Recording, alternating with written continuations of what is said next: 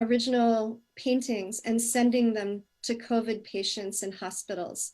This is something anyone can ask him to do. He's turned over his entire practice to be able to deliver messages of love and hope.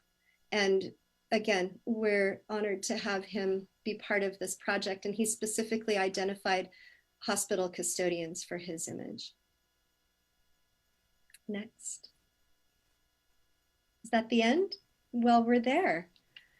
These are the 10 images that will be shared throughout San Francisco on kiosks and to our hospitals and quarantine sites. At the Arts Commission, we believe the arts are essential for a healthy society, for well-being, and to chronicle and celebrate the world around us. Thank you very much, and I'm happy to answer questions at this time.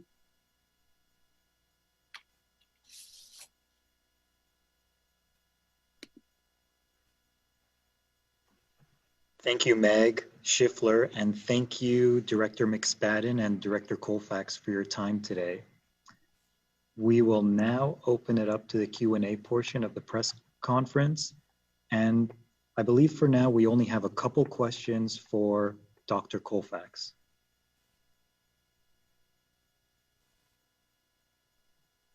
Dr. Colfax, whenever you're ready. The first question is from Christian Kaftan with KTVU. In consideration of improved health indicators, are we likely to continue with the pause of reopening the city? The last time we expanded options, San Francisco saw an increase in positive cases. Yes, so we continue to be on the state watch list, and we will continue to follow the data closely to determine if and when reopenings would begin again. I can't speculate on a date at this point. We're going to need to follow the data and make an evidence-based decision. Thank you, Doctor. Also from Christian, does the city have any idea if and or when schools will resume in-person learning? So the state just issued its guidance for local health officers on how to evaluate elementary schools applying for open in-person instruction. So we are evaluating that guidance right now, and we want to make sure that any application that we receive will adhere to those guidelines. It's very important, however, that right now no schools can reopen for in-person learning until we amend the stay-at-home order to allow that. And I can't speculate on a date if and when that would happen. Thank you, Doctor. From Dan Kerman with Cron 4 News. What is the reproductive rate of the virus in the city, and how has that changed over the last month? So we saw an increase in the reproductive rate of the virus. The researchers that we've been working with estimated on average that it got up as high as about 1.34, which doesn't sound like a huge number, but as you heard when we last did a press conference, it could result in some very serious challenges with regard to our hospital system and increased COVID-19 deaths. With the slight decline in hospitalization numbers, that reproductive rate appears to be going down a bit, but it is still not below 1. And remember, in order for us to crush the curve, we need that reproductive rate to be below 1. In April and May, thanks to the efforts of San Franciscans, we got it to about 0.85, we estimate. So we again are aiming for that reproductive number to be below 1. Right now, it's not below 1. It seems to be going down very slightly from where it was last week. Thank you. Also from Dan, do you believe that community gatherings are the main cause of spreading the virus throughout the city? Well, certainly, as we have seen, gatherings can certainly transmit the virus, which is why we are emphasizing that people need to wear face masks, socially distance. If they do gather for essential reasons, it's best for that gathering to be outside. So certainly gatherings may be contributing and are likely contributing to the increases in cases. I don't know that we can say that it's a main cause, but it's almost certainly a cause, and people should only gather if absolutely necessary and take the precautions that I just described. After Dr. Pan, I'm going Thank you, to Doctor. walk through a series of slides to talk a little bit more about our strategy in California to corner the virus, and then also do our typical reminders of all of the things that we need to continue doing as Californians to stay in front of COVID-19. So with that, I want to call Dr. Pan up. It's really a privilege to have her as one of our newest state employees, a real public health leader throughout California, recently in Alameda County, pediatrician by training, infectious disease specialist, and former local health officer. So with that, Dr. Pan.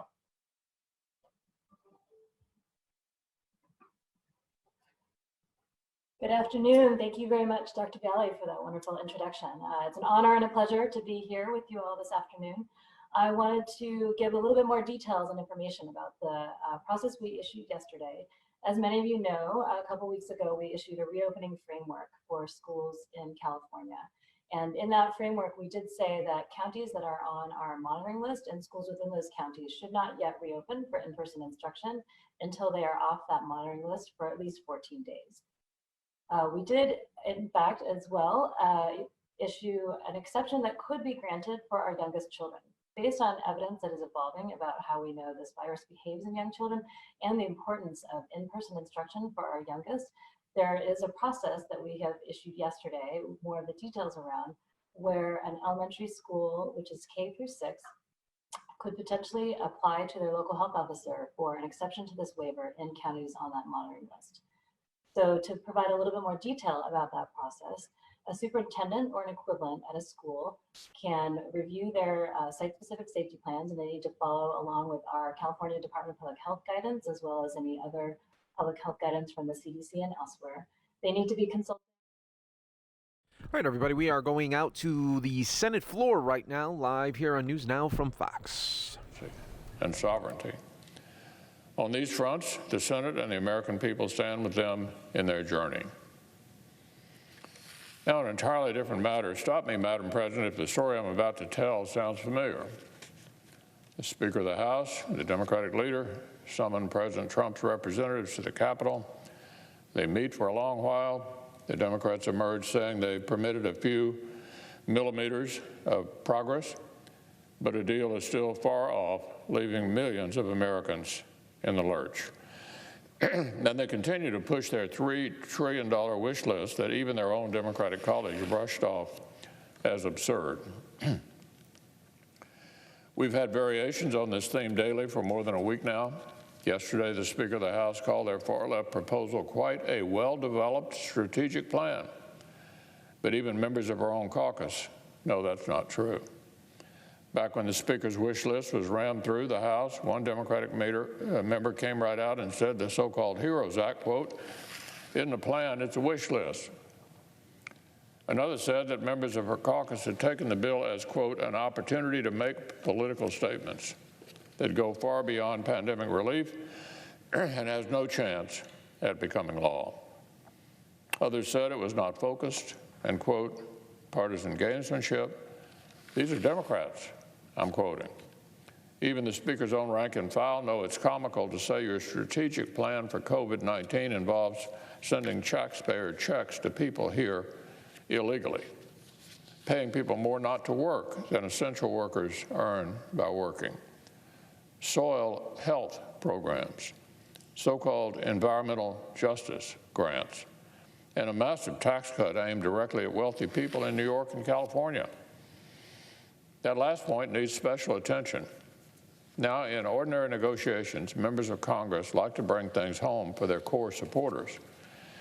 But it's a little too on the nose for the Speaker from San Francisco and the Democratic leader from New York City to be holding up $1 trillion in emergency aid for the entire country unless they get big tax breaks for millionaires in their hometowns.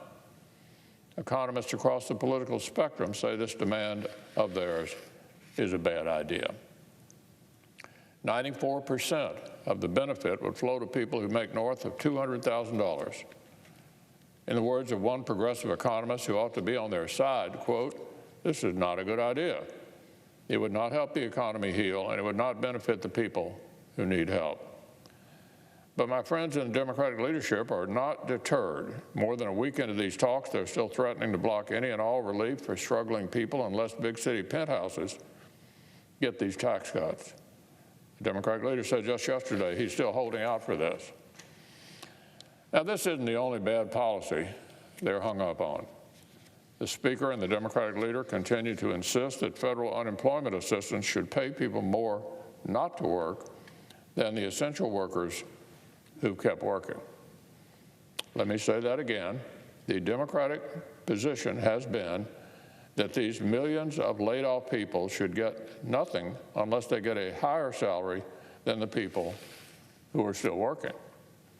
This isn't just bad economics. If you're trying to reopen a country, it's also just simply unfair in the simplest terms. Republicans want to keep providing some supplemental federal unemployment. We just don't think it's remotely fair for the federal government to tax essential workers who kept working every day so that Uncle Sam can pay their neighbors a higher salary to stay home. Let me say that again. We just don't think it's remotely fair for the federal government to tax essential workers who kept working every day so Uncle Sam can pay their neighbors a higher salary to stay home. Outside of the Democratic leader and the Speaker of the House, even Democrats concede it's a bit upside down to pay people more not to work. Last week, the House Democratic Majority Leader said, quote, "It's not just $600 or bust." Our colleague, the senior senator from Maryland, has said, quote, "We certainly understand we don't want to have higher benefits than what somebody can make working."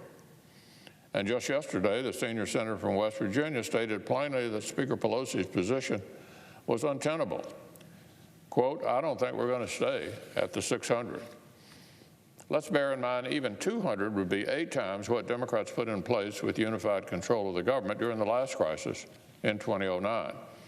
It's unthinkable they will hold every bit of relief hostage unless we land back at $600 and pay workers a bonus if they do not help to reopen our country." Maybe the Speaker and the Democratic leader will get the memo from their colleagues sometime soon. And then there's Democrats' demand for $1 trillion more to hand out to state and local governments, even though they've only spent one-fourth of the money we sent them back in March. Yesterday, I received an urgent letter from the city of Malibu, California. And I promise, I'm not making this up. They asked Congress for hundreds of billions of dollars for state and local government because they have had to delay their conversion to an all-electric city fleet. I guess that's an emergency in Malibu when they can't keep buying brand new electric cars as quickly as they would like. Well, this emergency is hitting most of America very differently. My constituents in Kentucky have bigger problems. They need actual relief straight to struggling families, and frankly, they need it yesterday. Not a $1 trillion slush fund for bureaucrats that haven't spent what we sent them back in March. Those are just some of the fantasy items that are in the Democrats' demands. I haven't even gotten to all the important things they left out. Their bill costs 3 times as much as Senate Republicans' HEALS Act, but they skip over major serious things that we took care of. Democrats propose fewer resources than Republicans for the fund to help schools reopen safely. Democrats completely shortchanged the successful Collins-Rubio Paycheck Protection Program, where our bill would have funded a whole second round. Democrats have no real equivalent to our proposals to strengthen domestic supply chains for PPE and critical resources. And they propose no legal protections at all for the doctors and nurses who fought this unknown enemy, or the schools, universities, churches, and businesses trying to reopen. Apparently, those soil health experiments and diversity initiatives didn't leave enough room for the critical policies that would actually help the country. But remember, our Democratic colleagues told us from the beginning their goal was never a targeted plan for COVID-19. In March, one of the Speaker's top lieutenants said Democrats should view this deadly disease and mass unemployment as, quote, a tremendous opportunity to restructure things to fit our vision. Speaker Pelosi herself called this crisis a wonderful opportunity. And it's clear they view it that way, because while Americans are struggling, the Democratic leaders have moved about 1 inch in 8 days. For the sake of the millions and millions who need more help, let's hope they decide to get serious soon.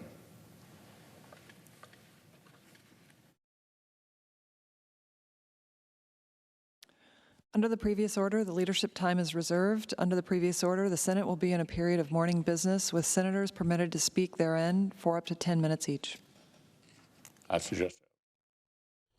Okay, folks, we are going to transition right now, take you out to the U.S. Senate hearing right now as Senator Lindsey Graham is speaking right now. Let's listen right here on News Now from Fox for you.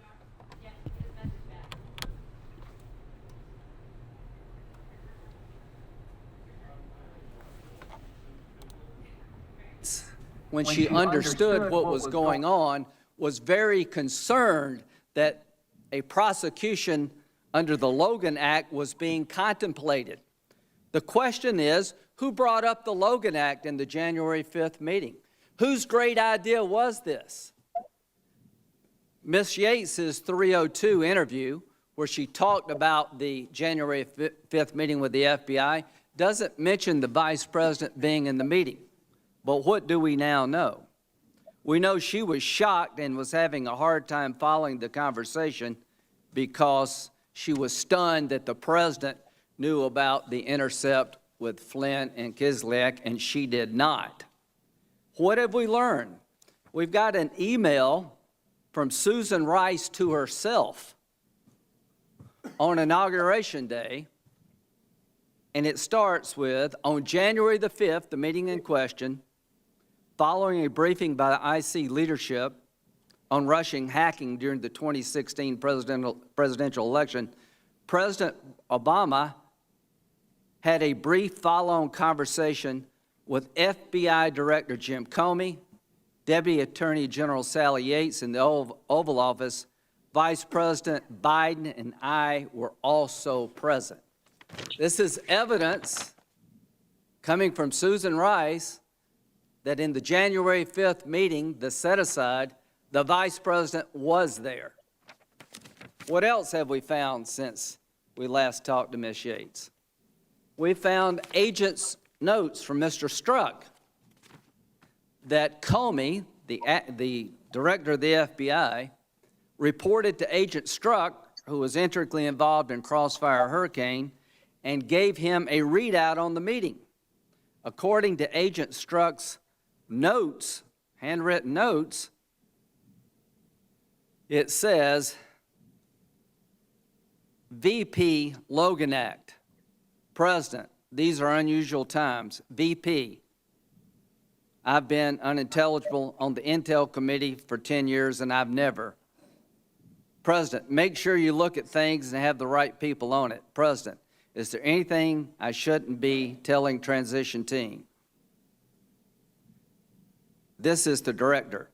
Kislyak calls appear legit. Strzok is telling us that Comey told him that not only the vice president was in the January 5th set-aside meeting, it was the vice president who brought up the Logan Act. We need to find out what happened and who was there, and this is the first step in the journey. And again, why does it matter? It matters a lot to me. We have oversight of the Department of Justice here. How could it be that the number 2 in the Department of Justice not know about an investigation of the incoming National Security Advisor and the president did? Who at the FBI, the Department of Justice, went around Ms. Yates to tell the president about the investigation? Whose idea was it to suggest that the interaction between Flynn and Kislyak was a violation of the Logan Act? If that's going to be the standard for this country, you're destroying the ability to do a transition. And to every senator in this room, we have all violated the Logan Act under that theory. Every one of us has reached out to some foreign government to show differences with the current administration. The Logan Act has never been used for a reason. I think it was used here as a sham reason to find out more about General Flynn, who the Obama administration did not like. So the bottom line is, when this is over, we need to fix it. We need to make sure going forward in the next transition, no matter who wins, that you can talk with foreign leaders without being afraid of going to jail. General Flynn wasn't talking to the Russians about, hey, pay my house off, give me money. He was talking to the Russians about, don't escalate the sanctions, fight, give us a chance to come in and we'll start over. My God, if that's a violation of the law, God help us all. And to her credit, Sally Yates did not want to go down that road. General Flynn was interviewed on January the 24th by the FBI without her permission, against her counsel. She recommended that the Department of Justice notify the current administration about the concerns they have with General Flynn, that the right thing to do would be to call McGahn and the Trump administration and tell them about the concerns they had about General Flynn. The FBI went down a different path. The FBI calls Flynn and suggests to him that you don't need a lawyer, that we just want to talk to you, we want to get it over quickly. Do you mind meeting with us? And when Flynn said, I'd like my lawyer, says, no, if you do that, we have to go way up to the chain. That will slow things down. And what did Flynn tell McCabe? Well, you've got the transcript. You know what I said. If there was a violation of the Logan Act, you had the transcript. Why did you need to talk to him? They were going to manufacture a crime, not try to figure out what he did. That's my view. We'll see if over time that matters. I'll end on this.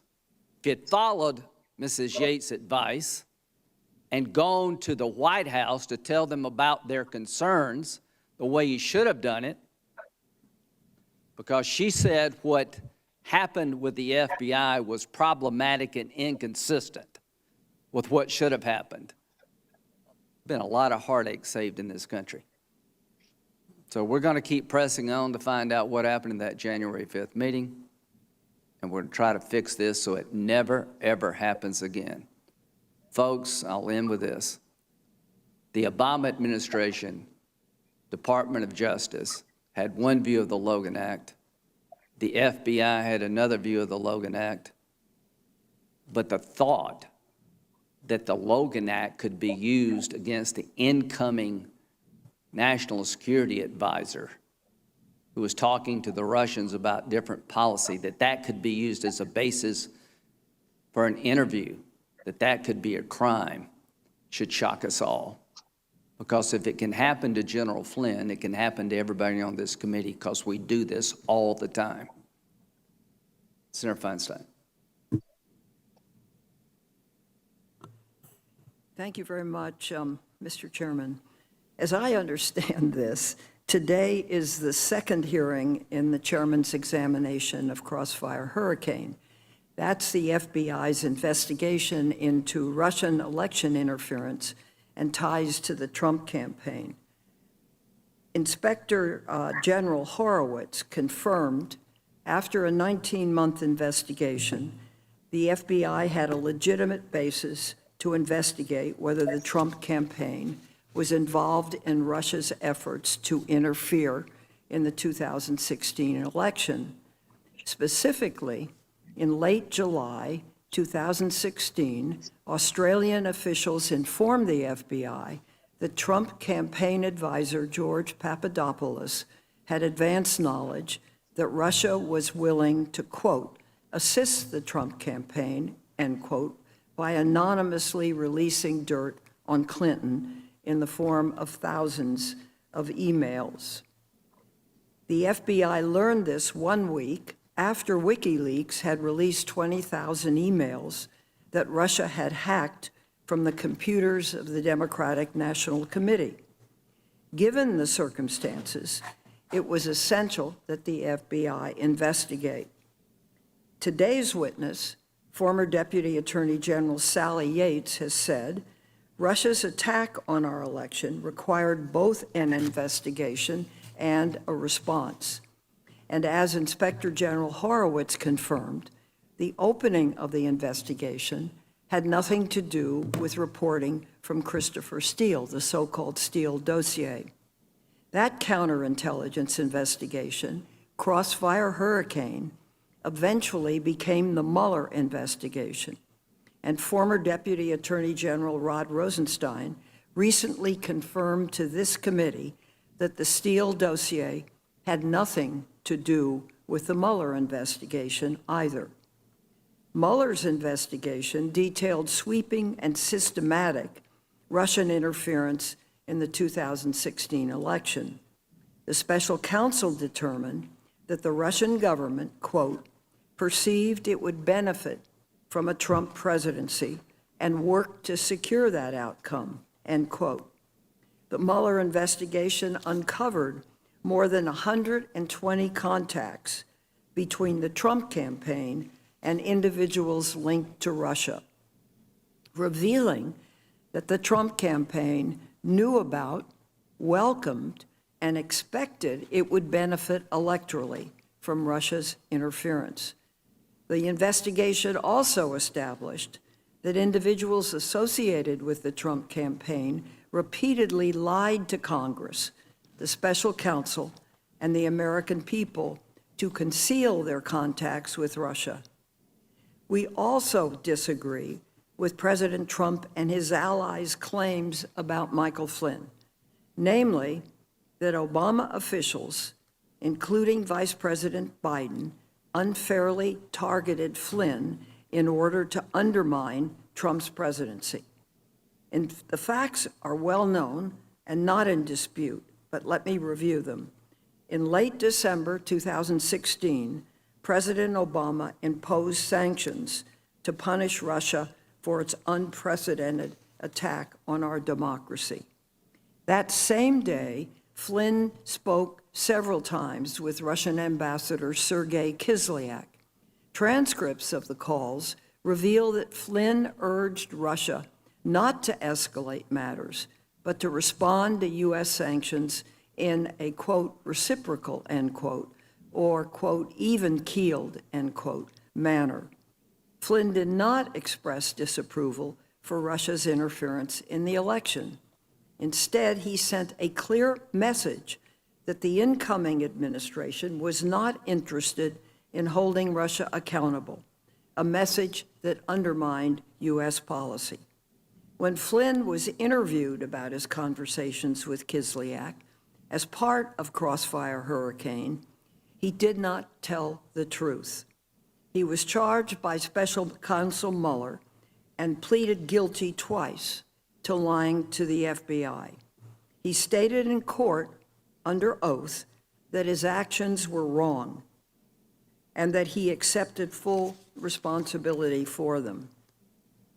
Despite Flynn's guilty pleas, this May, Attorney General Barr intervened to dismiss the case over the objection of career prosecutors. Flynn was not treated unfairly.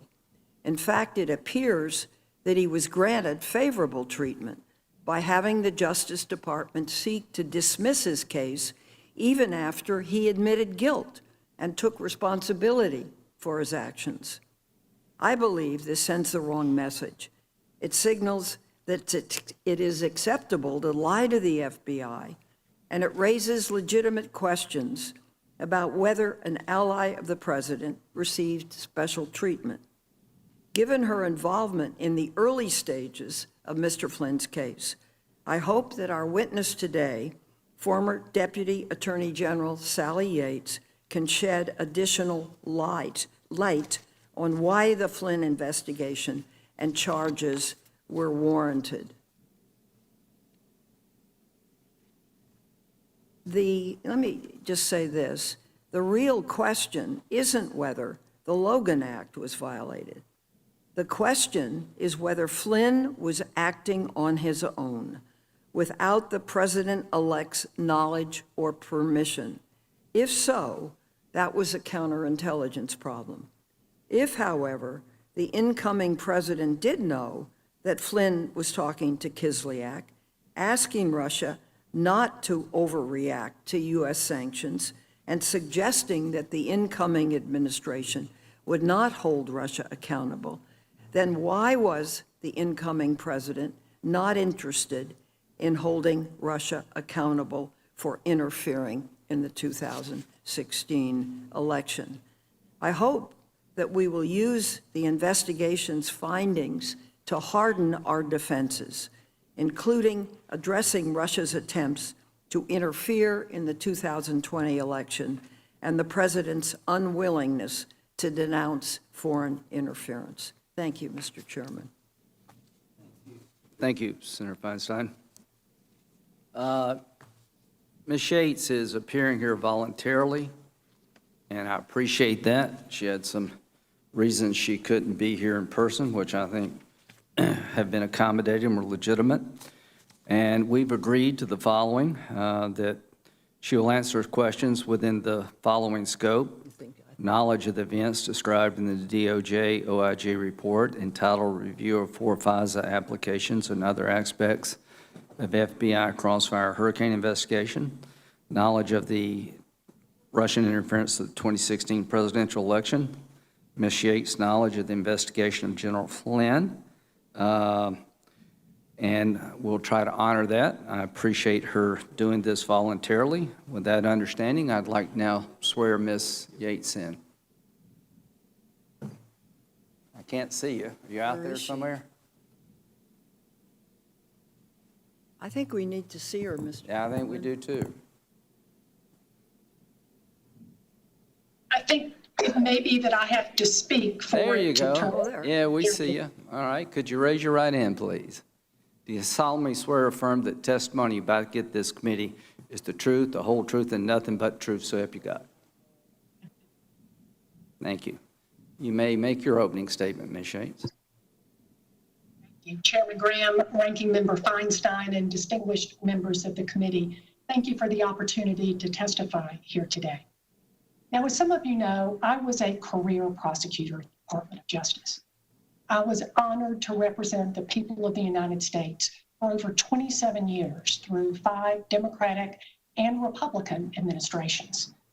And I took very seriously my responsibility to represent the people in a manner that engendered the trust of the public I served. As you know, I've testified a number of times about the general topics of today's hearing, but as Chairman Graham just indicated, he is particularly interested in one specific subject, that being a meeting that occurred in the Oval Office on January 5th of 2017. So why don't I just go directly Maybe to she that? could speak more loudly. I'm sorry, I'm Ma'am, could you hearing- speak up just a bit, a little louder, please? Sure, I'll try. I've never been accused of being too soft-spoken, but I'll try to be louder, yes. Chairman Graham, you have indicated that you are particularly interested in the meeting that occurred in the Oval Office on January 5th, 2017. And can you all hear me okay now? Much better. Right, so why don't I just go directly to that? This meeting took place just 2 months after the 2016 election. And this was at a time when we were just beginning to come to terms with a foreign adversary's stunning, systematic attack on our democracy. You know, we've all heard Russian interference in our election so much that it's kind of lost its shock value. But this attack on our homeland was indeed shocking.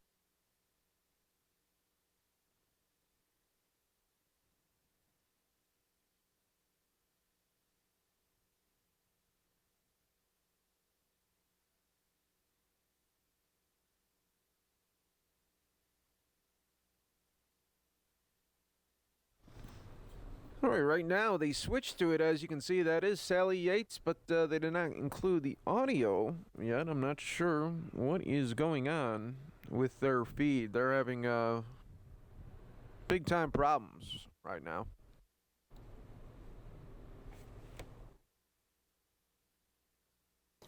And they announced that they would retaliate. But then the next day, they inexplicably reversed course and announced that they didn't intend to take any responsive action. The administration was understandably perplexed by this abrupt change, and President Obama asked the intel community to try to figure out what had happened.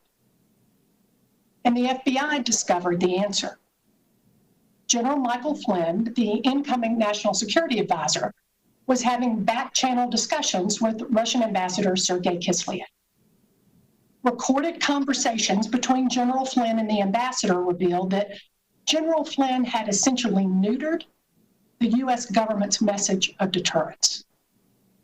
Far from rebuking the Russians for their attack on our country, General Flynn was conciliatory.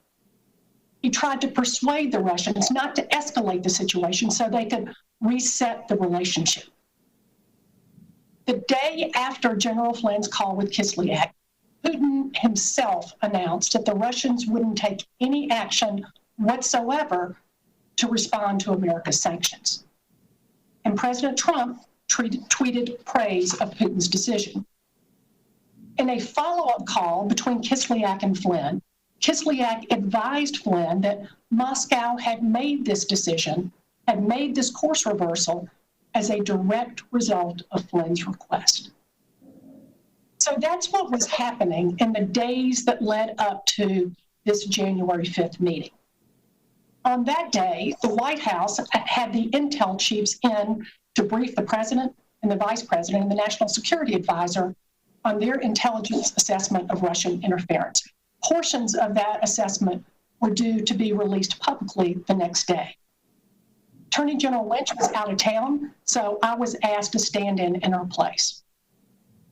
Following the briefing, which took place in the Oval Office, the president asked Director Comey and me to stay back with the vice president and the national security advisor.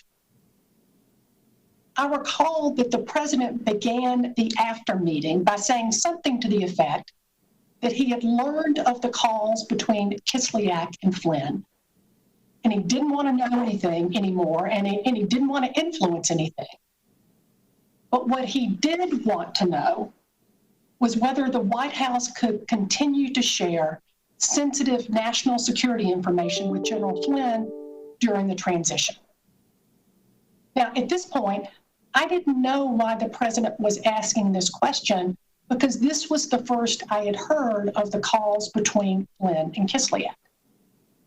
I was really surprised, both that General Flynn had engaged in these discussions and that Director Comey knew about them, but I didn't. And so after we left the Oval Office, Director Comey and I talked in the waiting room that's there outside the Oval Office. And I was frankly irritated with Director Comey for not having told me about the calls. And I asked him why this was the first that I was hearing of this. And he told me that his team had briefed the lawyers in the National Security Division about the calls the previous day, and he expected that the NSD lawyers would brief me. As it turned out, the National Security Division lawyers had, in fact, made an appointment already that was scheduled with me for that afternoon. Now, while I don't recall all the details of the conversation in the Oval Office. All right, everybody. Unfortunately, we're just going to have to step away from this. The audio is just all out of sync, and unfortunately, we just won't be able to have that here for you on News Now from Fox. But in the meantime, I do want to take you out. Already happening live right now, and we'll continue to listen to it. This is out in Chicago, where the mayor and other city officials talking about school reopening and what that could look like. Let's listen into this right now here on News Now from Fox. Trends that we're seeing, the decision to start remotely makes sense for a district of CPS's size and diversity. This is a decision tailored to the needs of CPS as a district and as a school community. But we also understand the struggle this will be for many of our parents who have to manage work, childcare, and all the other needs at home, which is in part why we're making this announcement now. To start this school year will certainly look different from anything before, but our commitment to giving our students the most engaging and nurturing learning environment has not wavered and will not. As we heard from Dr. Jackson, we will be building on the lessons we learned from the launch of remote learning this spring to create a more sustainable model, and one that is more structured and, importantly, ensures that students with special needs will have the digital access that they need to succeed. That's in part why we launched our Chicago Connected program, a program that I'm immensely proud of and that has now become a national model for making sure that we provide free, emphasize free, high-speed internet service to the homes of approximately 100,000 CPS students. And that work is ongoing. As I said when we made that announcement about Chicago Connected, this virus has been unpredictable from the start, and we need to be prepared literally for anything. And that's just as true now as it was then. We continue to build out this remote learning platform. We will continue to use data and the feedback from our parents and school leaders who have been instrumental in charting this new path forward. And with that in mind, I want to take a moment to thank the entire school community for their continued collaboration, particularly our parents. We recognize how challenging this crisis has been for you. And we want to make sure that you know that we see you and that we are very much interested in your continued feedback as this process evolves. No one should have to choose between work and whether their child will have the resources that they need to thrive, and we will make sure that that is not a choice that has to happen. Nonetheless, we've made this decision based upon the public health guidance and what we've heard from CPS families. We are incredibly grateful for your work to go above and beyond the call of duty to care for our kids and set them up for continued learning, no matter the format. And as we take this next step forward, we know that we will continue prioritizing the protection of all of our students, school faculty, and staff. And in order to support families that don't have the luxury of working from home or have the resources to hire childcare, we have already started working with our community partners to develop plans to ensure that all students are safely cared for.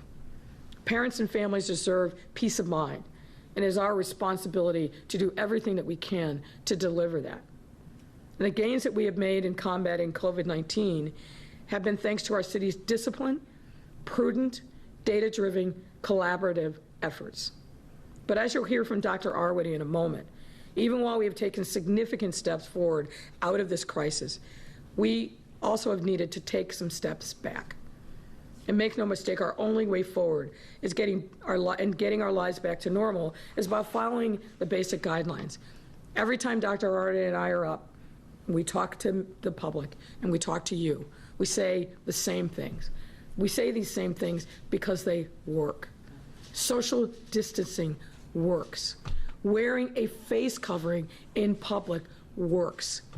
No one is immune from this virus. No one.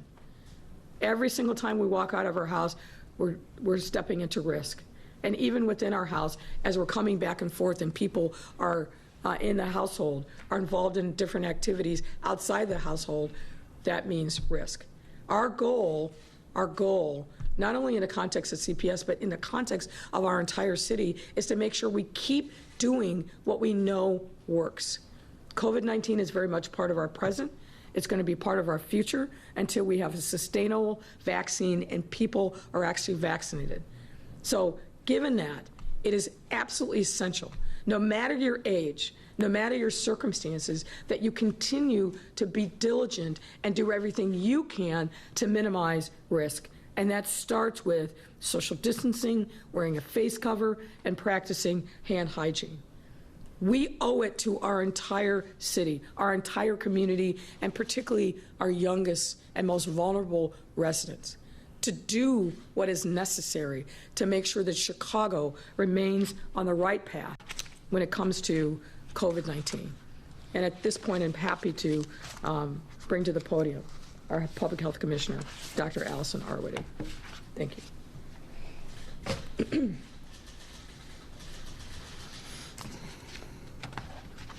Good morning. So I'd like to share with you some of the data that we've used to make this difficult decision today. Trends that we're seeing,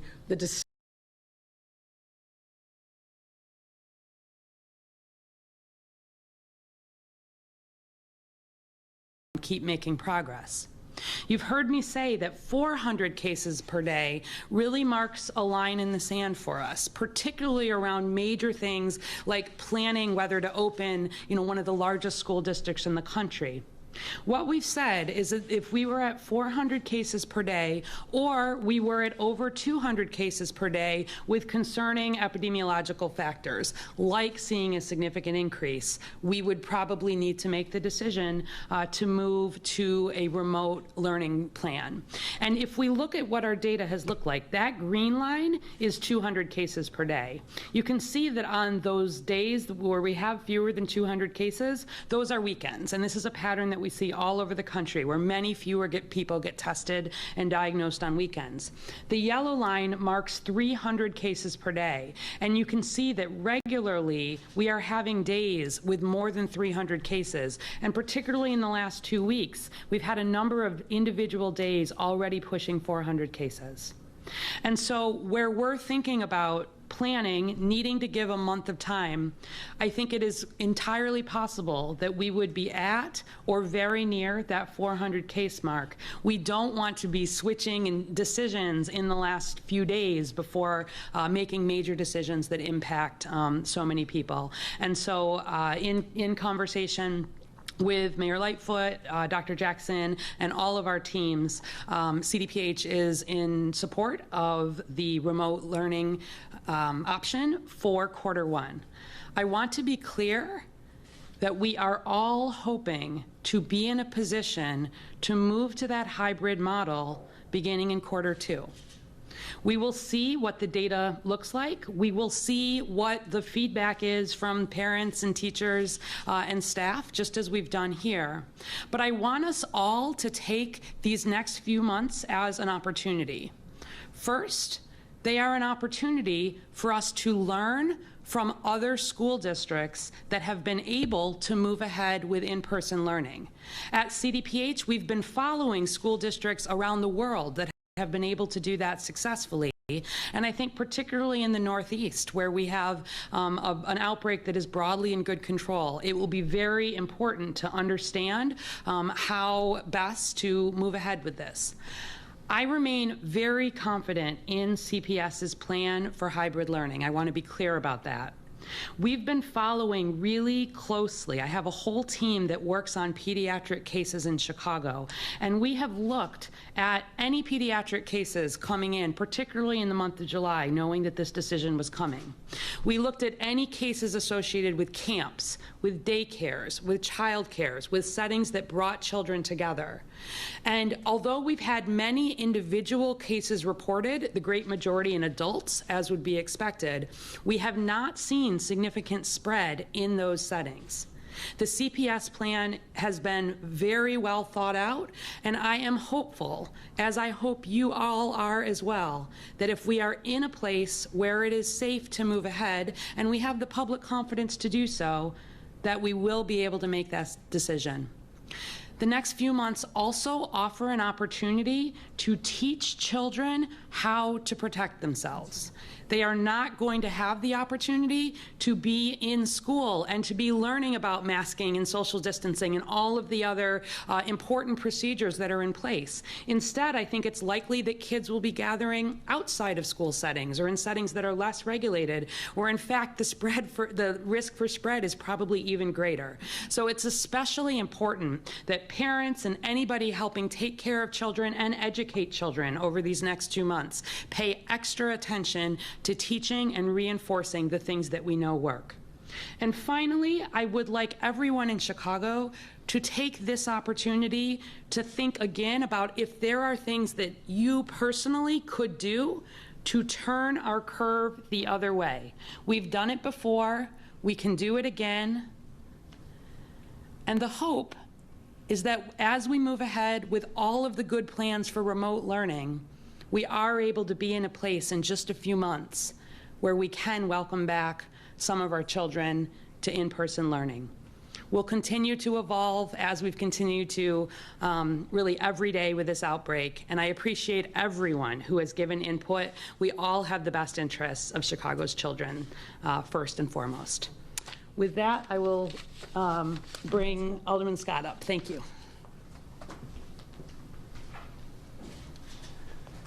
Thank you, Dr. Already.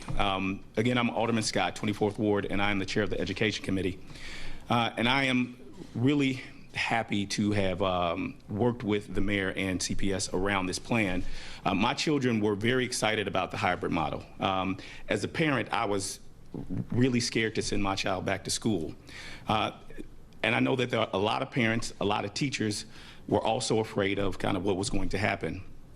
I think this gives us the opportunity to reset ourselves, to let us understand what the data is showing, and then reevaluate this plan in November. My children are all sports players, and their seasons have been canceled. And my daughter, who I adore, is a soccer player. She desperately wants to get back in school. I know a lot of children desperately want to get back in school, but she understands that the data and the science does not allow us to get back there. And so again, I am so appreciative of the mayor of CPS and Dr. Jackson and her team reevaluating the situation, making sure that our children's health is put first, making sure that our teachers' health are also put first, and doing what we need to do to make sure that we're protecting our city and our children. Thank you. Good morning. Good morning, Mayor. Thank you so much. Did the pressure from the teachers union tip the scales? And if it's all about the science and health, why are the suburban districts and the Catholic schools still saying they will be open? Let me take the first part of your question, and the answer is no. You know, as we have now repeatedly said about every decision that we've made in the context of this pandemic, we have to be guided by the science, period. When we announced the potential for a hybrid model some weeks ago, we were in a very different place in the arc of the pandemic. And as Dr. Artie has attested to every single day since, what we're seeing is this increase in cases. And in that context, not only an increase in cases here in Chicago, where relative to other parts of the country, we're doing very well, but we're looking at what we're seeing in suburban Cook, and we're looking at what we're seeing in other parts of the country, and people are fearful, and they are concerned. And so this was not an easy decision to make. When I think particularly about our youngest learners, our pre-K, kindergarten, 1 through 3 grades, those are children that really benefit enormously from in-person instruction. And what we have talked about is, while we will be restarting the fall remotely, we need to ensure that we can as closely replicate that in-person contacts with teachers and other staff as much closely as possible. And so there will be different measures put in place to make sure that there is a level of accountability to make sure that our children are actually connected up with learning. Chalkbeat is asking, is the city going to keep some schools open with administrators like they did during the strike for parents who have no other child care options?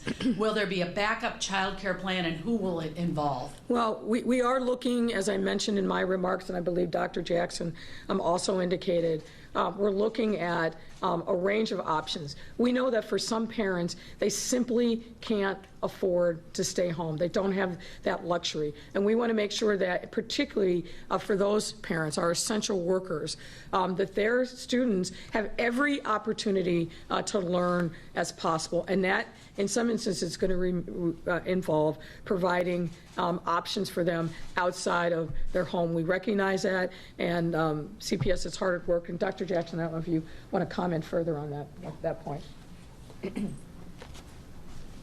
Yep. As the mayor pointed out, we are currently working on a plan to support essential workers and other individuals who may fall in that category where they need child care services. And just to underscore the point that was made earlier, when we released the framework, it was a draft, and we said at that time it was a plan that we would implement when it was safe to do so. I just want to thank all of our parents in particular who stepped up and participated in the town halls last week. Those conversations were really good and useful.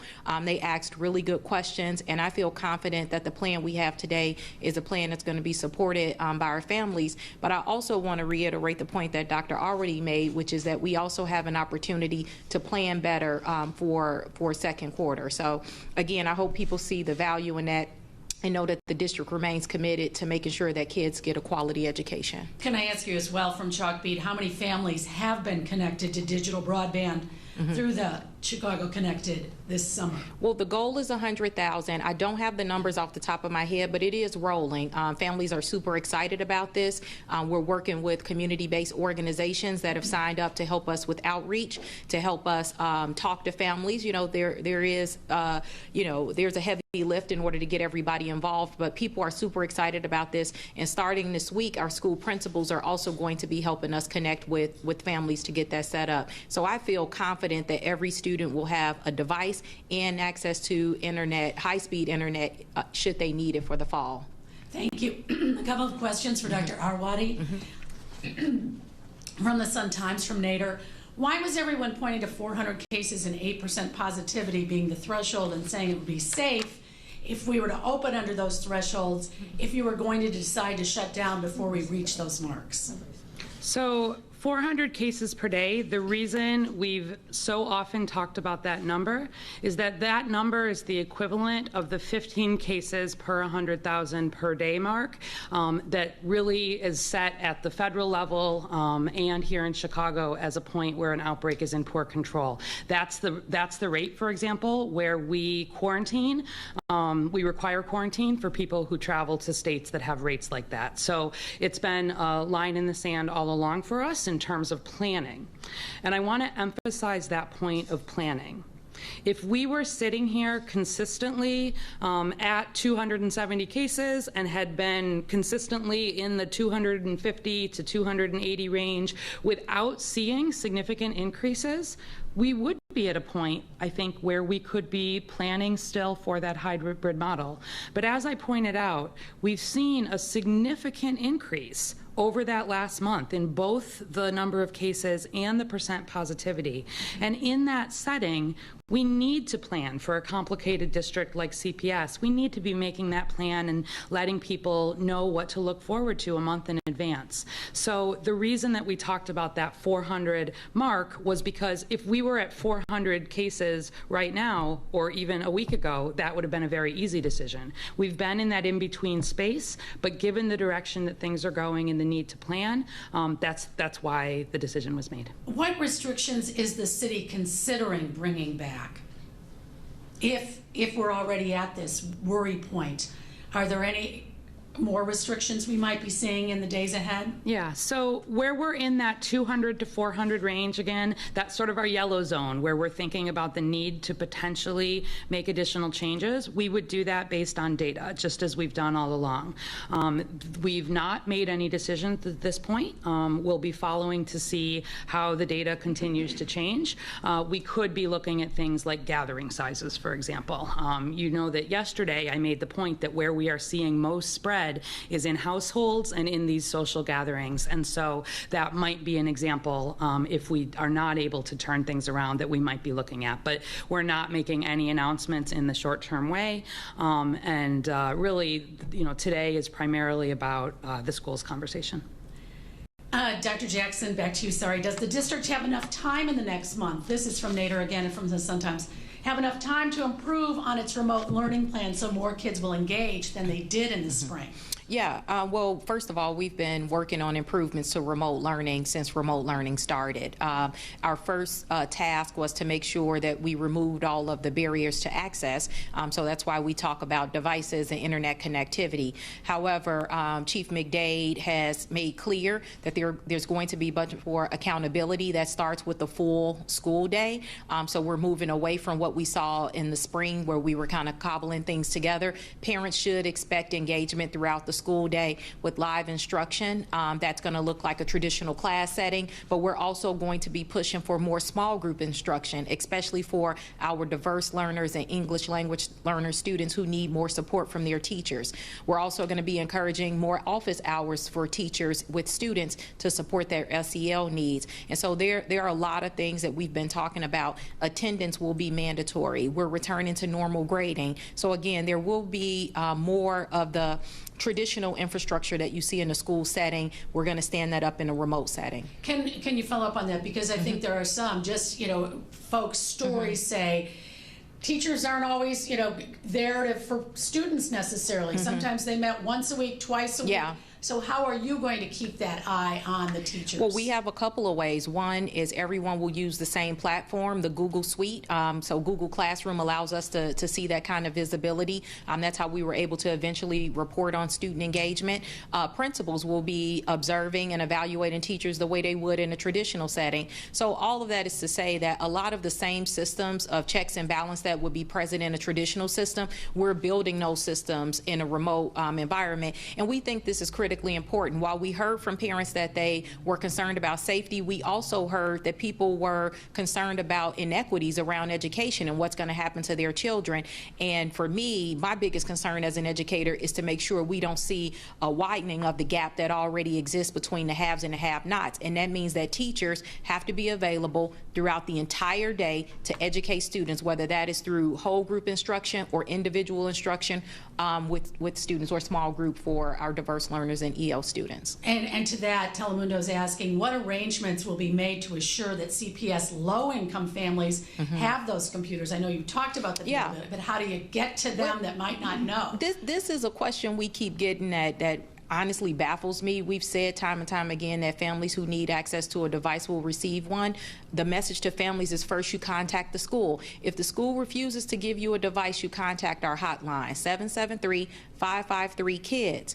You will get a device. We will not let a device be the barrier between a child getting a high quality education. I can say confidently that is not an issue for us. We will provide them with the devices. We're working on the internet connectivity. Now it's time to start talking about what teachers do for kids every single day and what we need parents to do to make sure they're set up to learn.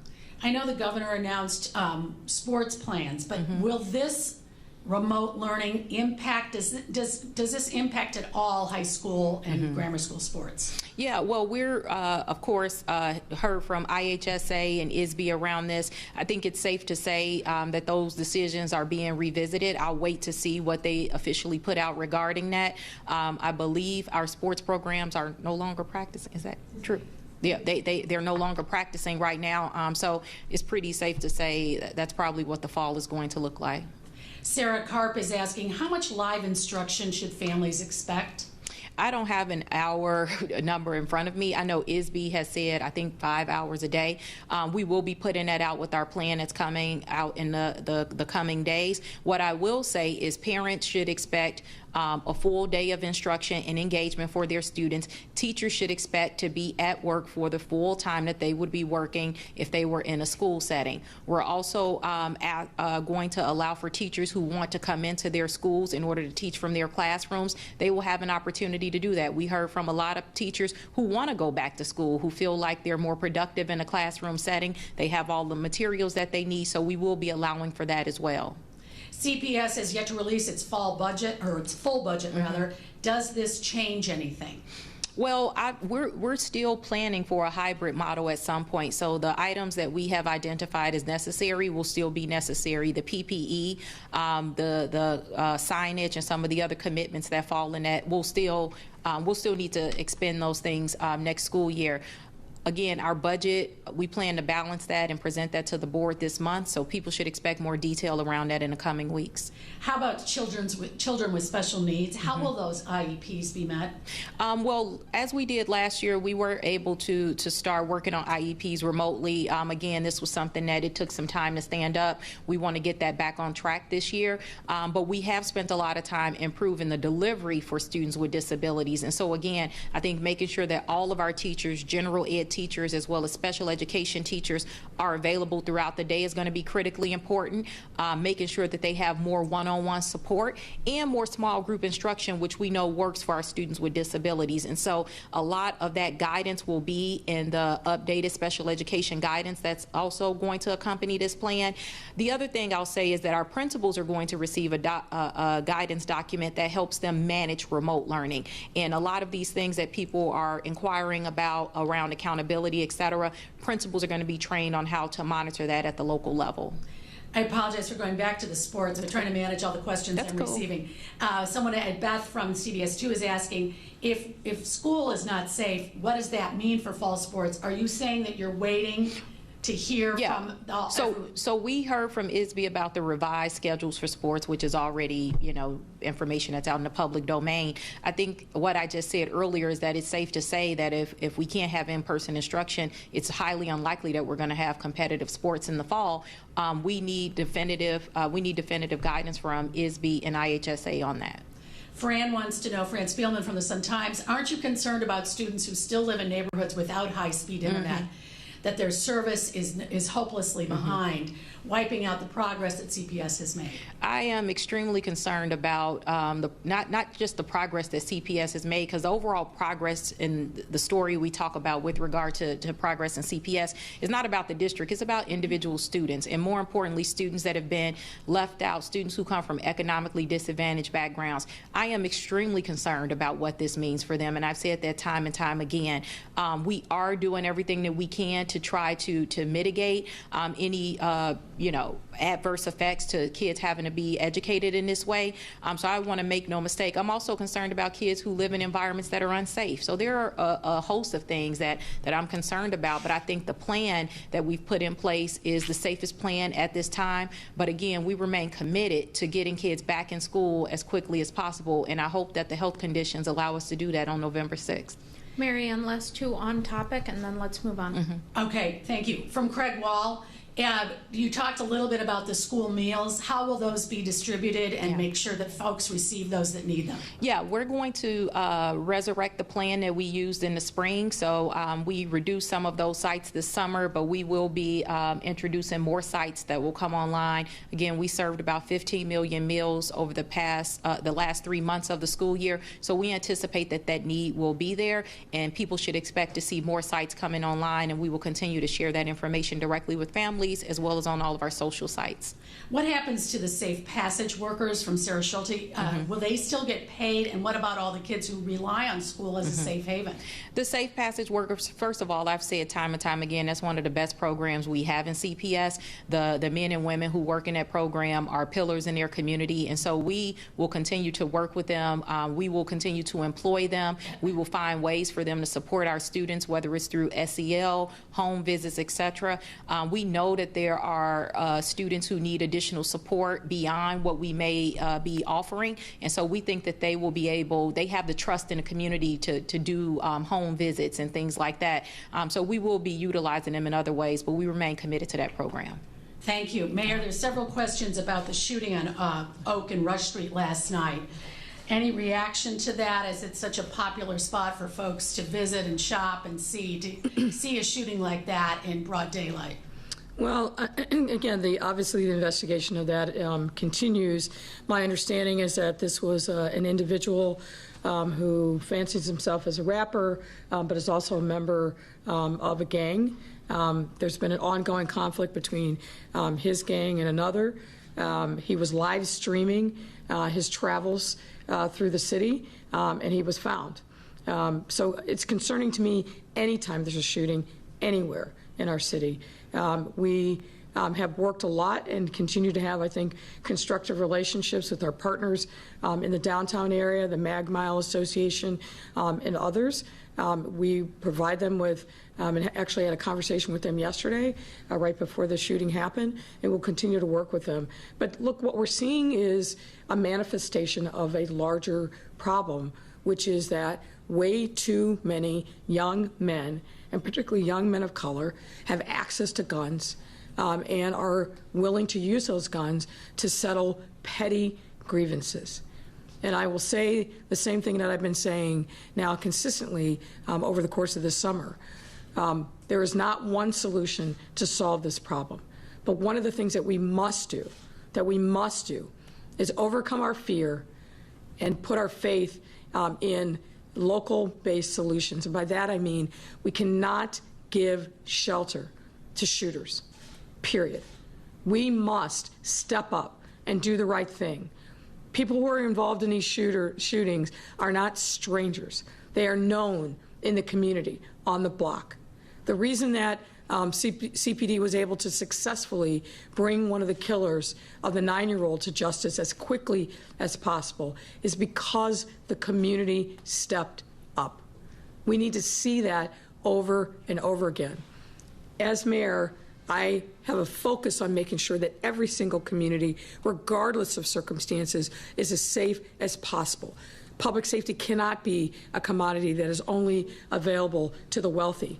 But for all the resources that we can put in, for all of the investments that we can and will continue to make in communities, bottom line is, when a community is challenged by violence, we also need the community members to step up as well.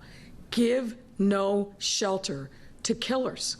Give no shelter to people who recklessly shoot into crowds and claim our children. Give no shelter to anyone who thinks that the reason and the way to resolve any dispute is at the end of a gun. We have to keep and remain diligent, do everything that we're doing holistically to support communities, to bring resources in, absolutely, to lean into our community-based organizations, lean into our faith community, but we also need community members to step up, overcome their fear, and provide support for their neighbors who are suffering. Craig Delamore is asking, can you comment on Chicago police mistakenly arresting 69-year-old former state representative Art Turner Sr. on a warrant for a 33-year-old man with tattooed arms and the same name? It's hard to understand that one. It really is. I know that that is actively under investigation by Internal Affairs, so I won't comment further.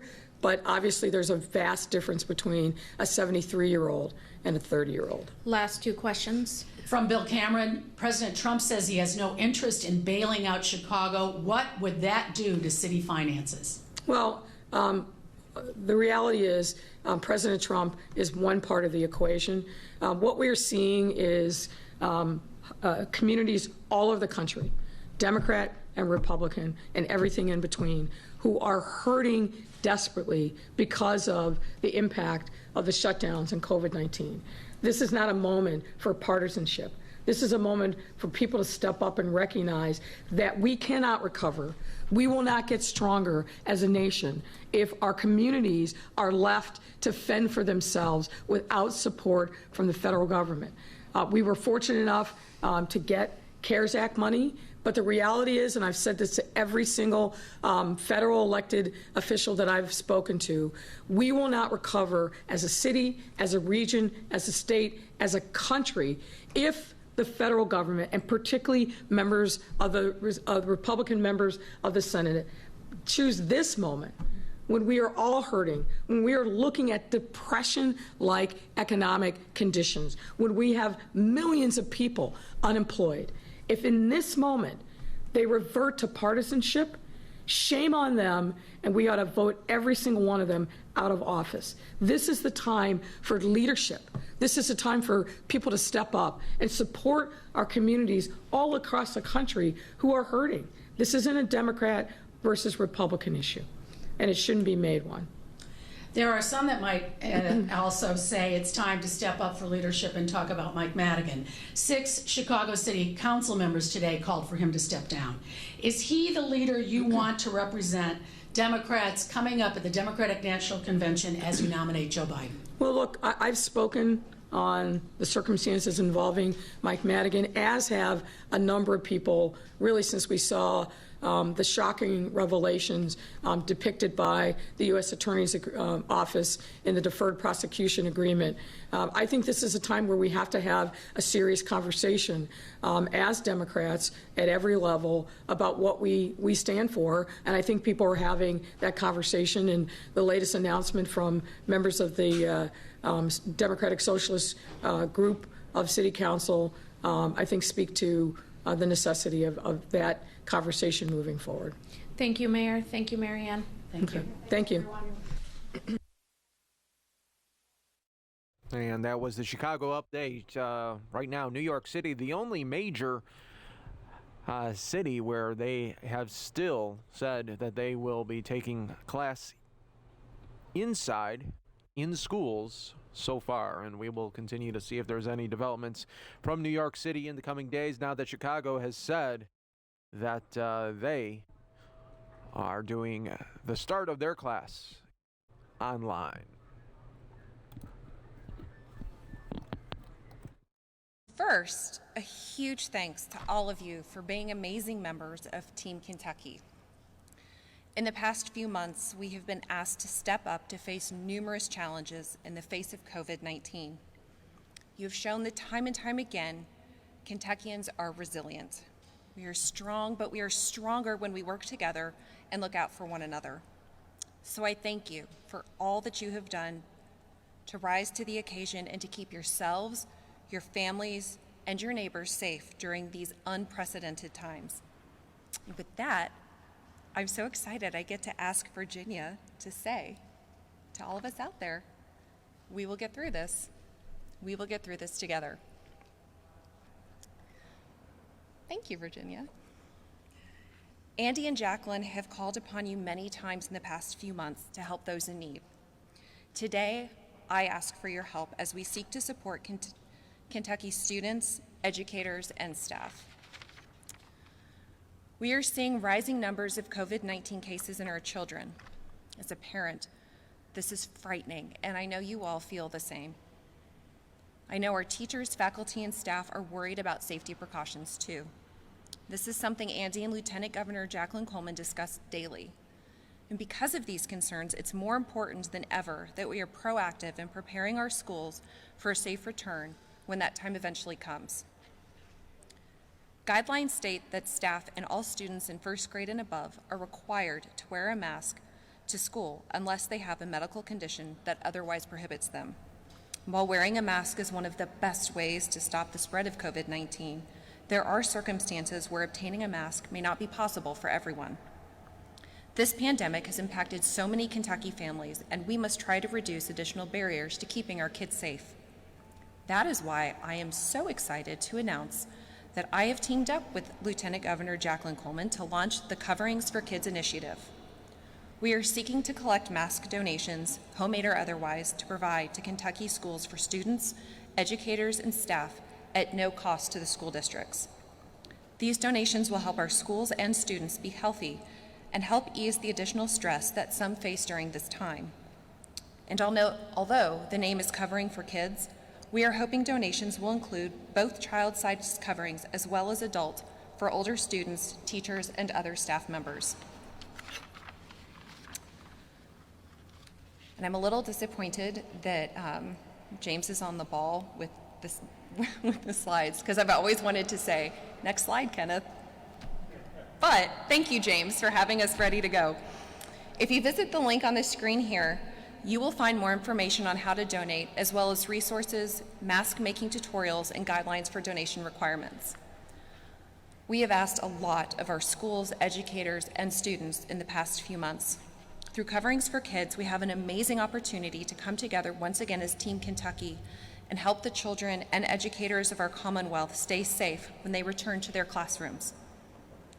Even though that date is currently delayed, We must be proactive versus reactive, which is why we are coming to you now to ask for your help. I encourage you to donate if you can, and I look forward to working together in this effort. Thank you.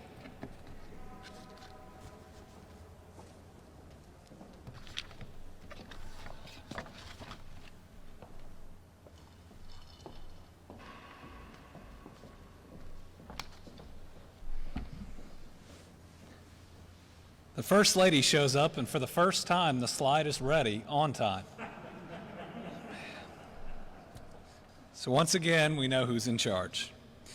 Yesterday, we talked about new testing opportunities, specifically in Louisville and in northern Kentucky. I wanted to make sure that we provided some updated information on each so that people could get signed up. With us being at a time where we have had more cases than really ever before, though we certainly hope leveling out, we want to make sure that everyone out there can get a test. Yesterday we talked about there being over 200 active testing locations in Kentucky, but also talked about what we were going to do to replace those Kroger drive-through testing. So first, if we can show the St. Elizabeth. These are our northern Kentucky drive-through or drive-up testing. People can start signing up the afternoon of August the 5th for the Erlanger testing, which will open on August the 6th. On these slides and on our website are the website, the link to sign up. You do need an appointment. And then starting Tuesday, August 11th, there's going to be a second option in northern Kentucky in Alexandria. Want to make sure that everybody uses both of those opportunities. Obviously, our northern Kentucky counties have been hit especially hard, and we want to make sure that we have enough testing for everybody who needs it. In replacing our Louisville Kroger drive-through testing, we have now a number of different options. First, the U of L testing locations are taking reservations for appointments right now. This is one where you have to call the line 502-588-0414 to sign up. They begin August the 6th, but you can start calling now to make sure you get your spot in line at any of those 3 locations. Again, we want to make sure that they are fully used. Last one we didn't talk about yesterday, but is another partnership that we are now actively engaged in. As you know, Norton Healthcare has been a hero in the fight against COVID, like all of our major hospital systems. They had been having significant issues getting testing supplies, which we're starting to see around the country. We as the state were able to team up with them to make sure that we could still offer community testing. So this is active right now. You get an appointment tomorrow if they're available. You can schedule these online at nortonhealthcare.com/RITC or at 502-861-4611 with option 1.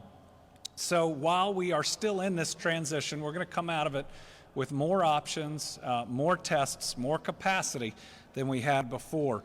We will be making an announcement here soon about our replacement in Lexington. It looks like we may get some additional help from Kroger to bridge that gap. Our partner there is most likely going to be the University of Kentucky, but right now they are testing 30,000 students. We'll start seeing that data come in our overall state data. So again, we hope this week that we continue to see the trend we think we have the last couple weeks, which is a slow of the growth that we have seen. You know, last week we showed a graph of how we have moved from week over week increases of 40+% and 50+% down to 4 or 5%. And while today we have a higher number than we had at this time last week, if you compare Monday and Tuesday of last week, it's just barely higher than Monday and Tuesday of this week. So again, what we believe we see is a general leveling off, though today there are more cases than I would like to report. Today we're reporting 700 new positive cases of COVID-19. Again, though, if you add yesterday and today, Monday and Tuesday of this week, it's about 20 or so overall positive cases, lower than Monday or Tuesday of last week. We've just had one big day and one relatively small day. It's out of 7,516 new tests, which bring us up to 650,093 total tests to date. It brings our total number of cases to 32,197. 30,238 are lab confirmed. The others are probable. We talked a little bit about duplicates and why they are removed, to make sure you don't have someone getting two tests at different times. We removed 11 duplicates from yesterday's numbers that are reflected in today's. We have 638 Kentuckians in the hospital right now for COVID-19 and 135 in the ICU.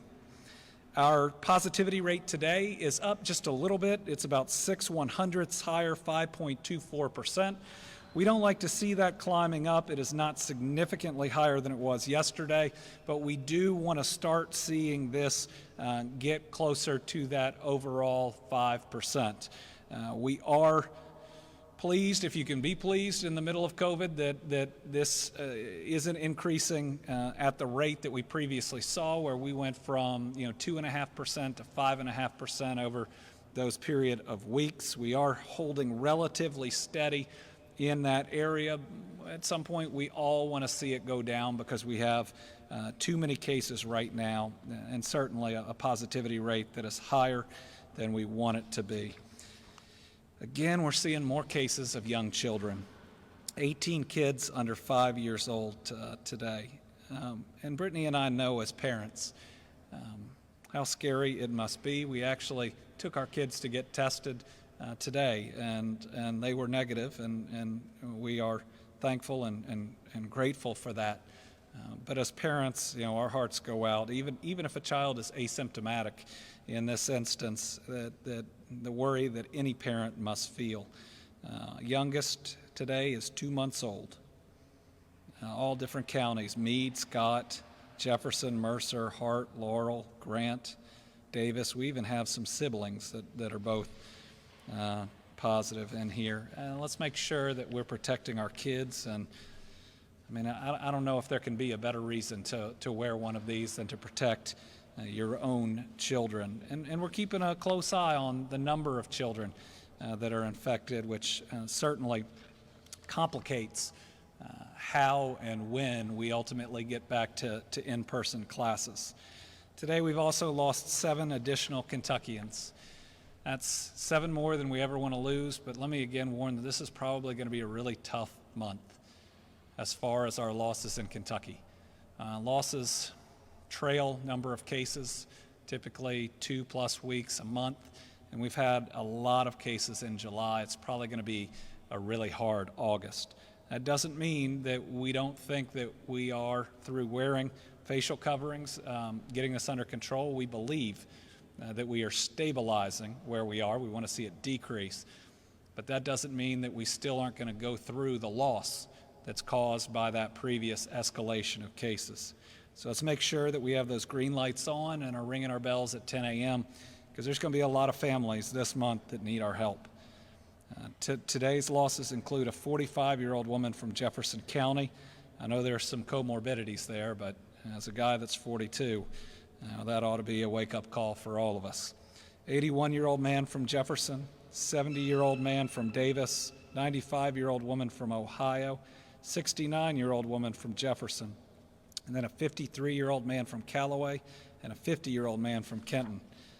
And it's compared to just about every day that I have read these. This is one of the youngest groups that I've had to read, and that's what they're seeing in some other states too. In this wider spread escalation, we're unfortunately losing not just more people ultimately, but from a wider range of ages. Our racial and ethnic data is virtually the same as yesterday. It will be on the website. We update it every day so that we can be fully transparent with that data and show the disparities that it hasn't uncovered. We knew they were there, but it certainly laid them bare. Long-term care facilities. This is our second day of trying to show this in a way that separates the cumulative, the total since the beginning, with the active cases. So today we have 13 additional residents in the active cases, 25 additional staff, and 3 additional deaths, all attributable to residents. 5 additional facilities have at least 1 case related to them. We're going to have an update either tomorrow or Thursday on long-term care. Secretary Freelander will give that, and these numbers are tough, but what he'll be able to show you is that we're in either the middle of the pack or performing better than most states in protecting our seniors. And I know what we're doing right now as far as regular testing of staff is now considered to be the way that we keep COVID-19 out of these facilities. Just like we're seeing more kids getting COVID, we're also seeing more of a spread in our child care facilities. Today we got 6 new facilities that have at least 1 case associated with them, 2 new staff members and 4 new children, and that's just since yesterday. So that's something we are again going to keep a close eye on. So a tougher day in terms of overall numbers, certainly as compared to yesterday. You know, it's brought our total death count higher than we had ever wanted. Now up to 751. You know, over 750 Kentuckians lost. We'll put that in perspective later this week, but we're getting close to the number of Kentuckians lost in some of the major conflicts that we've had, at least in the recent past. This is a devastating virus. It's one that we've got to battle against. But we know how. Just because today has a high number of cases, again, when you compare Monday and Tuesday of last week and in this week, it looks like in the very least we are slowing down what we were seeing, which ought to prevent us from being a Florida and Arizona or one of the states that are going in that direction. And this, let's turn it the right way up, is the major reason why. We can now show you, and we showed in that graph, can you put that back up? Yesterday, where we were heading, but for our willingness to wear a mask or a facial covering. The curve that we were on was troubling, but now, thankfully, we are headed in a better direction. We want to see that curve flatten out even more. But where we would be today is where Oklahoma was a week ago, with 1,000 cases plus every day. And thank goodness we're not there. The reason we're not there is because Kentuckians are working so hard and doing such a good job wearing these facial coverings. And I and this entire Commonwealth are very proud and very grateful for what we're doing. When you wear a facial covering, when you're in public, you're passing the test of humanity. You are living your faith. You are showing that you're going to treat your neighbor as yourself. You're putting other people's lives above your basic comfort. And I'd like to think that's a very small sacrifice that we should all be willing to make.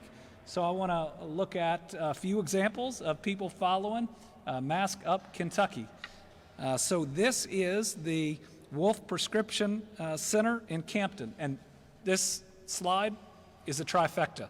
If you look really closely, we have facial coverings, we have gloves, and we have different sanitation, both wipes and disinfectant, if you look close enough in here. This is a center doing it right, and we appreciate all of the staff there.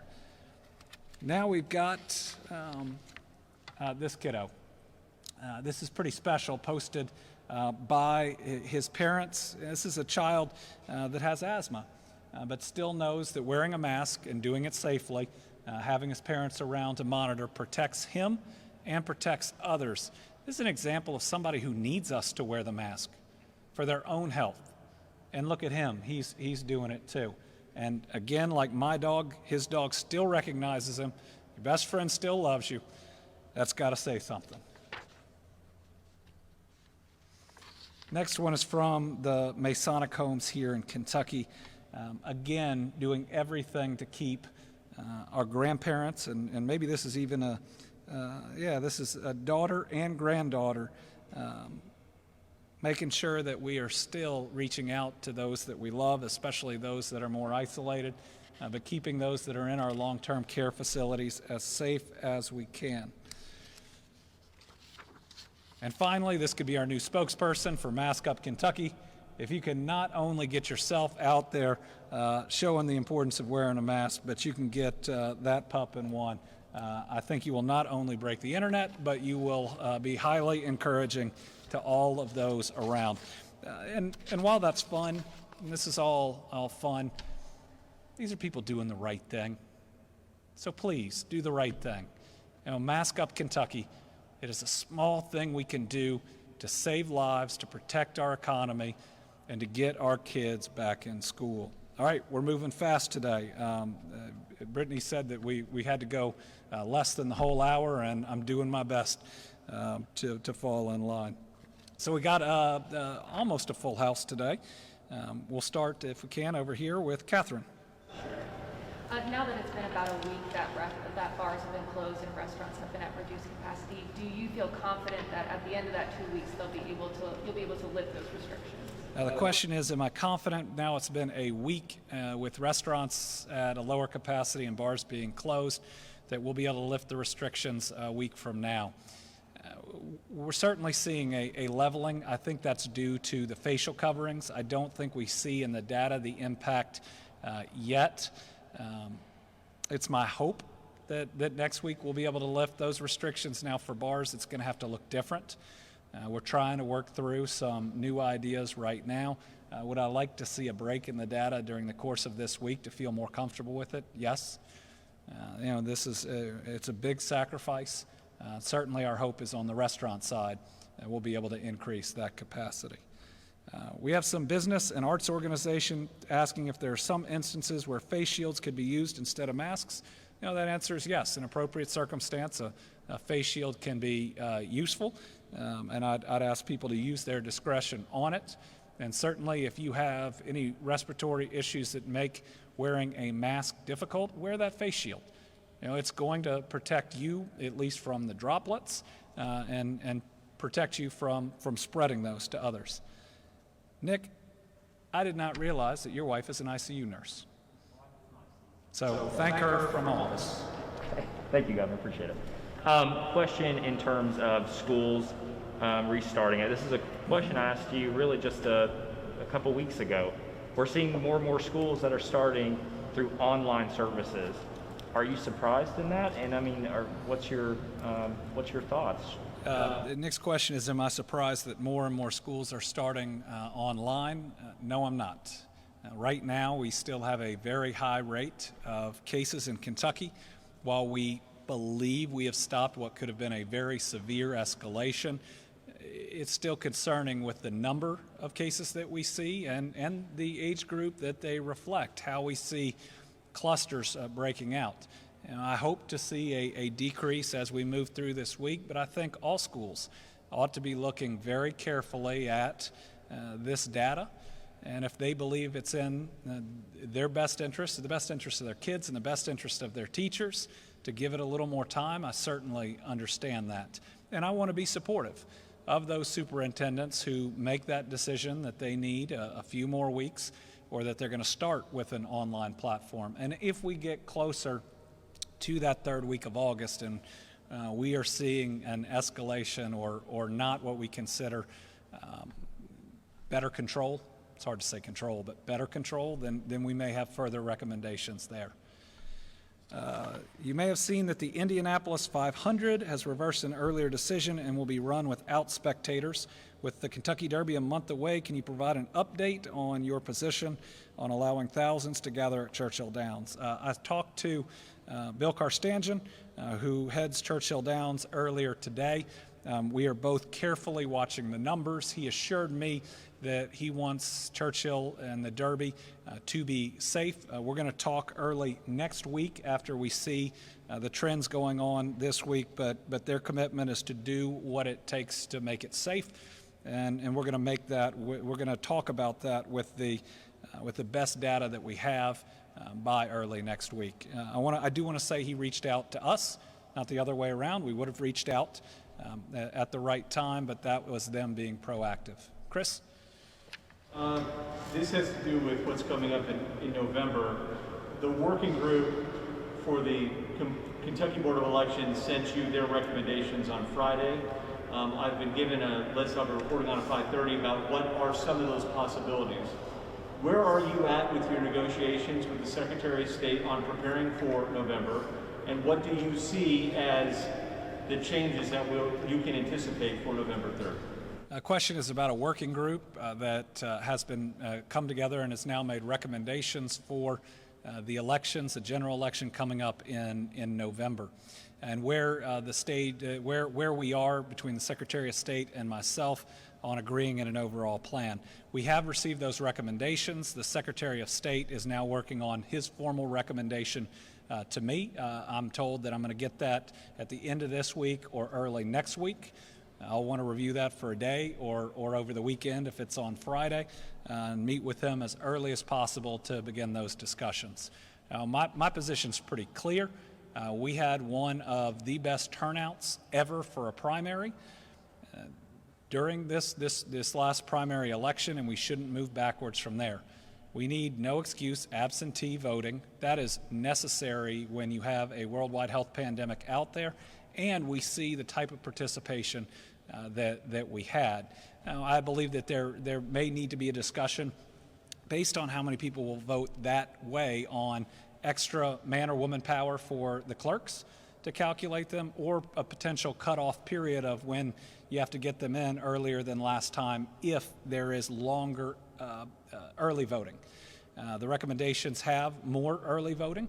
I think that's good. We do probably need to promote it more than we did in the primary election. In the primary election, we had early voting. We had very few people coming in the days before leading up to it. That's something we can do better on. We're going to need more polling locations in our major metropolitan areas. That's something we can all agree.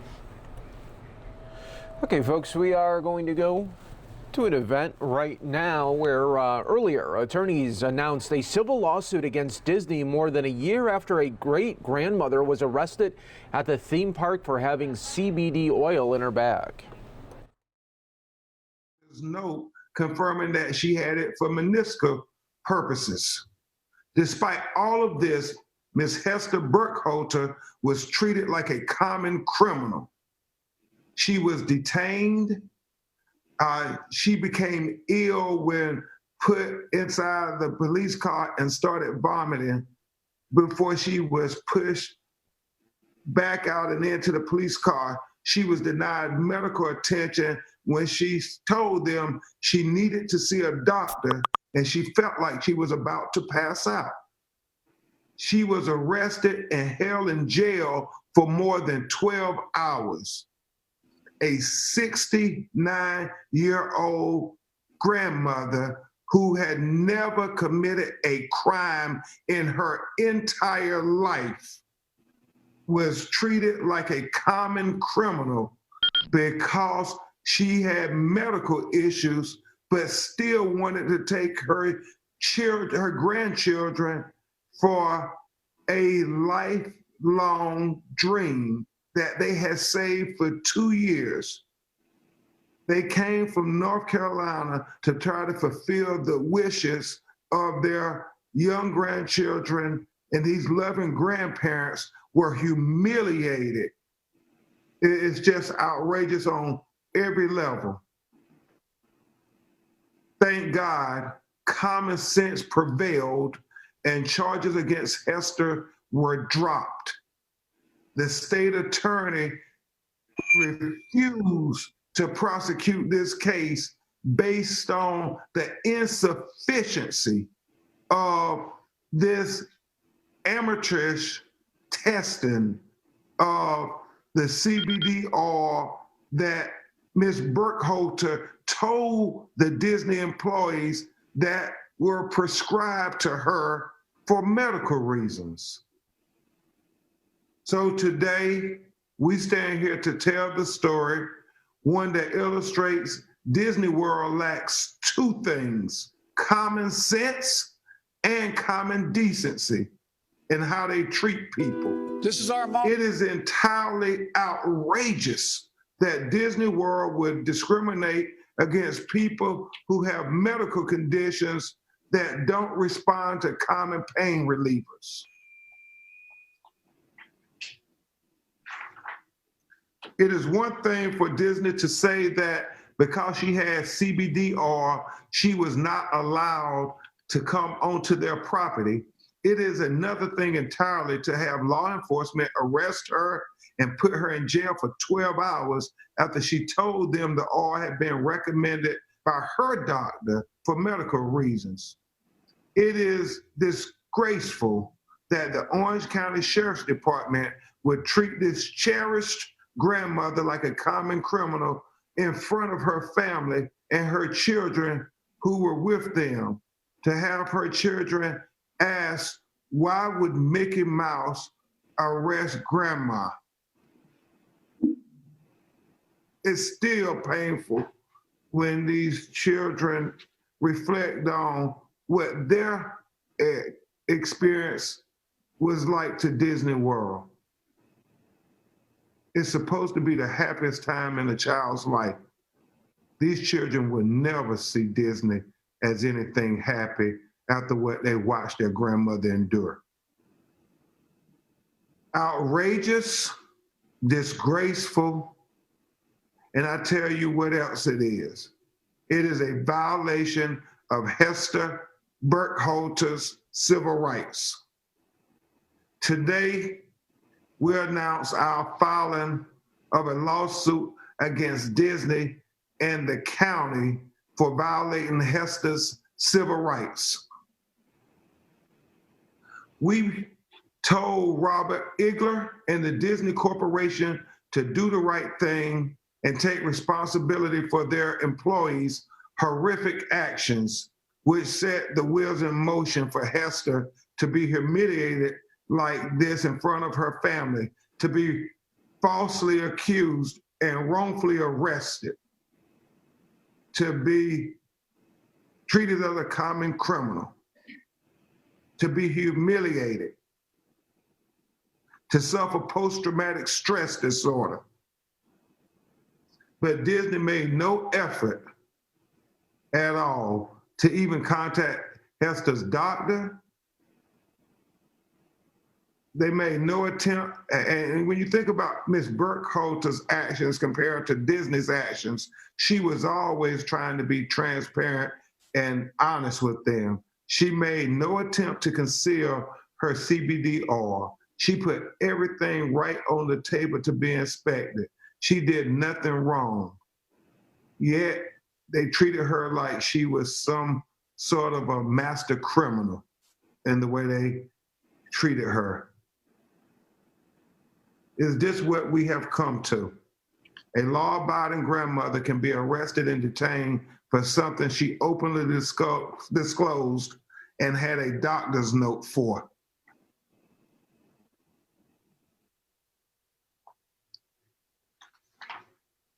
There are several millions of people in America who rely on CBD oil. Attorney Gagliardi will talk about how it was recognized as legal by the federal law. Therefore, Disney needs to take ownership of the training and policies that brought them to this point. I, for one, don't know how anyone can defend the treatment of this woman. Due to Disney's silence on the matter, this event appears to be the result of their policies. So the company needs to rethink their approach starting right now. Disney and the Orange County Sheriff's Department cannot give back what they stole from Hester Burkhalter. Her dignity, her sense of pride in her esteemed role as matriarch of her family, and the sense of security her family shared in knowing that she would be able to enjoy their time together.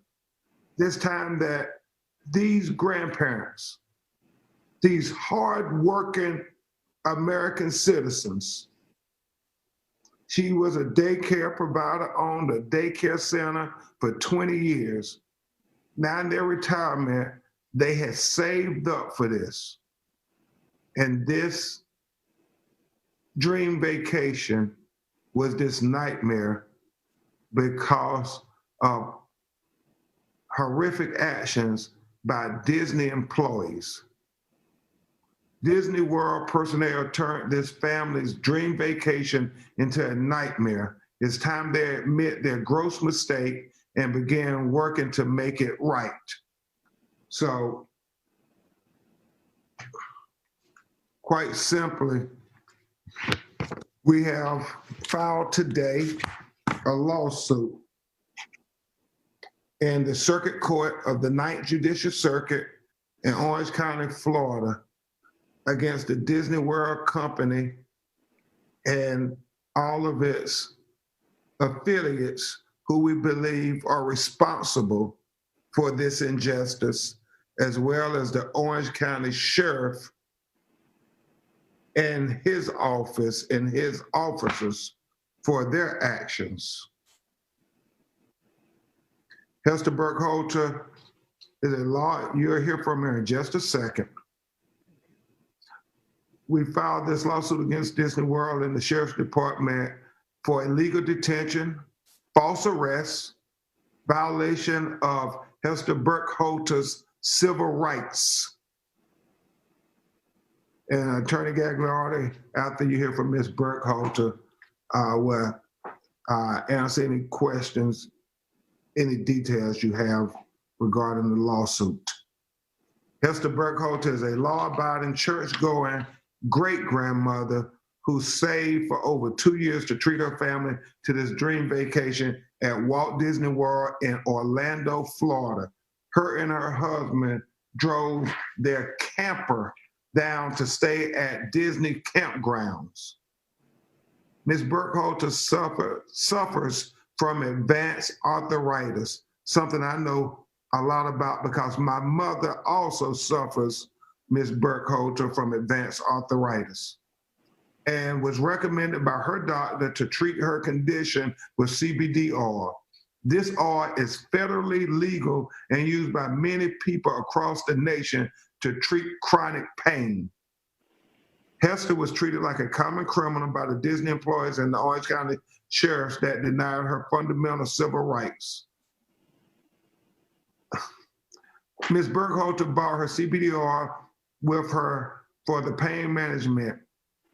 When she attempted to enter Magic Kingdom, Ms. Burkhalter again fully complied with the Disney security when asked to remove her purse and place the contents on the table. The Disney employees separated Ms. Burkhalter from her family. She did not see them again for 15 hours while she endured a panic attack and was stripped body cavity searched. Let me say that again. A 69-year-old grandmother for having CBD oil for her chronic pain associated with advanced arthritis was strip search, a strip body cavity search, an overall humiliating experience. Officers administered a highly unreliable field test on the CBD oil to test it for THC, which at first came back negative. The bottle was clearly labeled 0% THC. These officers were determined to arrest her for some reason because they then tested the substance again, and finally it yielded the result they wanted, or so they say. We have given Disney and the Orange County Sheriff's Department several opportunities to make this right and to issue an apology to Ms. Burkhalter and her family for the traumatic 15-hour ordeal that they went through before we filed this lawsuit today. But Disney remains silent, and their silence speaks a mouthful to the Burkhalter family. This case shows Disney's true colors are anything but magical.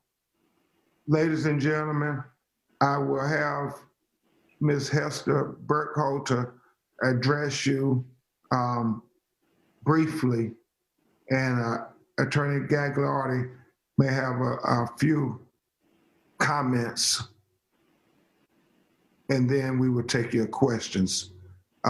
Ms. Hester Burkhalter and Mr. Art Burkhalter. Ms. Hester, you can tell the reporters what you want to say to them. Mr. Crump said is all correct. It was the most humiliating day of my life. We left home and we got down there April the 15th, and we tried to get, the kids and ourselves into the park, and all of this happened.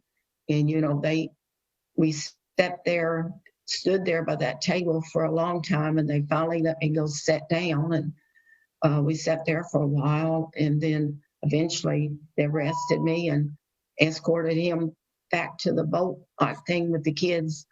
And, he had to go back, and they took me to the police car, and I told him I couldn't ride in the back of the car because I have panic attacks, and I was already nervous and feeling bad because of all of this. And they put me in the car, and I guess I just panicked. I don't know exactly what I did, but I managed some way to get back out, and I started throwing up, and I asked them to call an ambulance, and they said no, that they just tell you to get back in.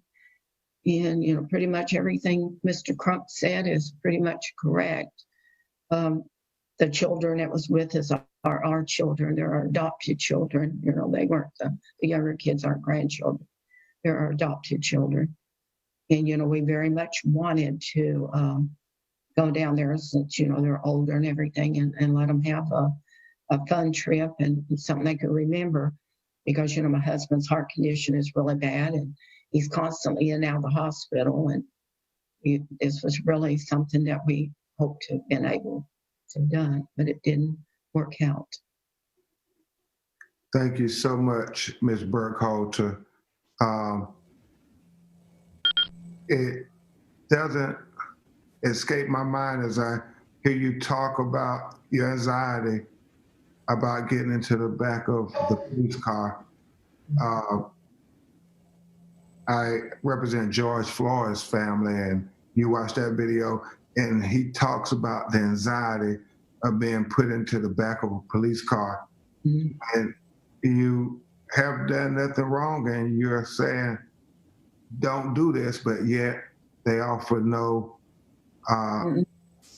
consideration at all. It's almost as if it's deliberate indifference.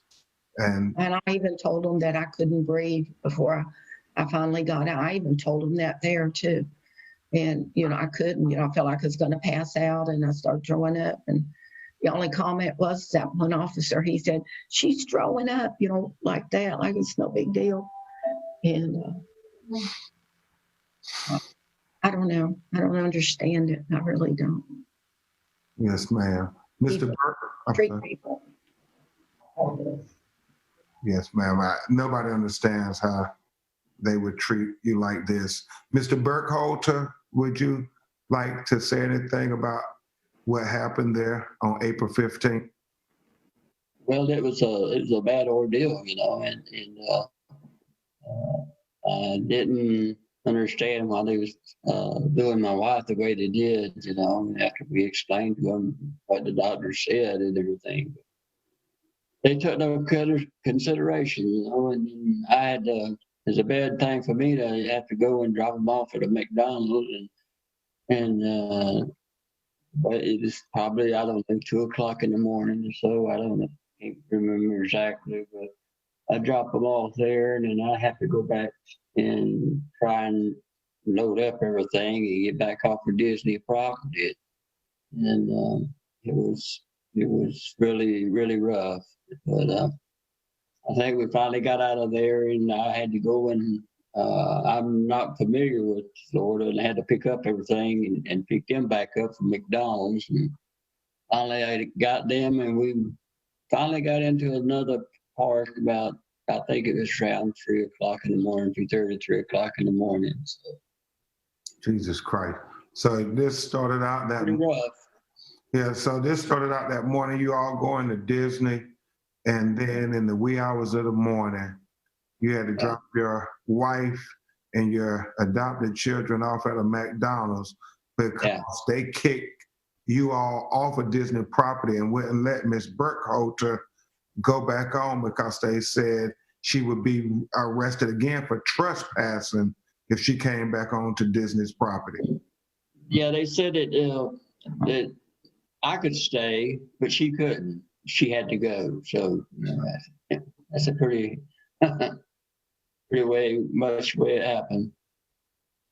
Just unbelievable. Thank you so much for expressing yourself. I know these things are difficult, not something that you all are used to doing, but I think it's important that people see your faces, hear your voices, and know that if this can happen to you all, this could happen to anybody. Yeah. Attorney Gagliardi, do you have anything to say before we invite the reporters' questions? Yeah, I just want to address for many people who have never been arrested and don't know what it's like to be in the criminal justice system. My background as a lawyer, I was a public defender.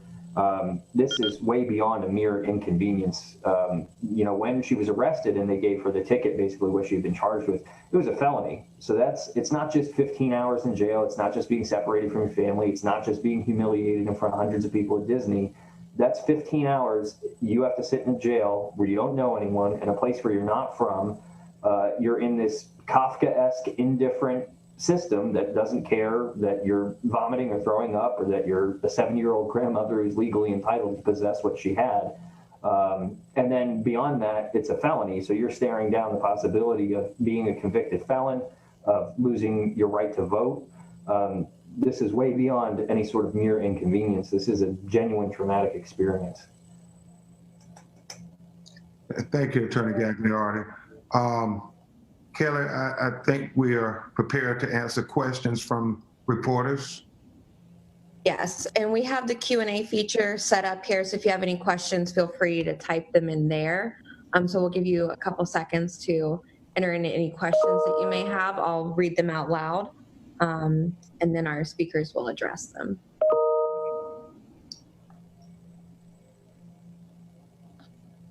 It should be on the landing page, be available on the landing page at Ben Crump Law Firm, bencrumplaw.com. Is that correct, Kelly? Yes, it will be. You can also reach out to press@bencrump.com, and we will get that to you very quickly. And if you're not on our media list, we'll add you. That way you receive any materials that go out.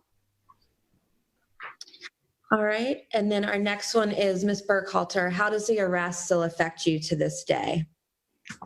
Well, every time I think about it a whole lot or talk about it a whole lot, I get real nervous and sick to my stomach and just don't feel well.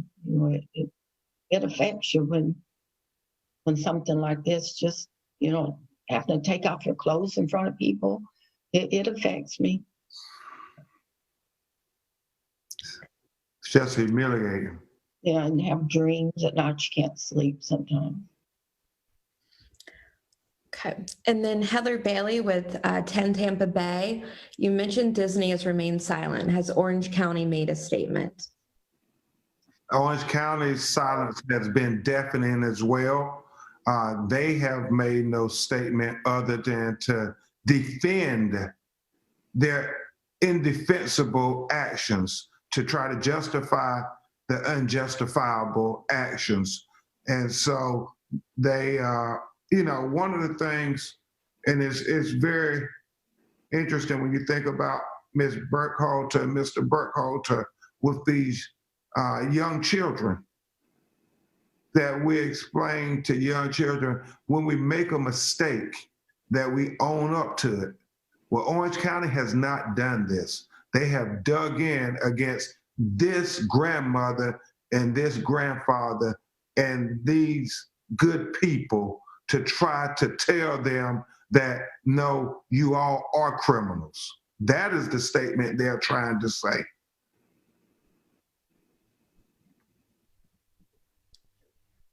Okay, those are the questions I've had so far. I'll give it another couple seconds to see if we have any more come through. But again, if you have any follow-up questions, feel free to reach out to press@bencrump.com. Yeah. All right, so we do have a couple. Okay, everybody, we are transitioning to a live event right now. This is the New Jersey governor giving a live update on the COVID-19 situation there. Moving forward to better days. With me is the woman to my right who needs no introduction, the Commissioner of the Department of Health, Judy Persicelli. To her right, the Department of Health's Communicable Disease Service Medical Director, another familiar face, Dr. Ed Lifshitz. Great to have you both. To my far left, State Police Superintendent Colonel Pat Callahan. We have Jared Maples, Director of the Office of Homeland Security and Preparedness. And to my immediate left, not surprisingly, we have with us today as a guest, President of the Board of Public Utilities, Joe Fiordaliso. Joe, great to have you. So yesterday, Tropical Storm Isaias swept across the state with high winds and lashing rains. And as I mentioned on several interviews and conversations, the legacy of this storm is going to be power outages. At the storm's height, roughly 1.4 million households were without power. As of now, Joe, I've got approximately 977,000 are still waiting for restoration.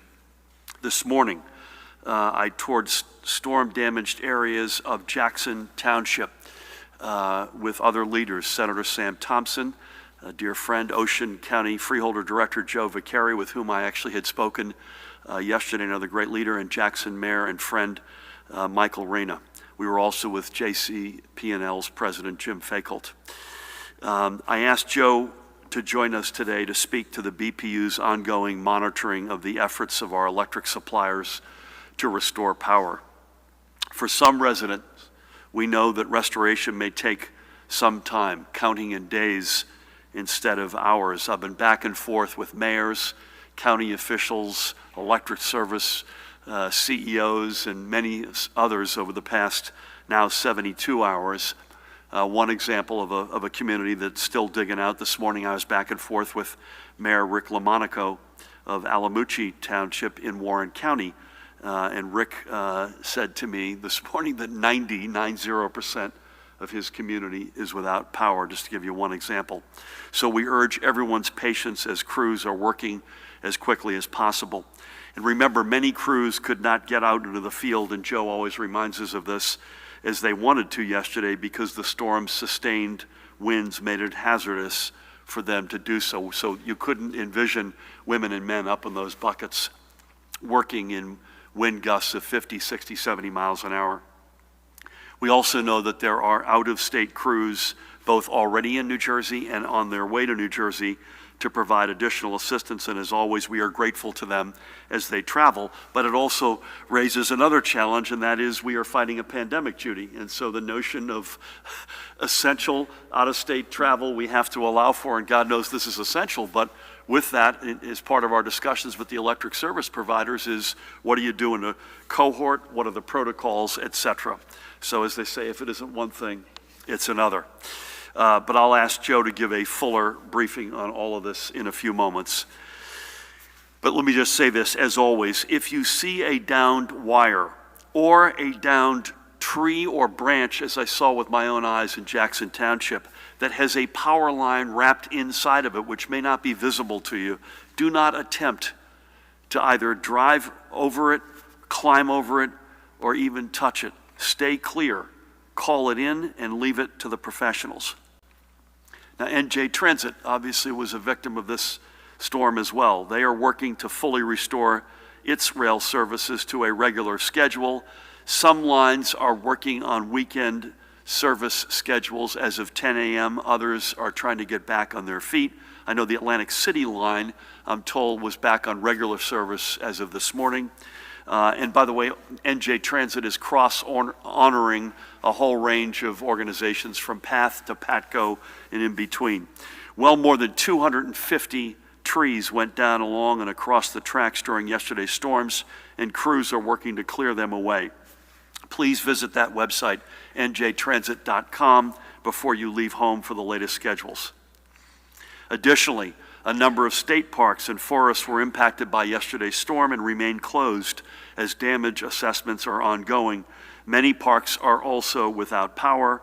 The list of closed parks, at least as of now, includes Island Beach State Park. And obviously, please visit the Division of Parks and Forests on Facebook, facebook.com/New Jersey State Parks, for the latest status information as to what's closed, what's opening, and when, etc. As always, as a general matter, we urge residents to check ready.nj.gov for any emergency updates, generator safety tips, power outage information, and other vital preparedness guidance. I also want to remind, and Pat, I know you'll hit this, for the folks in particular who are going to be out of power measured in days, and if they're elderly or vulnerable, those cooling centers at 211 are incredibly important to keep in mind. And just as a general matter, folks, give a call and check in on an elderly or vulnerable family member, neighbor, friend. Again, this is going to be hot weather, as you can see already, and it could be, and it will be, in fact, without question, based on our conversations with the electric service providers, Judy, a number of days until everybody's back on their feet. So let's make sure we all stay close during this. Next, I want to speak to another area we have asked for everyone's patience, continued patience, and that is with the restoration of services at the Motor Vehicle Commission. The MVC's agencies were closed for approximately 16 weeks, but already roughly 55% of their total backlog has been cleared since agencies reopened to the public. By the way, that's more than 483,000 total transactions, which is about 9 weeks worth of the backlog of customer needs, and that is good news. Much of this success has been because so many transactions can be completed online right there at njmvc.gov. And we remind you that before you even leave your house and head to an agency, please check online to see if your business can be conducted remotely. If it can, it's another good reason to stay home and complete it online and save the spot in the line at the MVC itself for someone else. And by the way, if you're not one of the ones that they've gotten to yet and you're frustrated, I don't blame you. We understand this. This is a little bit like unemployment insurance. We've been hit with an all-time historic tsunami, and they're doing great work to catch up on that backlog. That doesn't mean that you should necessarily feel great about standing in line, and our sympathy is completely with you, but have patience. We are getting there. And as an example, since MVC restarted road tests on June 29th, nearly 40,000 tests have been administered, fully, not chopping through a backlog, but fully meeting customer demand and actually leading to open and available appointments as soon as this week. With this backlog now eliminated, the MVC will begin the process of closing the additional sites which it opened to administer behind-the-wheel tests and allowing the instructors assigned to those facilities to return to their regular duties in MVC's inspections department. And again, I say this again, even with all of this, we know that some customers still are experiencing some long waits to complete their business with MVC. As a reminder, the MVC has automatically extended the deadlines for numerous documents. So again, go to njmvc.gov to see how that affects you. If you don't need to go today, then let those who have pressing business take care of their transactions. I express my appreciation to Chief Administrator Sue Fulton and all the women and men of the MVC for their hard work over the past months and for all the hard work still ahead. And by the way, again, if their work weren't hard enough already, they were knocked out by the storm. 4 of their locations that were knocked out have been brought back online, but as many as 8 now either have power outage or lacking in internet connectivity. So please, again, continue to bear with these folks. And finally, before we get to the numbers, yesterday we updated the list of states from which travelers to New Jersey are advised to self-quarantine for 14 days. From last week's list, Delaware and Washington, D.C. have been removed. And this week, Rhode Island has been added. So there's a total of 34 states plus Puerto Rico, which are now under our travel advisory. Again, The states on this list have over a 7-day rolling average, importantly, either more than 10 new cases of coronavirus per 100,000 residents, or a daily positivity rate that is greater than 10%. So visit, if you could, covid19.nj.gov/travel for the complete list of states and to learn whether you should be self-quarantining. If you are arriving from one of these states, or if you're a New Jerseyan who visited and are returning, use your smartphone to fill out the travel survey, which is available through this page. We continue to ask everyone who has been in one of these impacted states to practice self-responsibility and good citizenship by complying with our travel advisories. Again, when you are coming to New Jersey or returning, please go to covid19.nj.gov/travel. And again, this goes equally whether you're a visitor to our state or a New Jersey resident returning from one of these impacted states. With that, Judy, let's look at the overnight numbers. We're reporting an additional 378 positive test results, cumulative statewide total of 183,327. Daily positivity is up 2.57, and Judy, that's up over 2 for the first time in a number of days, so that's something, still low, by the way, still among the lowest in the nation, but that's something we're going to be, I know, keeping an eye on. The statewide rate of transmission continues to come down a little bit slightly, but down nonetheless. Today is 1.32. This is still too high as it's over 1, and it means that this virus continues to spread too quickly and too widely across our state. Again, we need to get this number back below 1, and the only tried and true way we can do it is by social distancing, wearing a mask, practicing good hand hygiene, and taking responsibility for our actions. And by the way, that means no crowded indoor house parties. Before I go on, I know Judy will address this. We spend a lot of time talking about spot positivity and the rate of transmission, as we should. But there's really, I want to make sure folks realize, and Judy reminds me of this regularly, there's a basket of data that we look at, right? New hospitalizations would be high on that list, among other things. We look at these things regionally to get a sense of it, and Judy can give you some sense of what that looks like in a minute. Again, this one's an important one. Spot positivity is important, but hospitalizations, new hospitalizations, ICU, et cetera, are also very important. So in our healthcare system, as of last night, there were a total of 295 COVID-confirmed patients being treated, with another 489 listed as persons under investigation, pending the return of test results. That's a total of 784 patients. I think you could take the number from yesterday and throw it out the window, because that was largely due to a lot of hospitals, which, by the way, many of which lost their power and were on generators. They were fighting for their lives yesterday, and we didn't get the reporting that we normally get. So I'd smooth the number of hospitalizations, 784. That's up a little bit over Monday, but that's something obviously we're watching carefully. Of these totals, 117 are in intensive care, 47 ventilators in use. Today we're reporting another, sadly, with the heaviest of hearts, 8 deaths statewide have now been confirmed from COVID-19. Of these, by the way, 3 have occurred since the first of the month, so over the past 5 days. There were 5 in-hospital deaths reported yesterday, but again, folks, remember, this is deliberately apples and oranges. We're giving you this information to give you some sense of the real, at this moment, reality, but they are still pending lab confirmation, and they are not included in these totals. So the total number of lost lives is now standing at an unfathomable 13,989, with the count of probable deaths, which has been reduced slightly to 1,853. And as we do every day, let's remember 3 more of the New Jerseyans we have lost to this pandemic. We begin by remembering 94-year-old Mamie Wilder. Born in Georgia, Mamie moved to Patterson in 1968 to work as a healthcare professional at Holy Name Hospital in Teaneck.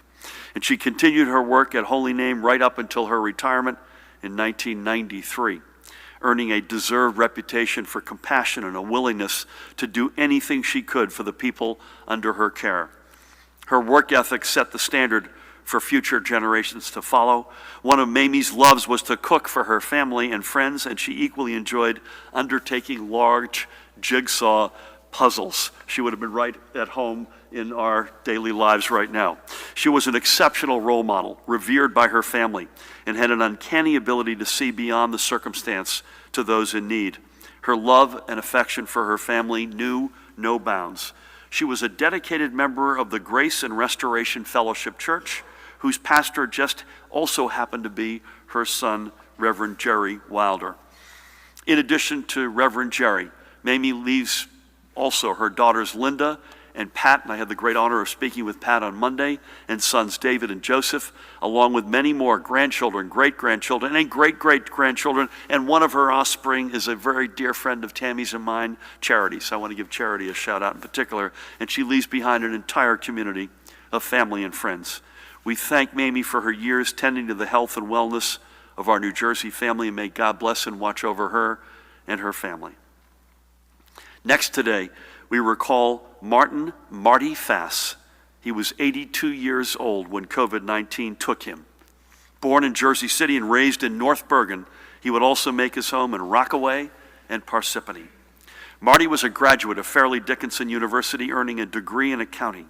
He became a certified public accountant at the age of 21 and owned his practice until 2009, when he merged with another firm. In addition to being a respected accountant, Marty was also an entrepreneur, trusted financial advisor, and author and speaker.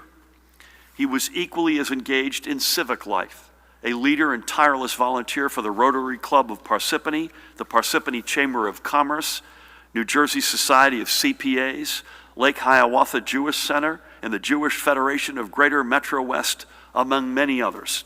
He was an avid golfer and boater and loved spending his days with family and friends, either on the links or in the water. But his family was always his pride and joy. He spent 46 years married to his beloved wife, Barbara, who sadly passed away 12 years ago. And he leaves his 3 daughters, Maxine, Melanie, and Deborah, with whom I had the great honor of speaking on Monday, and their families, including 9 grandchildren. He also leaves behind 2 brothers and 2 nephews. May Marty's memory be a blessing to all who knew him and a source of peace and love to his family. And finally today, we remember Santa Sanzero, born and raised in Naples, Italy, as if I had to say. Santa worked for the Allied forces during World War II, and in a chance encounter met her future husband, a member of the Army Air Corps named Nicholas. After the war, they would eventually find their way to Lodi and raise the family that was her love and passion. She was an expert storyteller, recalling her upbringing in Italy and her experiences living both there and here, stories that often were accompanied by plenty of home-cooked food, and if people were lucky, the secrets on how to make it. She knew how to make others feel at home and to share a good laugh, and because of that, Santa had many lifelong friends. Santa is now reunited with Nicholas, who passed away in 2006 after 62 years of marriage. She is survived by their daughters Lucille and Anna Marie, 5 grandchildren, one of whom is Grant, and I had the great honor, thanks to Grant's technology, to be able to speak to Grant, Lucille, and Anna Marie, his mom, all together. She's also survived by 5 great-grandchildren and 4 step-great-grandchildren. She also leaves behind her sister, Lydia, who to this day still lives in Naples, Italy, along with a large extended family and, of course, many friends. Santa was 94 years old. We thank her for her service to the Allied cause during wartime and for being a tremendous member of our New Jersey family in peacetime. May God bless and watch over her and her family. And may God bless every one of the nearly 14,000 New Jerseyans we have now lost to this pandemic. They were real people. They were names and faces that meant so much to so many. They must never be just a number. For them, we will continue to fight this virus and to save lives, and we all need to be in this fight together. This is no time for complacency, for selfishness, or for thinking that someone else can wear a face mask, but not you. Please do your part, as you have been doing.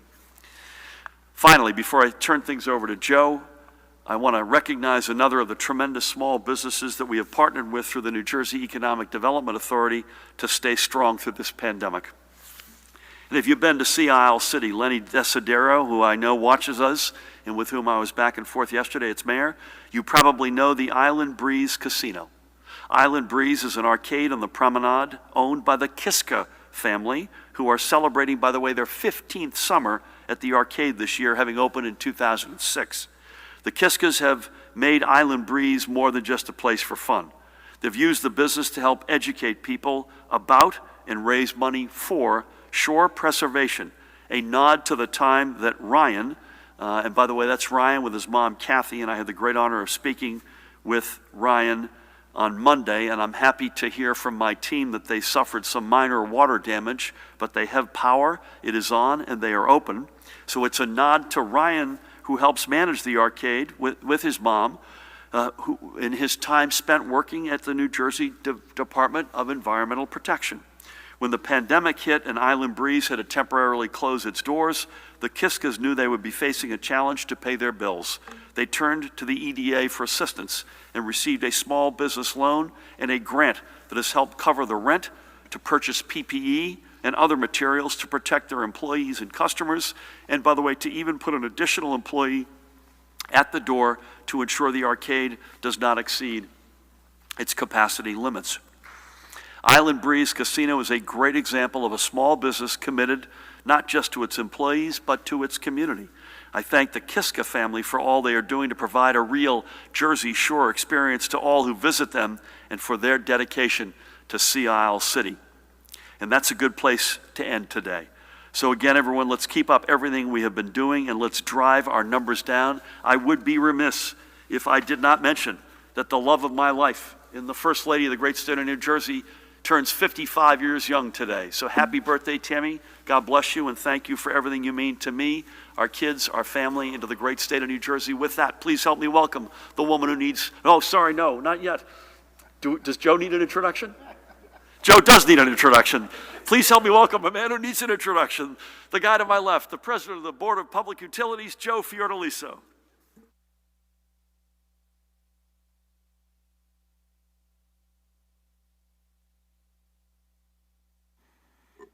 Thank you, Governor.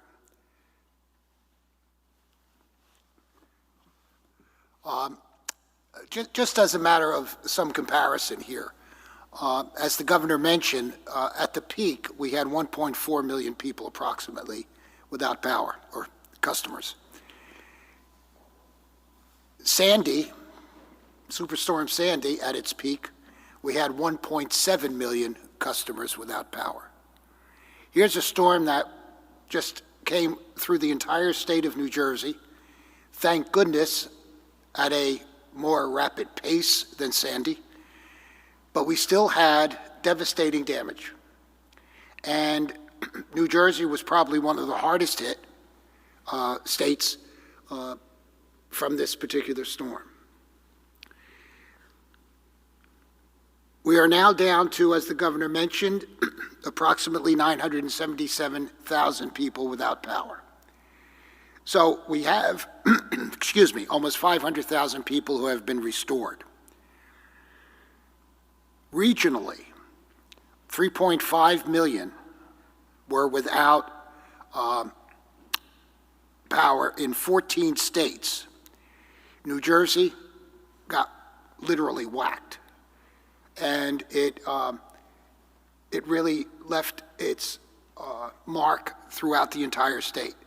If you were to ask me what region of New Jersey was hit the hardest, I would have difficulty in explaining or recognizing any particular area. The entire state was ravaged by this quick-moving storm. Crews are coming in and are here from Canada, Florida, Louisiana, Mississippi, Washington, D.C., and many Midwestern states.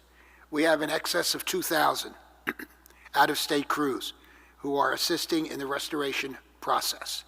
Part of the problem here is that in addition to the distribution lines that are affected by falling trees and poles coming down and wires coming down, the transmission system has also been damaged considerably. So obviously that has to be fixed first before we can then or before the utilities can then distribute the energy to your home and my home. So it's going to take a little bit of time.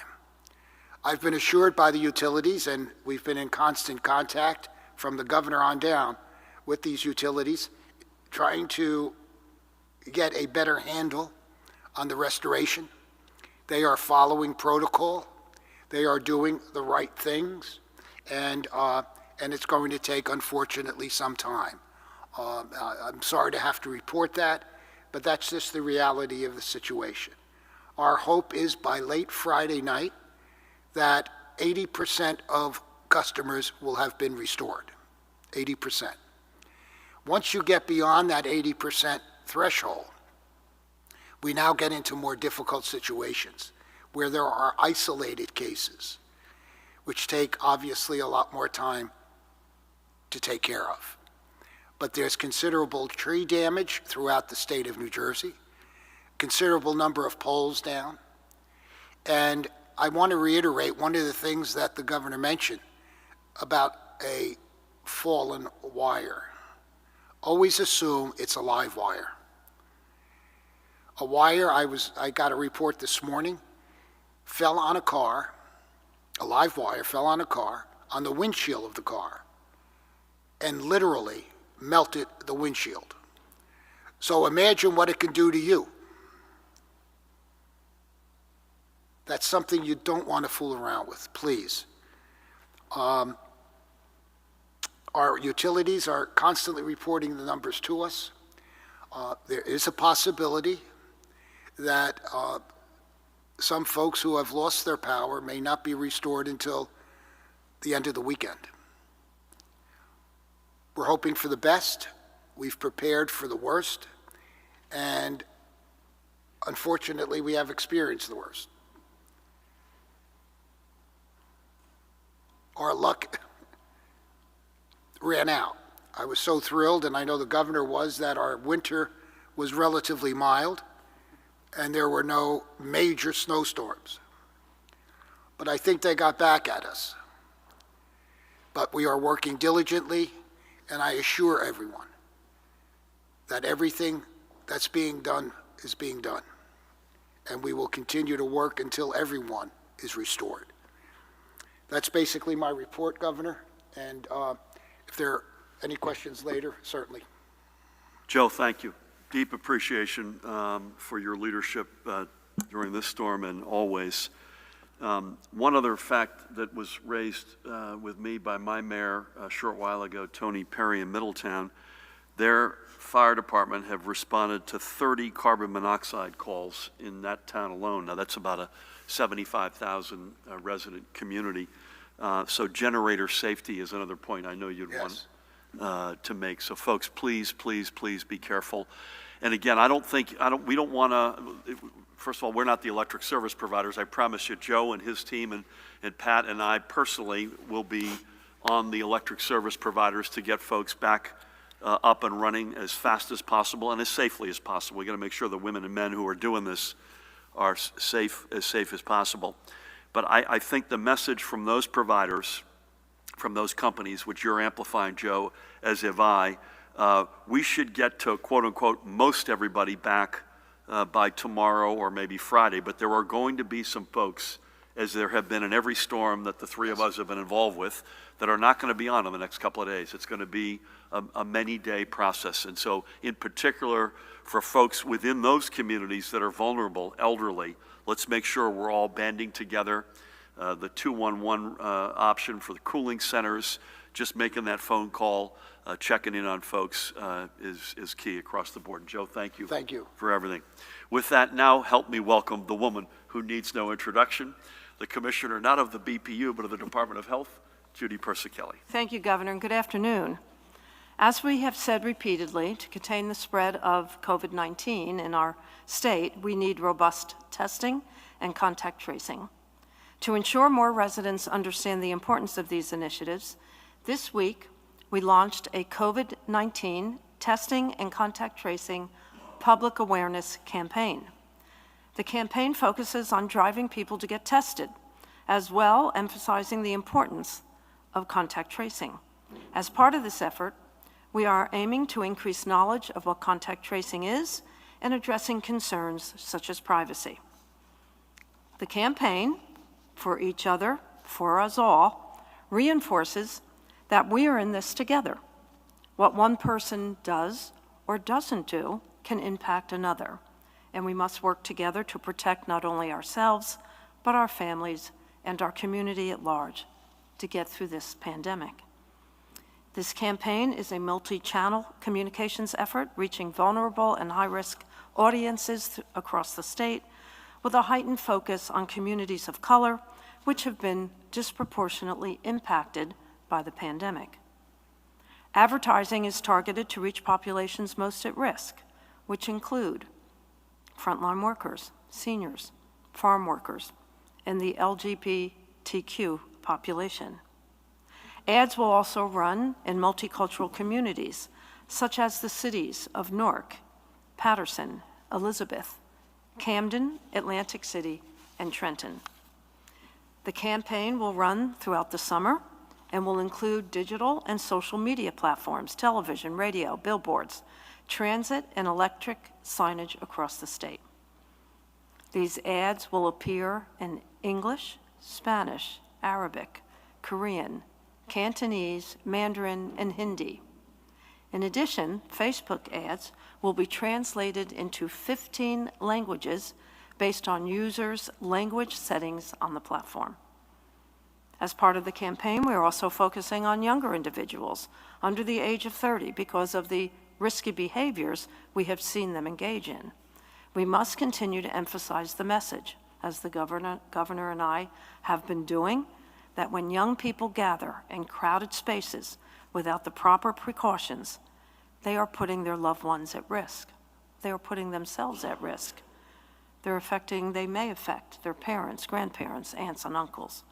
We need them to get tested and participate in contact tracing to protect the health of our state. Messaging toolkits will be distributed to local health departments, sister state agencies, hospitals, elected officials, federally qualified health centers, and several community groups. As For Each Other, For Us All conveys, we need everyone's help. When you see these ads, we ask that you share them on social media to widen our reach. All right, everybody, I want to go to some breaking news out of Miami, where multiple people injured in an accident at a construction site. This is what we know right now, as we are learning that multiple people injured in this accident at a construction site. The incident was reported in the area of Brickell Avenue near 9th Street. Miami fire rescue officials said they had multiple patients at the scene.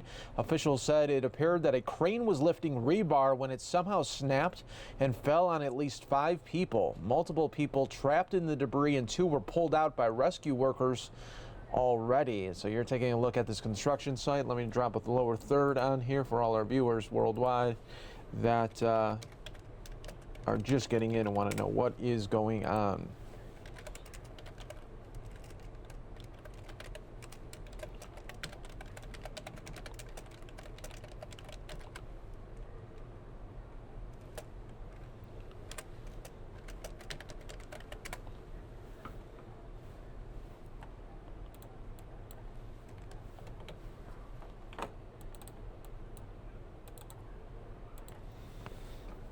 Okay, so you are watching live here on worldwide on NewsNOW from Fox as we take a look at this accident at this construction site in Miami, Florida.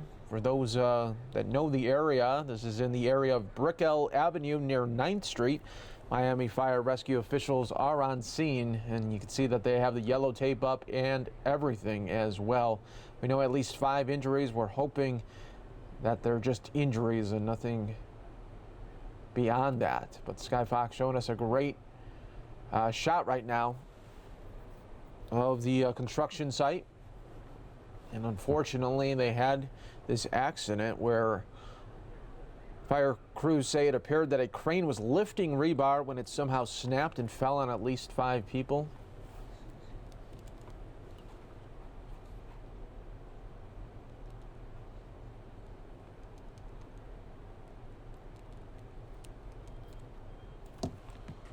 Skyfox now showing us just a better angle here, as you can see the crews there that are on the scene, construction crews, as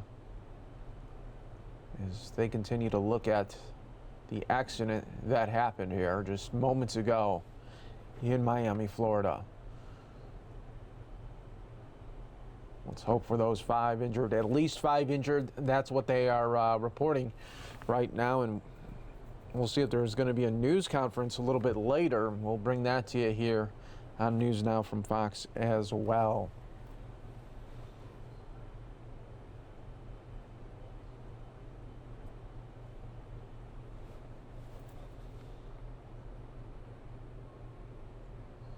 You can just see the different types of rebar, and you can also just see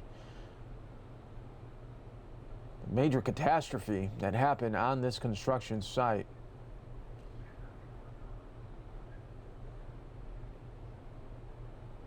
And we're hoping that the injuries are just injuries and nothing more. But if people were trapped still, you would almost have a immediacy just from the body language here that we're seeing on the fire crews, and that just doesn't seem like we're seeing an immediacy. Like if people were actively trapped, it would be a much different situation.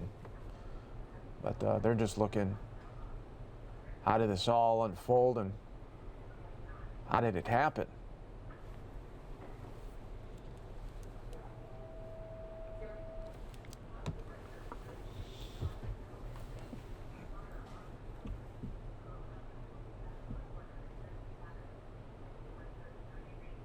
Fire crews continue to be on the scene. Let me reread this here for you. If you're just joining us, welcome to News Now from Fox. We continue to always try to bring you live feed after live feed as it is happening right here, where multiple people injured in this accident at this construction site. The incident was first reported in the area of Brickell Avenue near 9th Street.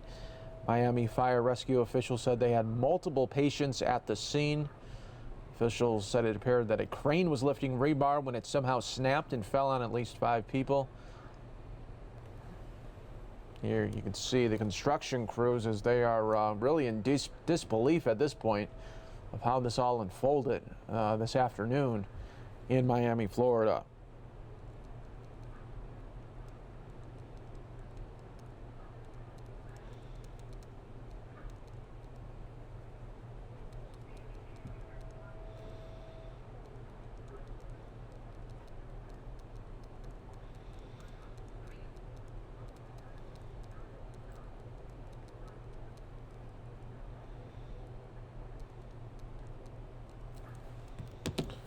And right now, what I'll do is keep it in double box here for you. If I get any more details, I will certainly bring that to you right here on News Now. That concerns me, but certainly paying attention. Yep. So thank you, Judy. Thank you, Ed. Pat, you've been on double or triple duty in the category. If it isn't one thing, it's another. Now storm reality. So any update on any of compliance, storm aftermath, any comments you want to weigh in to amplify Joe's good comments, anything on cooling centers or any other topics? Thank you for your leadership. Thanks, Governor. Good afternoon. There were no executive order compliance issues reported to the Rock overnight. And in addition to the rain and the winds, National Weather Service out of Mount Holly did confirm 2 tornadoes down in Cape May County. From a few of our key partners in storms like this, DEP, they've got chainsaw crews out in several areas of the state helping us with tree removals. Parks, if folks have questions about the parks, they are opening on a case-by-case basis once they've been inspected and found to be without debris issues. DEP is also involved with the beach assessments that always happen after a storm like this, as well as wastewater plant assessments after a storm like this. With regards to DOT, as of right now, 55 roads remain closed. Our main thoroughfares and highways are open, but still working on 55 road closures. Gov, I know you talked about transit, hundreds of trees down on tracks, and they're working diligently on the repair signals and the overhead wires there, and those lines will obviously resume service as those repairs are complete. And I'll end just, and I know you touched upon it, Gov, and Joe and I talked about it in the back. That generator use in a basement, in a garage, in a partially enclosed part of your house is deadly. You cannot smell it. It has killed people before, and I drive that message home about generator use, especially when we know there's folks that are going to be a few more days possibly without power, and I also use this opportunity for those with special needs and on equipment that requires electricity.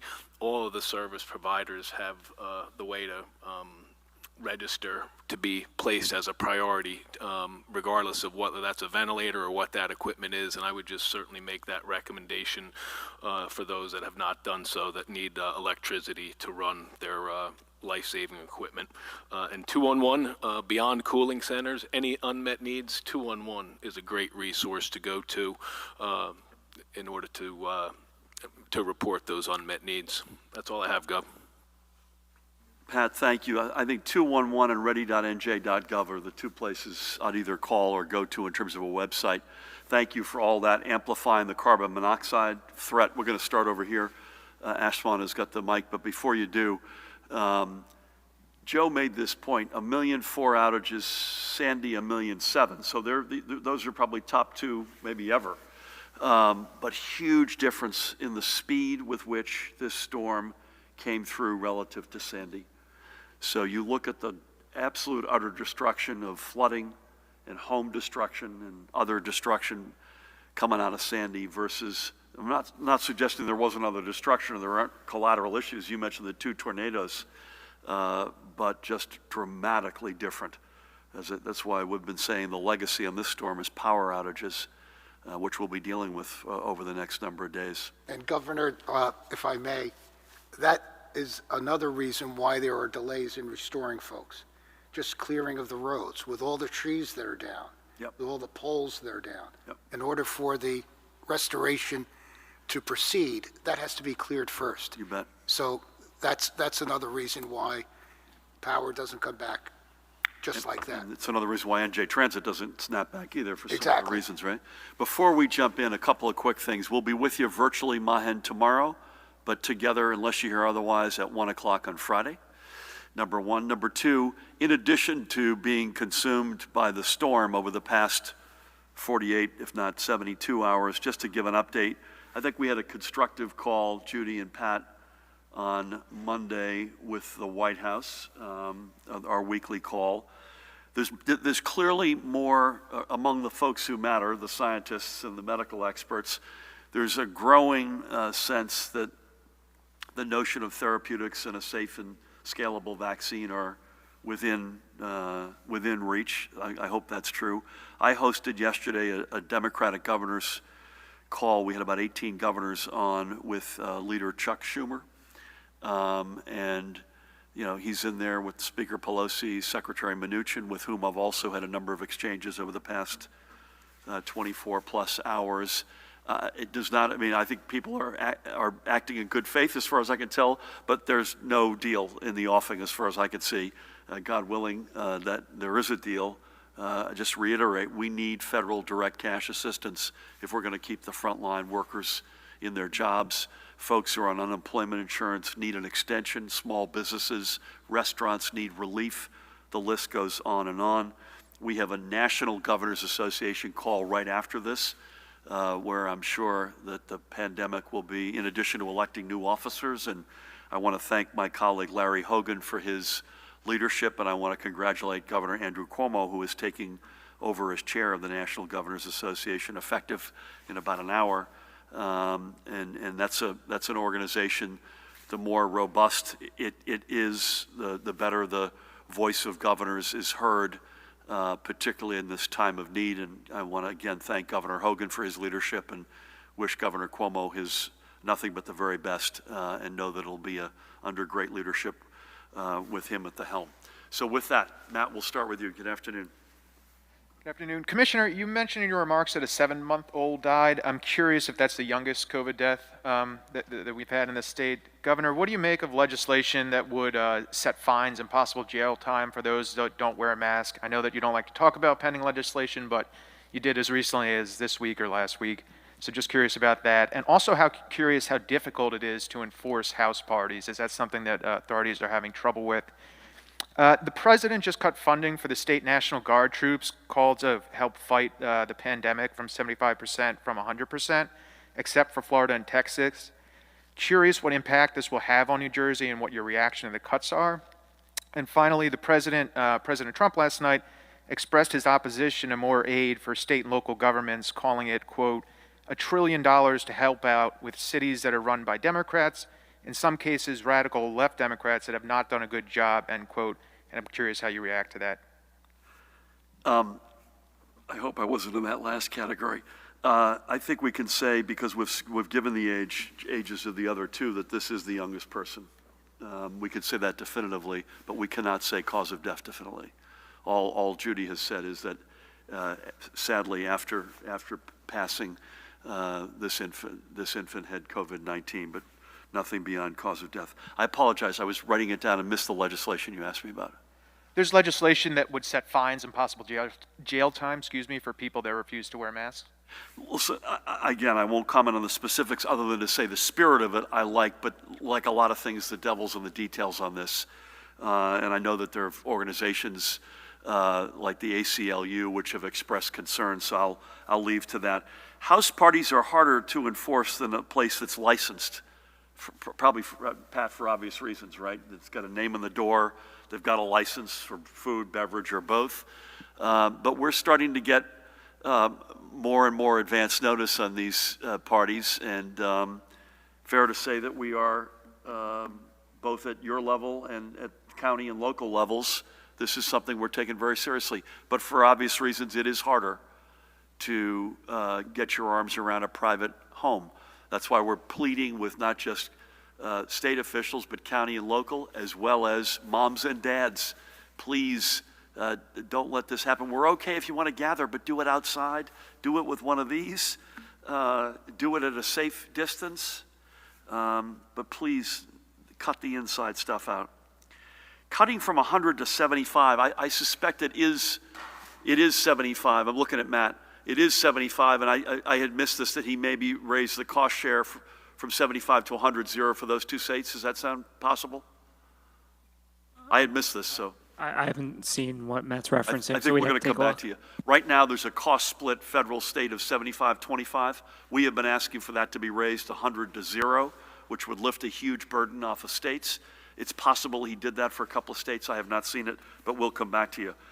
Listen, respecting the president, I did not see what he said. Respecting the office of the presidency, I just disagree. State and local aid is a huge game changer. It is the step when they interview the folks at the end of the George W. Bush administration and the early moments of the Obama administration, and you ask them what was the difference maker. In overwhelming amount of cases, it was they put money into state and local entities who in turn were able to put money on the street immediately. And money on the street, in my definition, includes keeping firefighters, police, healthcare, educators, EMS in their jobs. So I just, again, with great respect, it is a game changer for the good. Secondly, it has nothing whatsoever to do with blue or red or legacy. Think about a state like Florida that relies overwhelmingly on tourism, that does not have an income tax, therefore it is overwhelmingly relying on sales tax. That has, last I checked, a Republican governor. We wish them nothing but the very best in getting the pandemic under control and getting back on their feet, but that's an example of a state run by a Republican governor that will be in desperate need for state and local assistance. And that's not the only example. There are examples now littered across the country. It was one thing to say when the pandemic was firing in greater New York, you could look at, okay, well, gosh, those are blue states and they have been around longer and they've got some issues, by the way, in part that I got elected to fix and we were on our way to fixing. We got that taken care of. That's not the point. And so I just want to make sure that we say that as forcefully as possible. Matt, we'll get back to you on the cost share, which I think that's what it is, but we'll come back and let you know. Sir, do you have anything? Okay. Sir, good afternoon. Good afternoon, Governor. Couple questions this morning from NJTV News. Some school districts, like Bayonne, have presented all virtual plans for school in September. Is the Department of Education considering those plans, even though they wouldn't have kids returning to school? Will New Jersey issue guidance like New York did that would require a classroom or school to shut down once 2 or more students or teachers are infected with COVID? 2 owners that we've spoken to of small businesses, one a gym and the other a diner, that have put safety precautions in place, think you're not holding big box stores to the same standards and that you're going against constitutional rights by trying to close them down. What do you say to these businesses? Why continue to keep gyms and indoor restaurants from legally reopening if they feel they've demonstrated that they can do it safely with protocols in place? Are there any duplications in positive tests reported? If someone tests positive at one location 1 week and 2 weeks later it gets retested, is that counted as 2 positives or not? And finally, you said last week that due to contact tracing, you have more information and are able to say things like outdoor dining is not a problem. Can you share more insights based on this information on how people are contracting COVID? Thank you. I'll start, Judy, and turn to you. I would just say on school districts, where our folks are in the process of reviewing all these plans, and we are taking each and every one of them deadly seriously, as you would hope we would. And there's no new news to report on that front other than to reiterate health, education, equity are the 3 big guiding principles, and to remind everybody this will not be a normal school year, no matter what your district looks like. Guidance, yes, the answer is yes, and we want to make sure we get that right. Other states have done that. We want to make sure we get that as right as possible, and we've got the benefit of a little bit of time on the clock, and given the way this pandemic behaves, by the way, it dictates so much of the time frame and so many of the moves as opposed to what we wish we could do. We will give that guidance, but we want to use all the time we have on the clock. I have nothing but sympathy for the small business owners. You said a gym and a diner. Yeah, I mean, and again, I saw some of the gym folks last night on CNN. We'll get there, I hope, God willing, sooner than later. But the nature of what you do in a gym and the nature of what you do in a diner are different than the nature of what you do in a big box store. In a big box store, you have to keep your mask on the whole time. You walk in, you do your business, and you leave. In a diner, you got to take your mask off to eat or drink. You're sedentary. You're indoors. We know for a fact, Judy and Ed, that indoors the virus is more lethal than outdoors. And gyms, by virtue of the activity, you're doing certain things in a place. And again, we have nothing but sympathy. We want to get there. And it would be really helpful if folks want us to get there, that they would help us and help us crack down on the non-compliant behavior, particularly in house parties. So I would like to say that the actions are the same, but they're not. Any observations on the last 2 quickly, which is, are there duplicates in positives?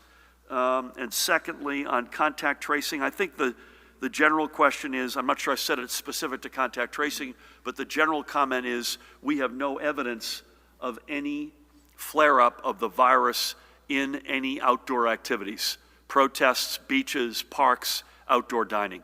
And so I'm not sure, I don't have more color on that other than I know we don't have any evidence of that. But any thoughts on either of those questions, folks? Just very quickly, as far as the confirmed cases go, these are not duplicates, these are individuals, and one of the reasons you'll see our numbers sometimes change, for example, is because we're always calling back through the list to make sure that there aren't duplicates in there. So no, the confirmed cases are individual people, not tests. How about I think that's all we got on the contact, on the outdoor stuff. Thank you for that. Dave, good afternoon. Hi, Governor. The RT has inched down a little bit, according to the information we're getting today. Deaths are very low. The positivity rate is up slightly. Hospitalizations, ICUs, vents all remain very low. So we are seeing, though, this increase in cases. Do we have any sense of what's going on here? Some are saying this trend may signal a boost in herd immunity, with more people perhaps becoming positive, but fewer people really getting sick. Is it possible that this is a sort of a changing kind of situation with regard to this pandemic and perhaps not as dangerous? I don't know. Second question, if schools do mostly remote learning, or if they're forced to do all remote learning, a lot of people are very nervous about reopening schools at all. At what point will the state of New Jersey step in to try to figure out ways to help the families where they can't stay home with the kids? I know we touched on this a couple of weeks ago. There was concern about it. And do you think, honestly, Governor, that schools just may not open or may open for a week and then they're going to have to close? Is this something that you're concerned about? Have you thought about this? Final question, some school superintendents are complaining about constantly getting updated checklists. They say they're not being given enough time to adjust their plans properly as they try to get ready to reopen school. What is your message to them? Are the checklists changing because data and conditions are changing? Thank you. I would say, and I'll invite Judy or Ed to come in on this. It is encouraging to have one of the lowest spot positivity rates in the country. Even though it's up over the past couple of days, it's still low relative to any measure of acceptability and relative to other states. I'm not smart enough to give you an answer on herd immunity, but if there is herd immunity, it's probably first going to evidence itself in greater New York, including us. But secondly, I think it's a testament to the amount of tests we're doing an enormous amount of testing right now. I'll address the other two comments briefly, and then maybe ask you folks to come in on that. Don't be mad at me, Dave. I've got nothing really to add on the school front. We know that folks by district are taking this really seriously. Superintendents, educators, parents, kids, staff, other folks of interest. Whether it's hybrid, we have obviously given folks the flexibility, and that's another word that I think guides us to remote learn. But again, not going to be normal. As much flexibility as possible. The principles, health, education, equity. And again, to underscore that point to your question, some folks just need to rely on in-person schooling. And we'll continue on here on News and Now from Fox. Just had to dip out there as we do a fresh update.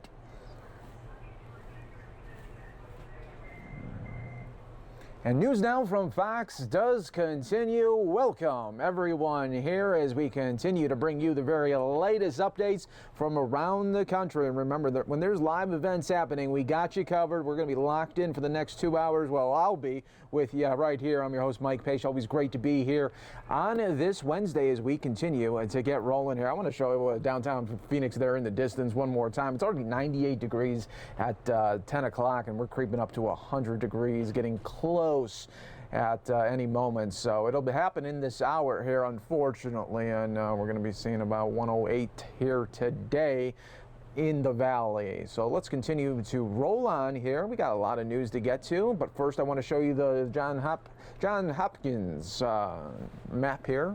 18.6 million cases around the globe that we are seeing, confirmed cases.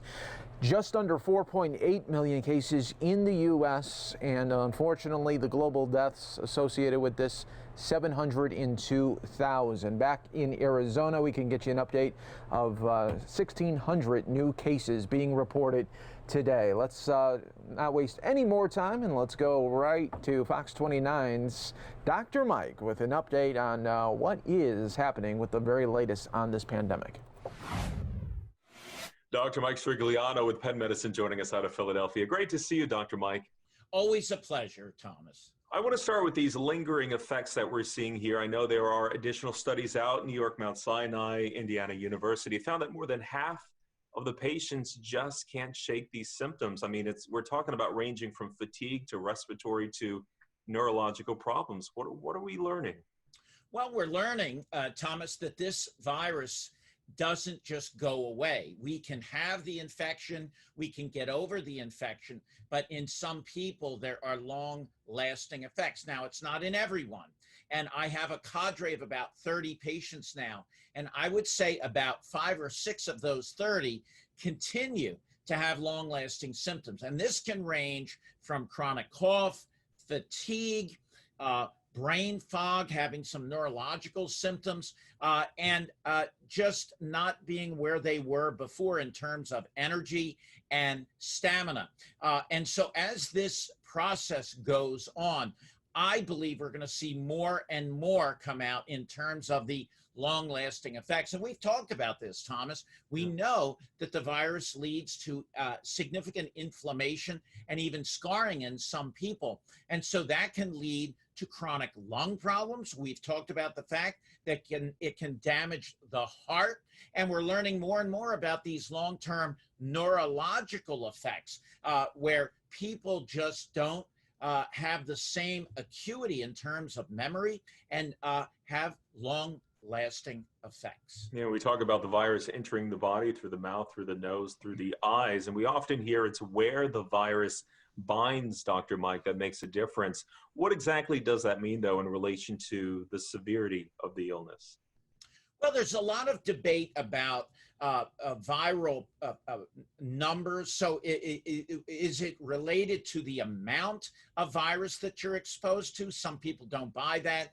All you have to do is say, hey, I'm exposed, and that leads to an infection. So we know that this virus tends to bind to an ACE2 receptor, and that allows the virus to enter the cells of our own body and then start taking over the machinery to replicate in our own cells. And so, yes, the areas of most concern are the nose and the mouth and the mucous membranes, but also the eyes. We know for a fact, and Dr. Fauci has said recently, that wearing eye protection may not be a bad idea. And I've said this before, and I'll show you right now.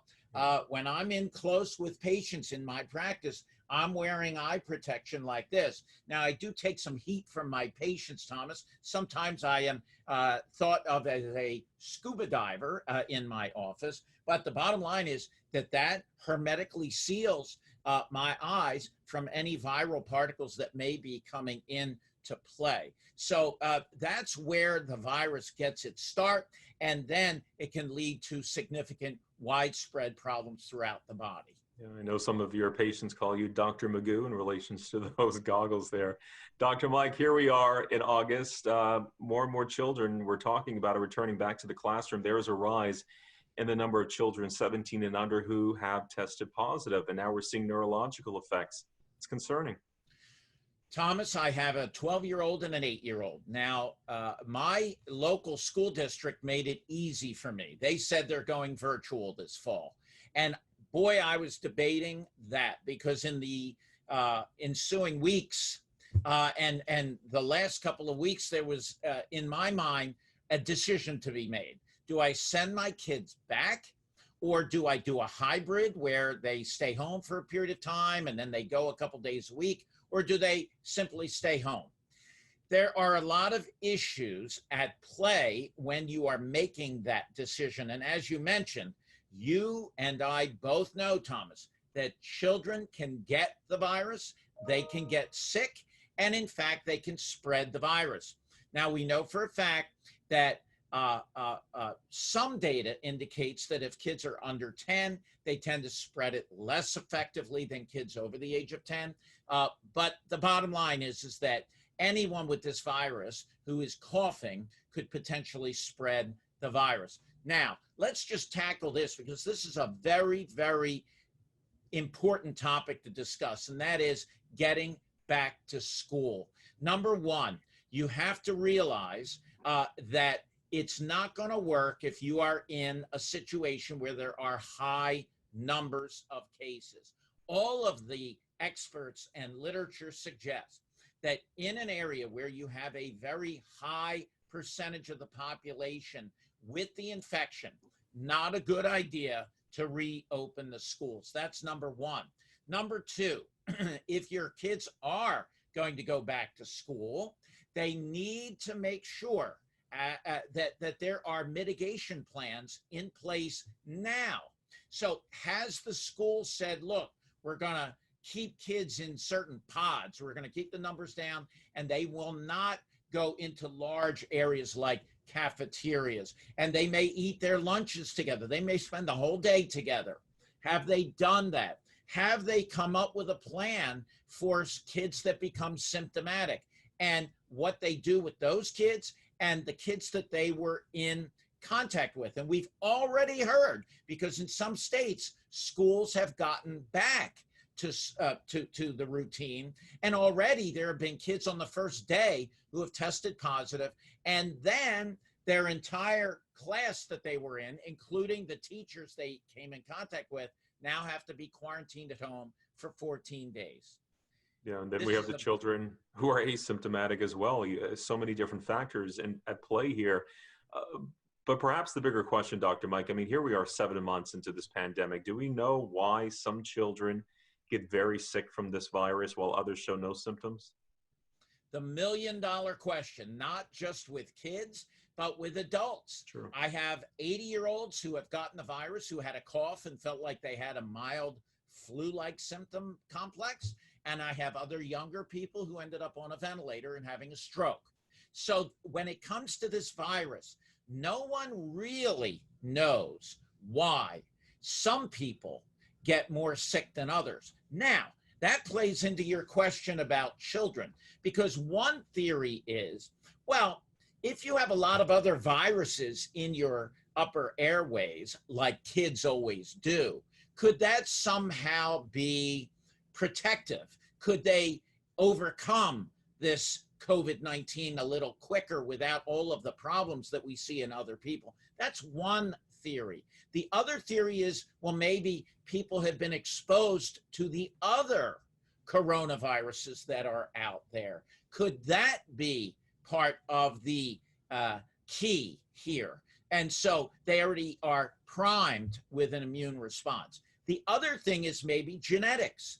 Some people are genetically predisposed to having that response from hell, if you will, of their immune system. And remember, Thomas, we've talked about this all the time, that it's not just the virus infecting the body, it's the body's response from an immune point of view that can lead to this cytokine storm. And in kids, this pediatric multi-system inflammatory syndrome that mimics another condition known as Kawasaki disease, where their immune system just goes haywire.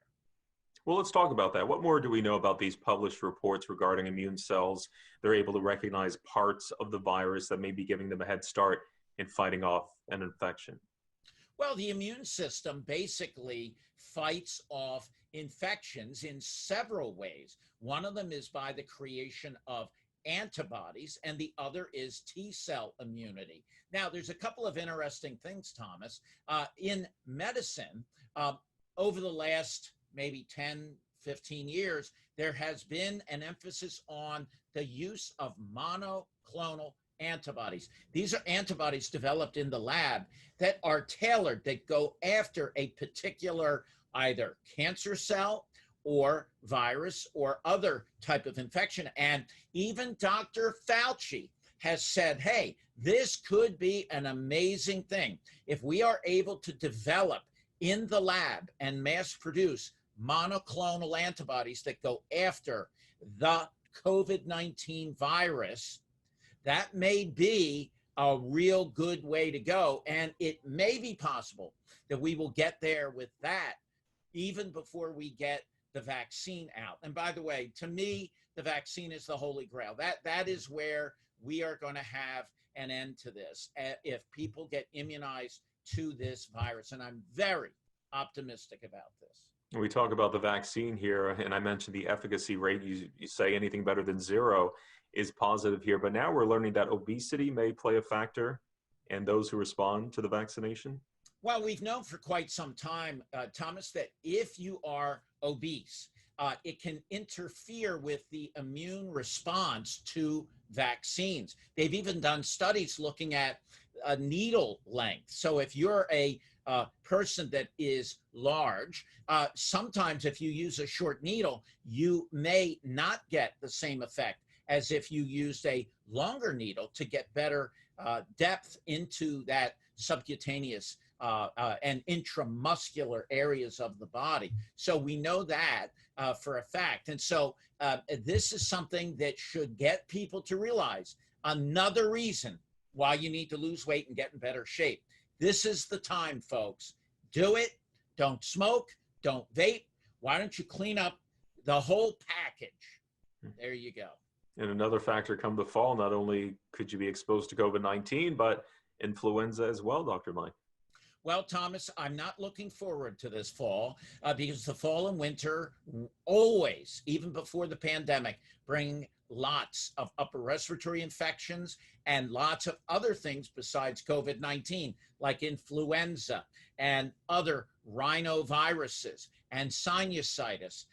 It goes on and on. And so it's going to be a wild ride. I'm already fastening my seatbelt, ready to go. Yeah. Once again, because we do mention a lot of people walking around who are asymptomatic, can you explain the difference once again between asymptomatic, pre-symptomatic? Well, asymptomatic people, Thomas, are people who have very, very little in the way of symptoms. In fact, many people don't even know that they are carrying the virus. The problem there is that they can still spread the virus. That's asymptomatic people. Now, pre-symptomatic people are those who are infected, but not yet to the level where they develop symptoms. And some people have tried to break this down into categories. Well, there's asymptomatic, then there's mild symptoms, moderate symptoms, severe symptoms, and then you're on a ventilator. The problem is that those lines are not written in stone, and there's a lot of blurring of those symptoms. So we have to remember that the big problem with this virus is that you may have very little in the way of obvious signs that you are a sick person with COVID-19, and yet you can be spreading it everywhere. Something to keep in mind. Our daily reminder, Dr. Mike, on staying safe. Well, as I mentioned earlier, Thomas, we need to use this time while we're waiting for experts to come out with effective treatments and effective vaccines. We need to take better care of ourselves. Now, how are we going to do that, Thomas? Number one, we're going to do our civic duty. We're going to wear masks. We are going to socially distance. We're not going to go to large groups of people right now and have a party. Not doing that. Secondly, we're going to work on our own machinery. We're going to get our weight down. If we're smoking, we're going to stop. If we're vaping, we're going to stop. And finally, we're going to get exercise and limit our alcohol intake. If we do all of those things, you will fine-tune your machine and be able to fight this infection, even if you do get it. Now is the time to be more disciplined. We'll take that advice. Dr. Mike Sirigliano with Penn Medicine out of Philadelphia. Great to see you, Dr. Mike. Always a pleasure, Thomas. We continue to roll on here for you on News Now from Fox, showing you the Dow right now as it is really cranking up nearly 300 points as stocks push higher, fresh records in sight, and earnings and service sector data surprise to the upside.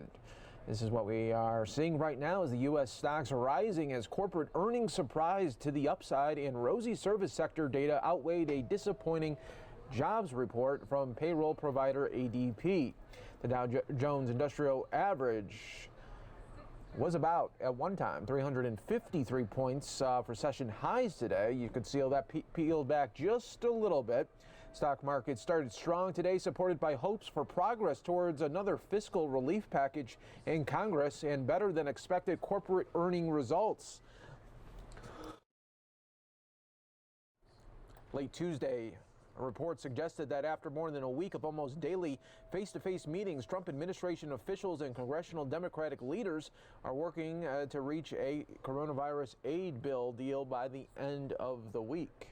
We'll see if that just comes out right now, but that is looking right there at the Dow. Show you right now the look in Florida. Any moment right now, we are expecting the Vice President, Mike Pence, to make some remarks there. You could see he is going to be talking about Life Wins 2020 tour, talking about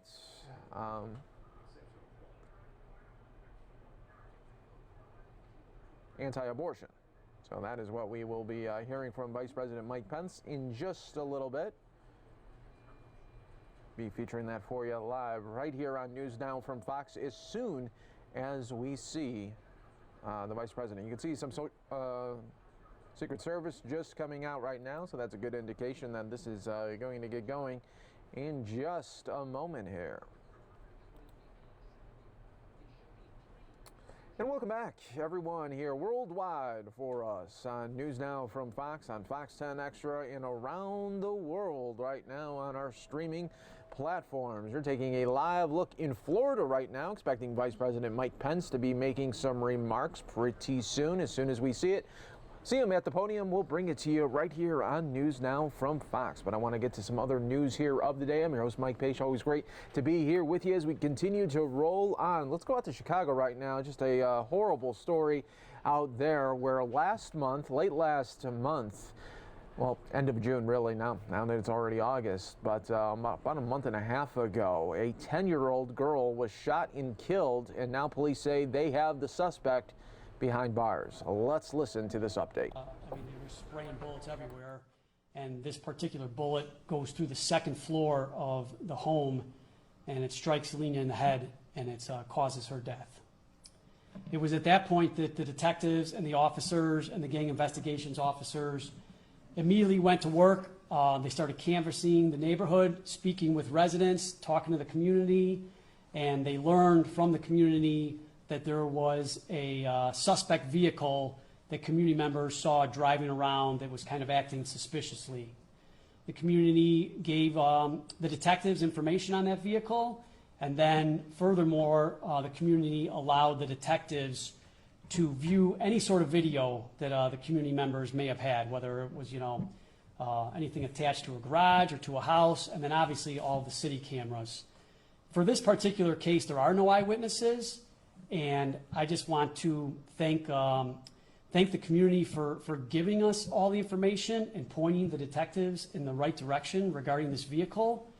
And then I really want to just point out two detectives. I'm not going to give their specific names, but these guys, obviously every murder is important, but when you have a 10-year-old little girl killed, it pulls at everybody's hearts.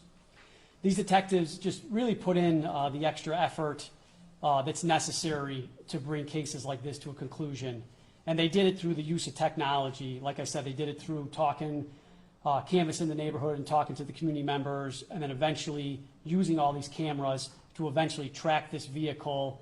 And I'm not going to go into great detail on all the tools that they used, but it was technology and all of the technology tool set that the detectives now have that was able to track the car and eventually put this defendant as the driver of the vehicle when this murder occurred. And he was brought in, he was interviewed, he eventually invoked his right to remain silent. He did not admit to this, but based upon the work of these detectives, we were able to work with the state's attorney's office and secure first-degree murder charges against this defendant.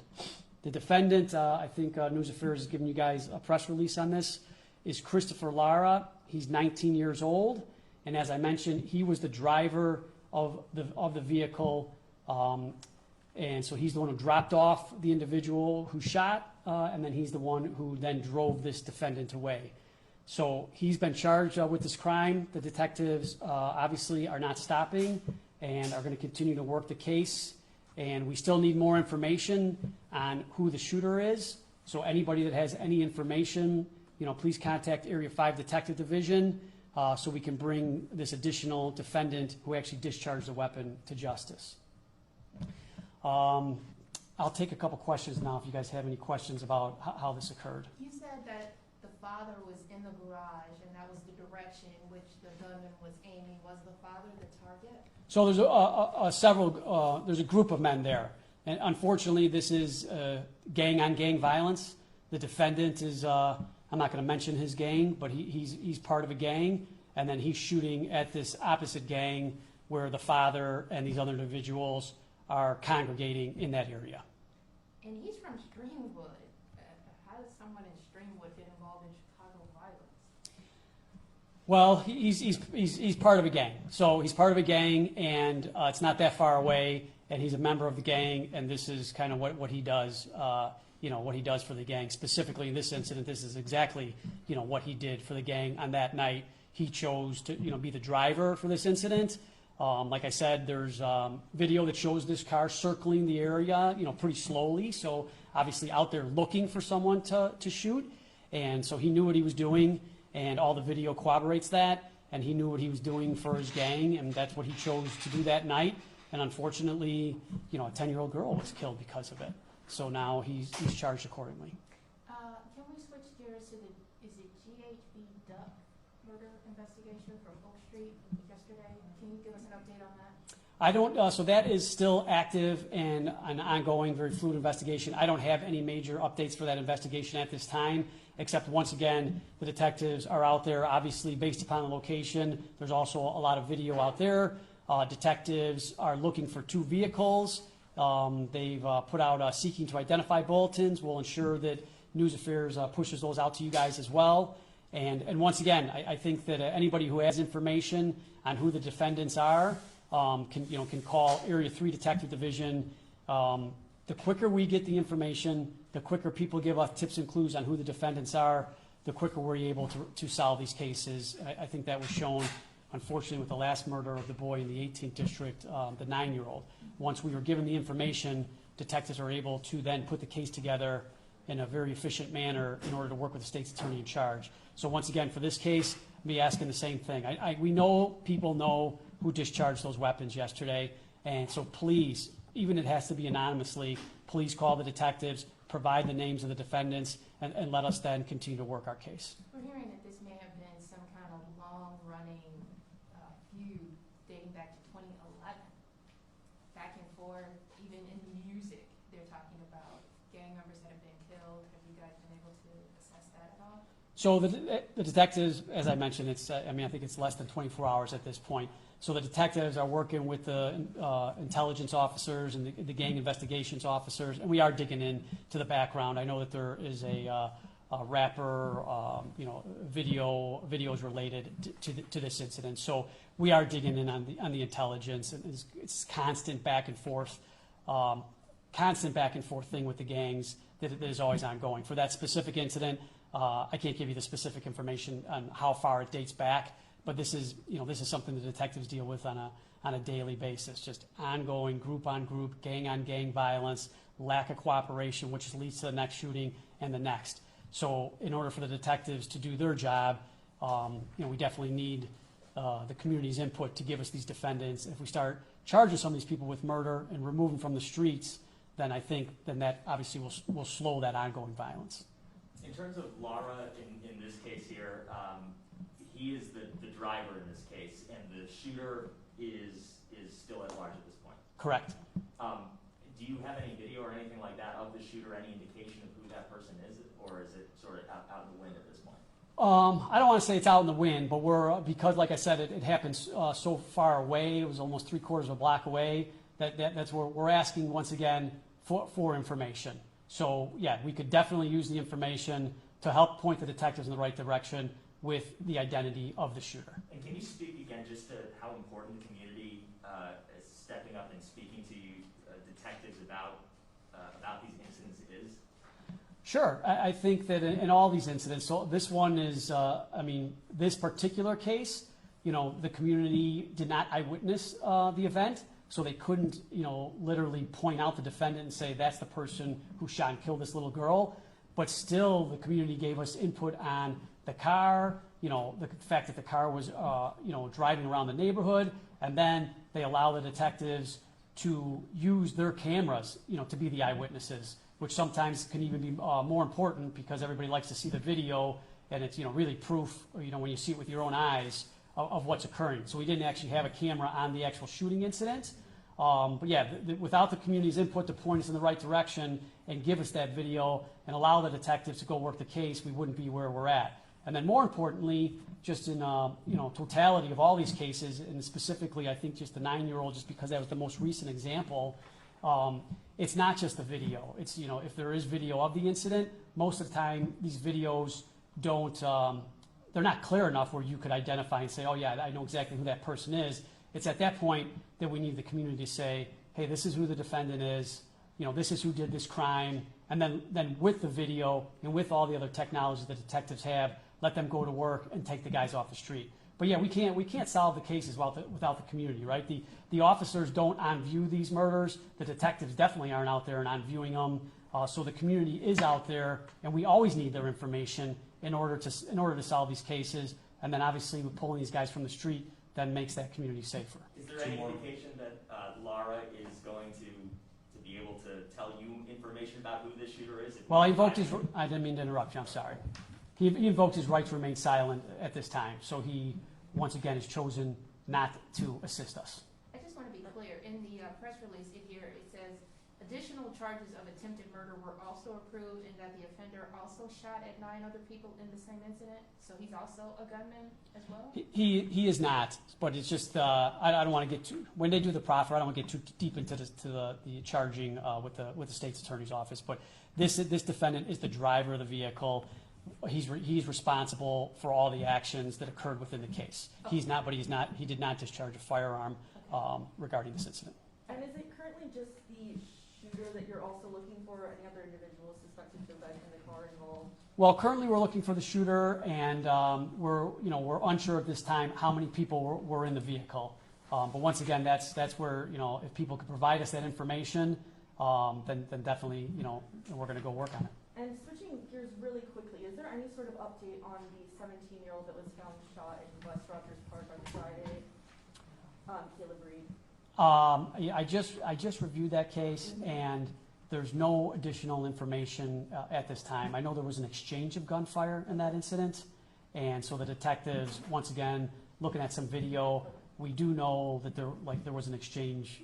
Yeah, there's an exchange of gunfire, and there's more evidence, and we need to talk to more people in order to get a little more information on that case. Was Reed one of the shooters? You know what? I'm not gonna go into that, but I do not believe so. But no. My colleague has a question regarding former House Majority Leader Arthur Turner Sr., who was mistakenly detained by 2 Chicago police officers. Any update into what happened there, what went wrong? No, I don't have any knowledge of that, so we'll have to look into it and work with News Affairs to get back to you. So I apologize, but the chief of detectives, I'm not even aware of that incident at this time. All right, thanks a lot, guys. And the officer who got shot today is doing, I just wanted to give an update, he's doing well. He has a shattered femur, so he's in stable condition. Thank you. Continue to roll on here. News now from Fox as we await Vice President Mike Pence at any moment doing this pro-life event in Florida. He will be speaking as he talks at the Life Wins 2020 tour. We'll be featuring that for you at the Susan B. Anthony List as it happens in full, of course, right here on News Now from Fox. In the meantime, let's go out to Chicago again because it was a big day for the mayor and other city officials talking about they had to make the tough decision to do all classes in the city of Chicago online come next month. Let's listen. 400 cases per day really marks a line in the sand for us, particularly around major things like planning whether to open, one of the largest school districts in the country.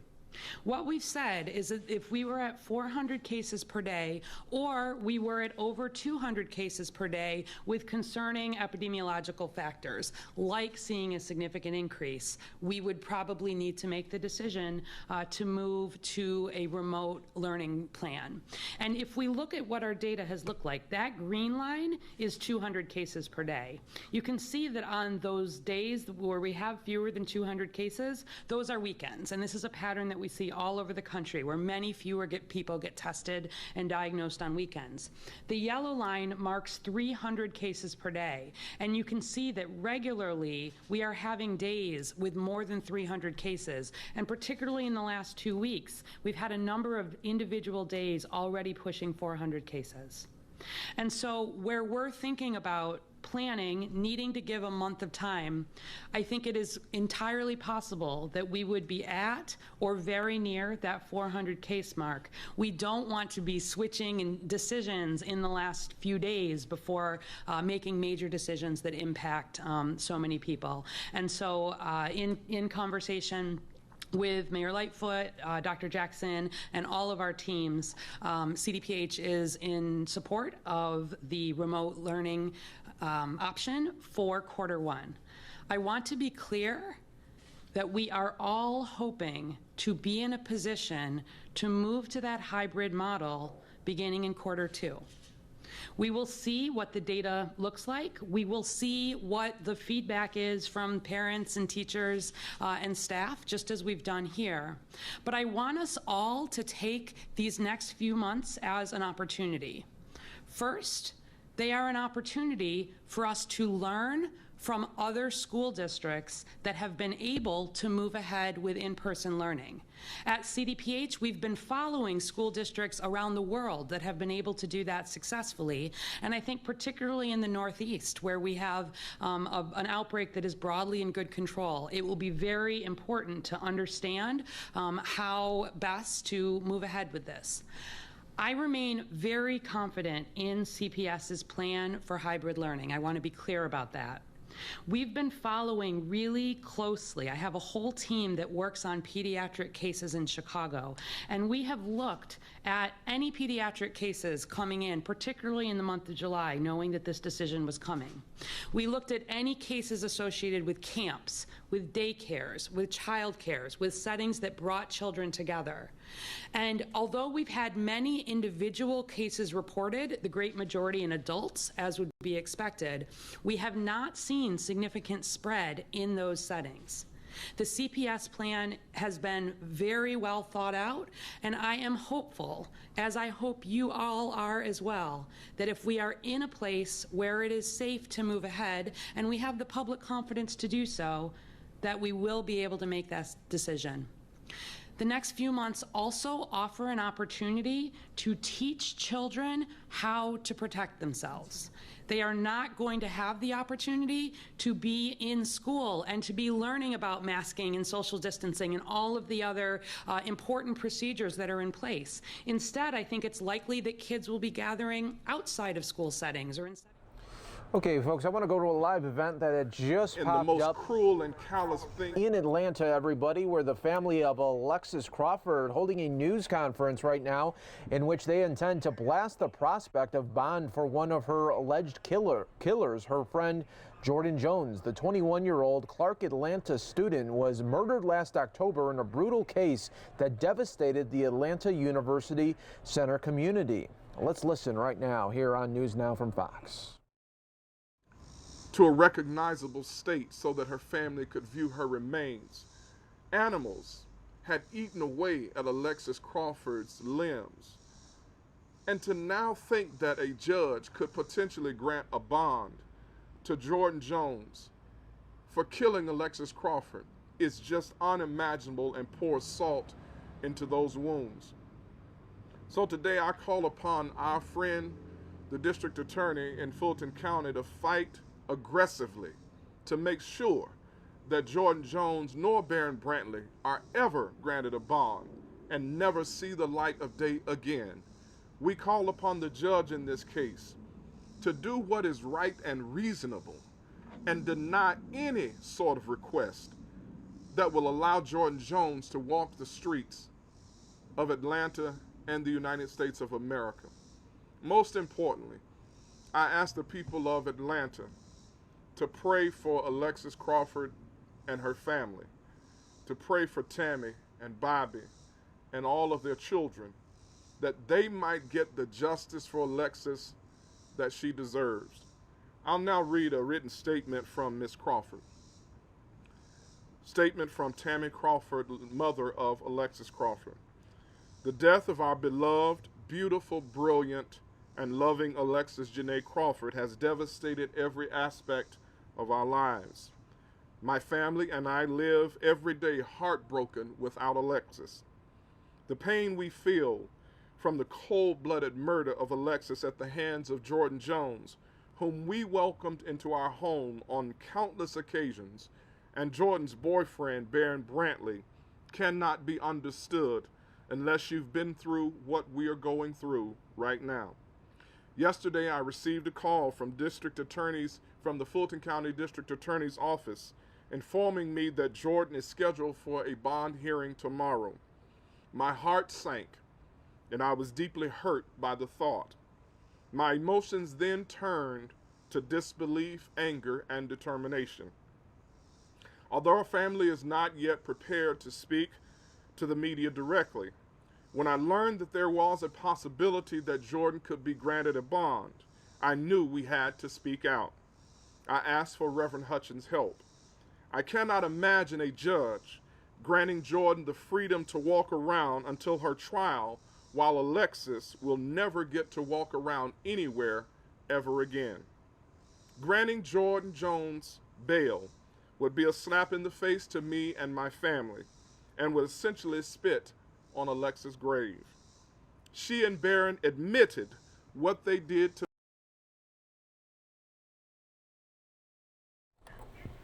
All right, and you can see, well, sometimes those shots just disappear on us, go green, and we'll see if we could get that back for you. We will bring it back here to you on News Now from Fox. In the meantime, let's go out to Florida, where we do have the Vice President Mike Pence event starting up now. This is a pro-life event in Florida.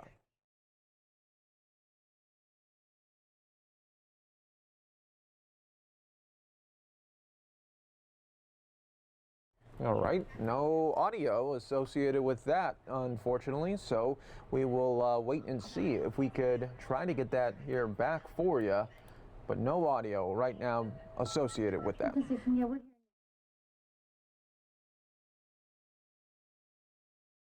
All right, so Fox just telling us they are working on trying to get that audio for us at that Vice President Mike Pence event. We will try to get that for you. A lot of ins and outs going on here, but that's where you see. We always try to go for the live events, and sometimes those live events, well, not always helping us out the best there. So we're taking a live look at the Dow, though. Yeah, it looks like you're resetting that line. 292 points in the green, and we are just being told that Mike Pence event, Vice President Mike Pence, is being now reset. So we'll see if we could get that feed back for you. Let's look now. In this administration and the country as a whole. So I just want to say before we even get started, thank you to Mr. Vice President.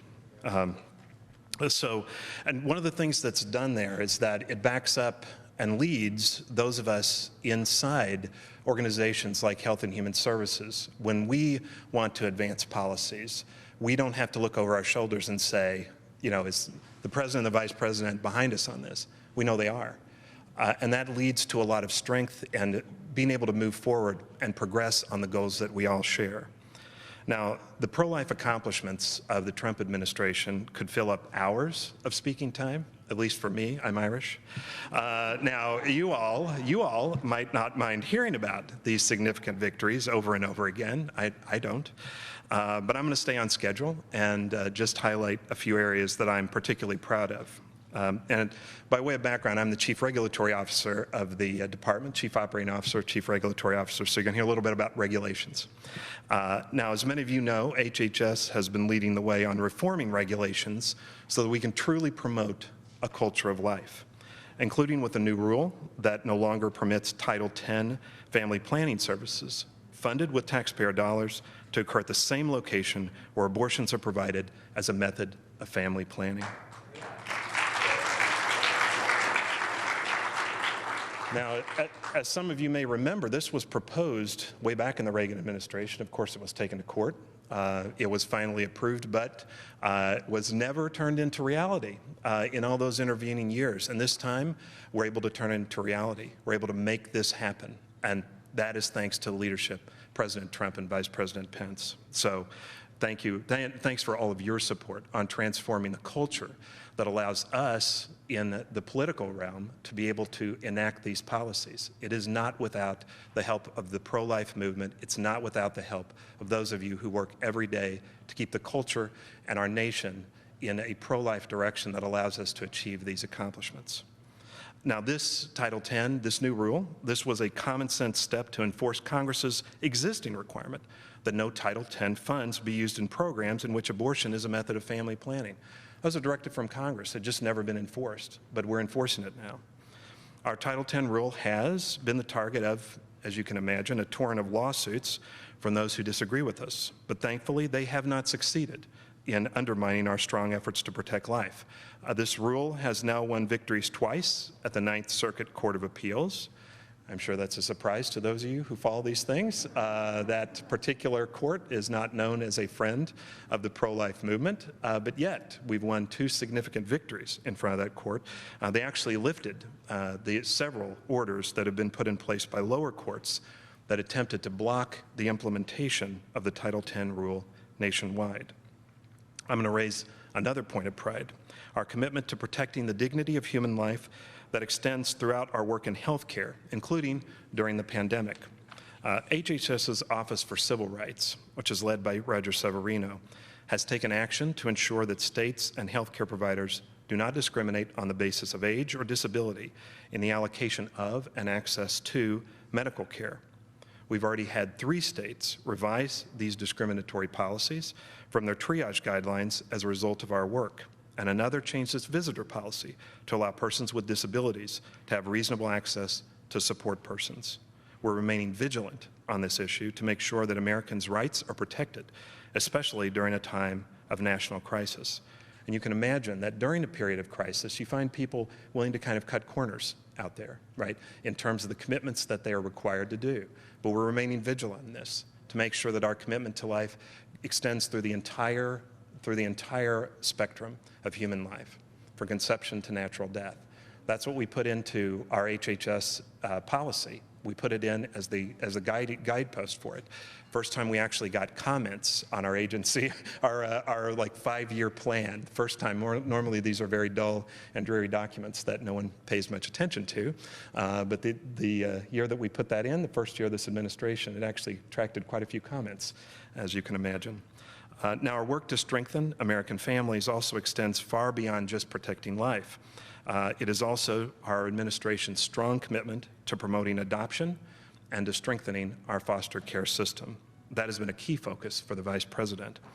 Now, I want you to know that I realize and appreciate this fact. As I mentioned before, behind every court victory, behind every successful administrative reform enacted that protects and promotes life, there are people like you who are dedicated to protecting life and freedom as enacted by our Constitution and protected by our laws.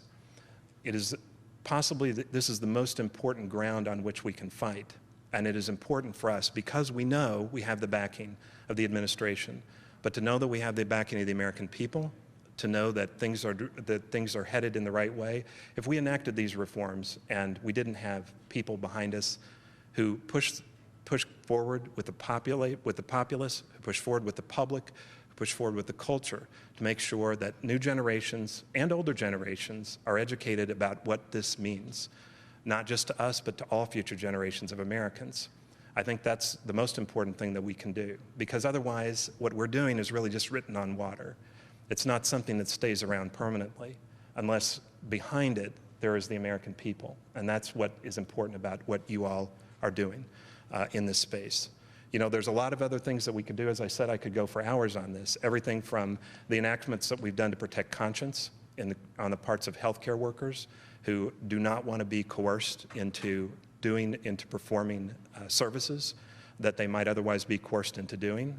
The contraception mandate, the wins in the Supreme Court, all the way along through here, those kind of things that have been attempted to be enacted for really decades in many cases are now enacted. They're in place. And they serve as, I think, a high watermark for any administration in the future, no matter what, to aim at.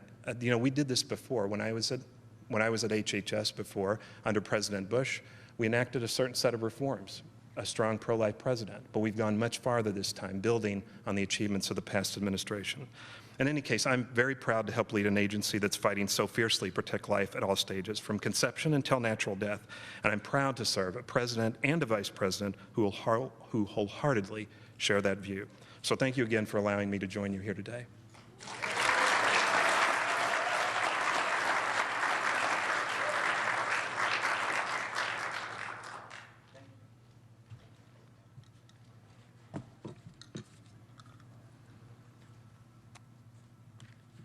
Once again, I would say this is the most pro-life administration in history. Things that couldn't even be accomplished in the Reagan administration have been accomplished by President Trump and Vice President Pence. And has there ever been a time in our history where there was more of a contrast? Look at what the other side wants. Abortion for any reason, at any time in the pregnancy, paid for by your tax dollars, and wait. Not even up just to the moment of birth, but after birth, infanticide. What a contrast there is. What an incredible thing it is to see the Vice President of the United States so devoted to protecting the lives of innocent unborn children. Let me tell you about my friend, Mike Pence. The first time I saw him, my husband, Steve, who's with me here today, and I were in Washington, D.C. right after my election to Congress, and we were at orientation. There were all sorts of leaders from both parties there telling us how to find our way through Congress. But the presentation that really caught my attention was one by Mike and Karen Pence. They talked to us about taking care of our families and keeping our families close. You know, all of a sudden we had a title. All of a sudden, people thought our jokes were funny, but the Pences were telling us, take care of your family, because when you're done with this, and it all happens, we want you to have your family intact. So I was very impressed then. A little later, as a freshman in Congress, John Carter from Texas invited me to go to a Wednesday morning Bible study. And I wanted a real Bible study, and this was just members, and I was so happy to be included in that. And Mike Pence was also a member of that Wednesday morning group. And I tell you, we talked about our situation, we prayed for our families together, we shared there's a lot of stress sometimes, and I can tell you, when I walked into the chamber to cast votes, if I looked across and I saw one of those people in that Bible study, I was encouraged.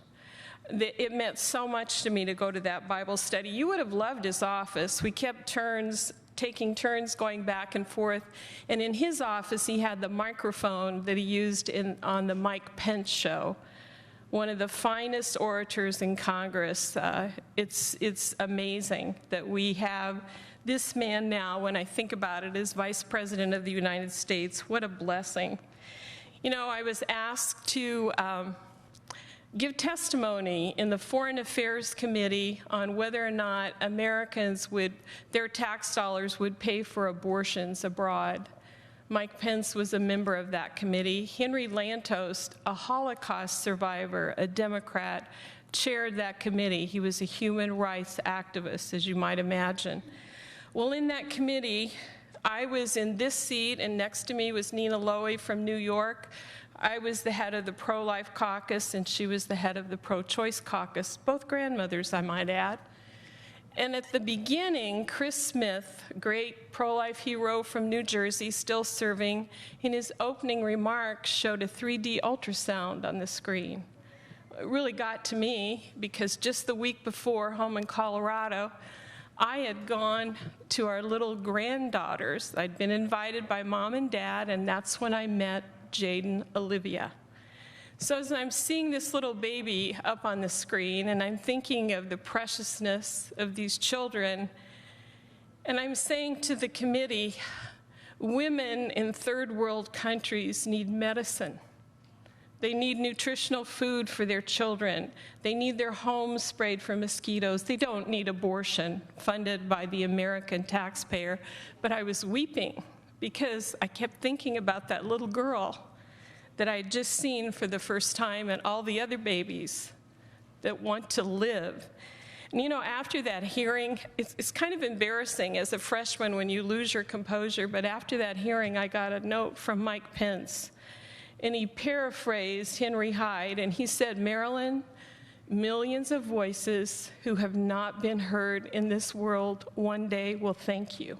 And you know what? They're going to be thanking you too, all of you. So Mike Pence has a very special place in our hearts, Steve and I, as we think of him. We were privileged just a few years ago, well actually it was 2016, to bring 3 teenage grandchildren to the March for Life. And Vice President Pence hosted an event the night before for pro-life leaders in Washington, D.C. We got to take our grandkids there, and Mike Ferguson served with us too, and the Vice President comes in with Karen, and he goes, hey, Mike, Marilyn Musgrave's here. Oh my goodness, how humbling. So Karen Pence said, come on over for a picture. And she made sure that all of our grandchildren were in that picture. And you know, going to the march is a defining moment for many young people. But can you imagine them getting to meet the Vice President and his wife and seeing how committed he was to life? And I love the story that Mike Pence told that night. He said he had been talking to the President a few weeks before, and he said, Mr. President, hundreds of thousands of people are going to be coming to Washington, D.C. for the March for Life. And he said, the President looked at him and he said, what is that? Why don't I know this? And he said, Mr. President, you don't know it because the national media does not cover it. But hundreds of thousands of people come to this city on the anniversary of Roe v. Wade because they are standing for life faithfully through all these years. And you know, one of the most beautiful things that I thought of at the crisis at the pregnancy care clinic today was that the President had his daughter with him. And as I think of the grandchildren, I think of Charlotte, I think of the generation and the beautiful people at Susan B. Anthony List that I work with that are infusing all of this energy and talent and passion into the pro-life movement. And how blessed we are, may I say it again, to have the most pro-life president ever, the most pro-life vice president ever, and ladies and gentlemen, the Vice President of the United States, Mike Pence.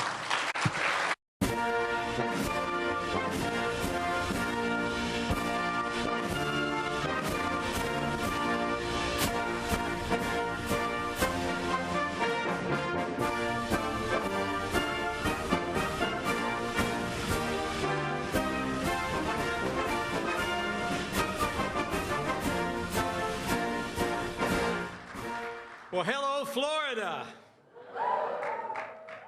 Thank you so much for that wonderful welcome. To my friend Marilyn Musgrave, to Deputy Secretary Eric Hargan, to State Representative and future Speaker of the Florida State House, Chris Sprowls.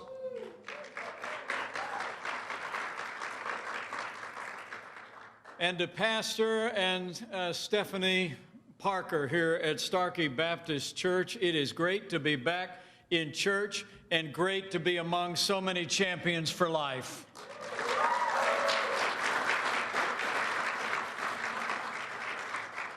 And it's a joy to be here with the Susan B. Anthony List. Founded in 1993, now a network of more than 800,000 Americans. SBA is the most effective pro-life grassroots organization in America.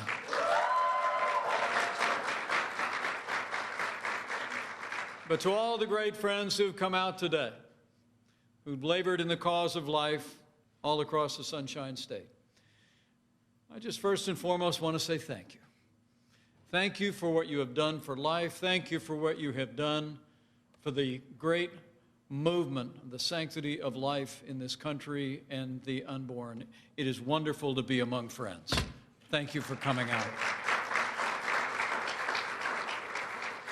And speaking of friends of mine, allow me to begin by bringing greetings from another friend of mine, a man who loves the state of Florida, and a man who is the most pro-life president in American history.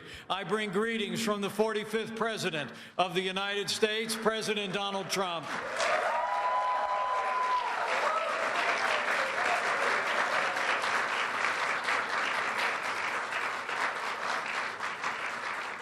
It really is good to be with all of you today as we approach a time for choosing for the American people. But as we gather today, I don't have to tell people here in Florida that we're also living in a time of testing. Here in Florida and all across America, we have faced challenges in the midst of the coronavirus pandemic like many of us have never seen in our lifetime. And I must tell you, I'm proud to serve alongside a president who has put the health of America first from day one, and we are grateful for the leadership of Governor Ron DeSantis all across the state of Florida. And as I heard yesterday at the White House Coronavirus Task Force meeting, because of the governor's leadership and the cooperation of the people of Florida, we're seeing encouraging trends all across the state of Florida and all across the Sun Belt. And I want to commend each and every one of you. The role you're playing in putting the health of your neighbors and your family members and people you don't even know first. And I'll make you a promise. On behalf of the President and our entire team in Washington, we're going to continue to bring the full resources of the federal government to bear to make sure the people of this community and this state have the testing, the medical supplies, and will continue to develop medicines and vaccines until we put the coronavirus in the past and open up Florida and America bigger and better than ever before.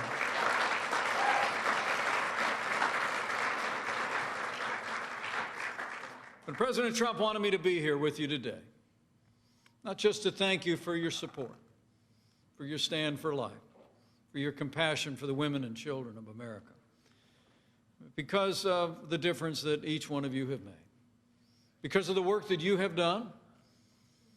We now have a pro-life champion in the White House. We have pro-life leaders in state houses across the country, a pro-life majority in the United States Senate, and we have principled jurists in record numbers in our courts across the land because of what you've done. Life is winning in America.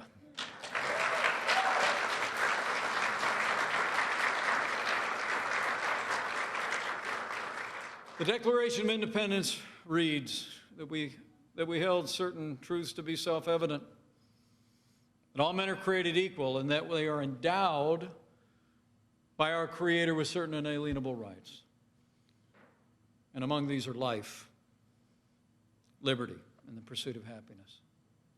Those words changed history, and they also put life at the center of the American experiment.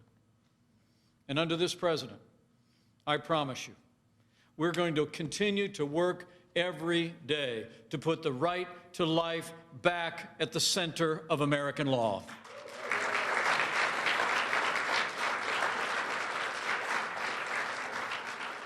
"47 years ago, the Supreme Court of the United States turned its back on that foundational right.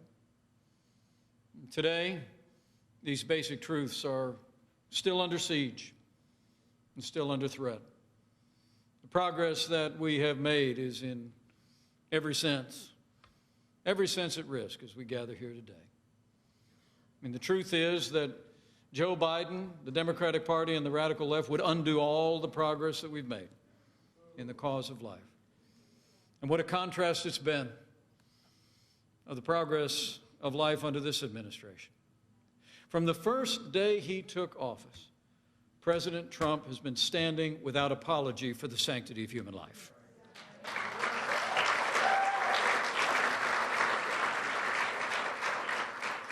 It would be just after we were in office a few days that the president reinstituted the Mexico City policy, making sure no taxpayer dollars would ever go to promote or provide abortion around the world, and then he expanded it a year later.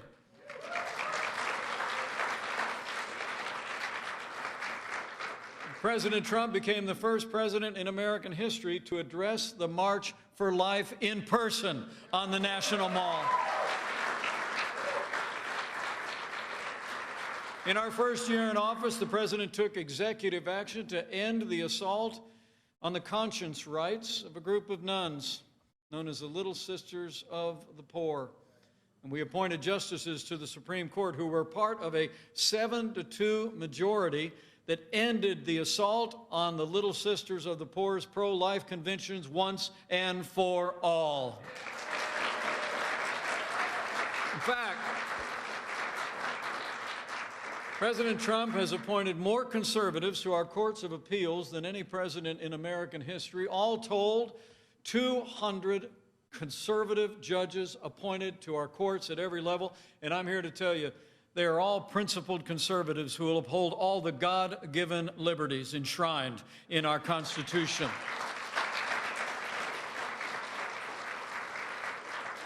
But I must tell you, one of the greatest privileges I've had as your vice president was in my role as president of the Senate. I was able to cast the tie-breaking vote on a bill that allowed states across the country to defund Planned Parenthood, and President Donald Trump signed it into law.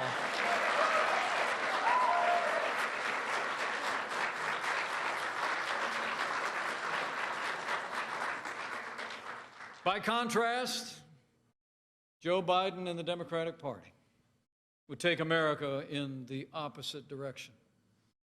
After years of his party endorsing or tolerating what had come to be known over the decades as the Hyde Amendment, which prevented taxpayer dollars from being used to support abortion, now Joe Biden and the Democratic Party have literally abandoned their support for the Hyde Amendment and have pledged to use taxpayer dollars to fund abortion at home and abroad.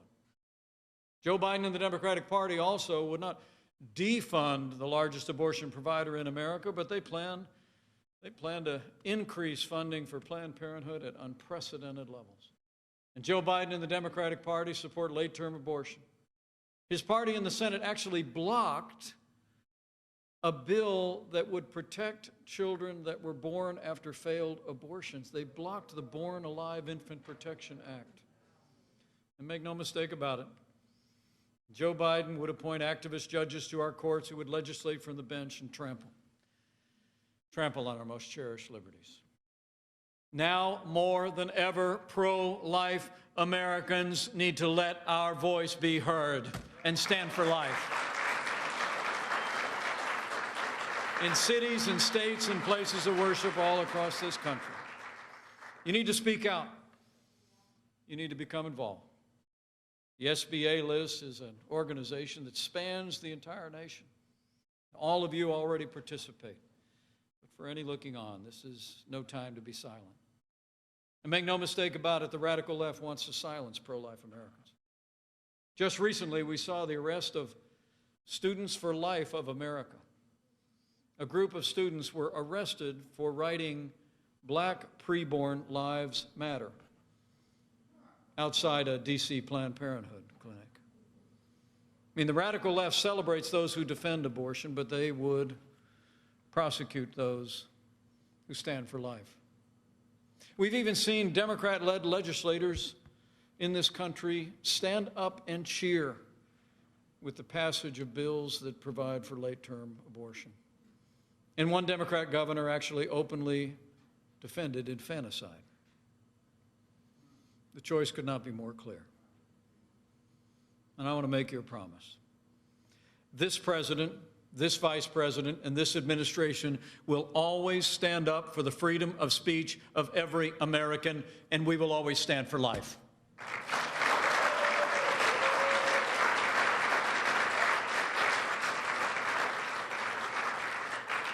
As the Bible admonishes us, we are to, and I quote, speak up for those who cannot speak for themselves. And so the people in this movement have done every day since that day 47 years ago. And because you've spoken up, because you've stood up, because you've stood with those men and women who've stood for life in the public square, life is winning in America.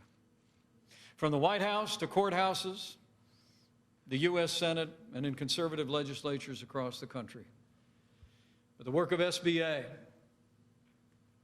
has never been more important. We've made great progress. And I think life is winning because of the activism that you all are a part of in this country. But I also believe life is winning because of the compassion and love that have been shown to women facing crisis pregnancies all across this country now for decades. The pro-life movement is defined by generosity, compassion, and love for women and unborn children.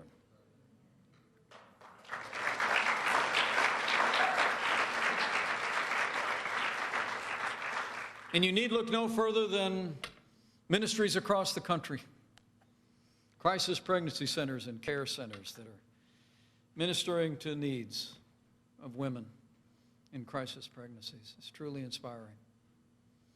I stopped by one on my way here today once I landed here in Florida. It's a clinic called A Woman's Place.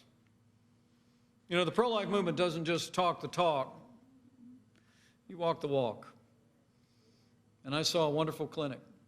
I heard about all the volunteers that stepped forward along with registered nurses and healthcare professionals. The place is literally every day bustling with people ready to not just stand for life, but stand with women facing the most difficult circumstances in their lives. A Woman's Place, I learned, is part of New Life Solutions. It's a ministry that's been here in Pinellas and Hillsborough counties for 35 years. And their compassionate work has saved 10,000 babies' lives.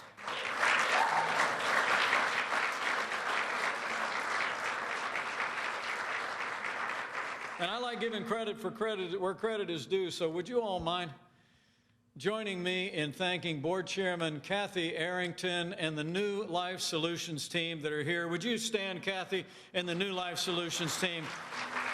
Let's show them how much we appreciate the way they put feet on their faith every day.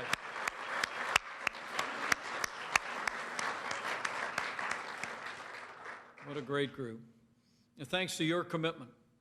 For 35 years in this community and in cities and towns all across America, I'm proud to report to you that there are now far more pregnancy care centers in America than abortion clinics. That is progress. And life is winning in America because of all of you. In fact, I saw that work firsthand today. We had a few minutes to meet a woman whose life was changed when she visited A Woman's Place. Kia told me she was 40 years old. She's pregnant, a single mom. She already had a little boy in the home, and she didn't think she was able to become a mother again. She picked up the phone, she scheduled an appointment at Planned Parenthood, but before she went, she said she heard about a clinic that offered free sonograms. So she went. And for the first time, in that little room where I was just standing, she caught a glimpse of her little boy. And Kia chose life.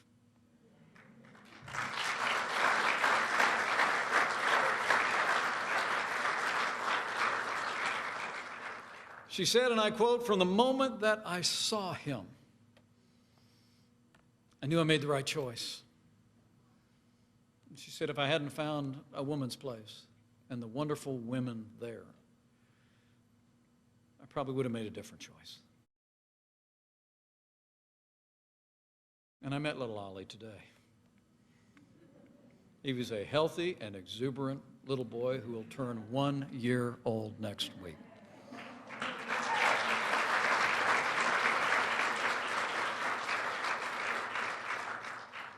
That's the difference this movement has made. One life at a time. One family at a time. And that's the difference the SBA list makes. The difference everyone working in this movement has made in the lives of women and children all across this country. And I just really wanted to come by to say thank you and to urge you on. Life is winning in America, I truly do believe, because of that compassion, that care, that love. There may have been those in 1973 that thought that this movement would someday fade out. But the American people cherish all our God-given liberties. The American people cherish the right to life. And we will stand in this movement until we restore the right to life to the center of American law. I believe it with all my heart. So from the White House to the courthouse, care centers, life is winning in America, but it's winning in one other way that I think is worth remembering. I think life is winning hearts and minds in the rising generation. Young people today are rightly seen by the tens of thousands on our national mall as a new pro-life generation, and so they are.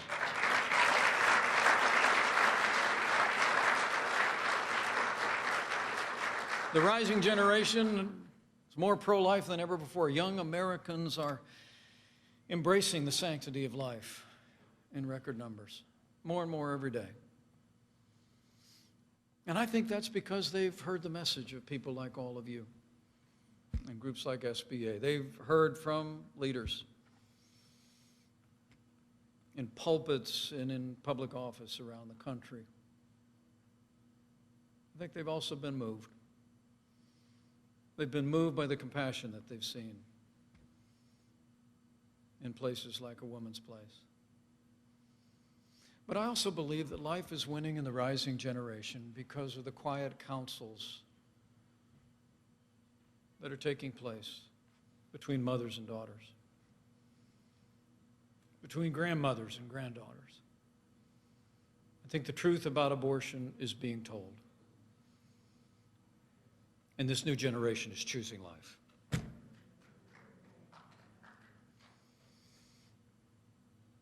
As one pro-life advocate recently wrote in her column in the Washington Times, and I quote, "If our generation is to be concerned with the disenfranchised, with the marginalized, with the oppressed, and the outsider, the unborn child fits all these descriptions."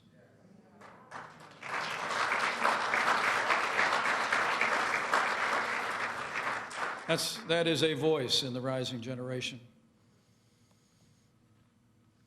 And it's also the voice of my daughter, Charlotte.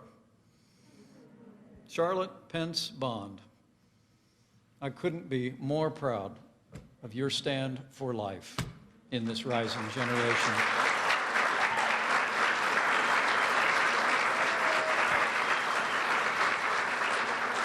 So proud of you. So life is winning in America.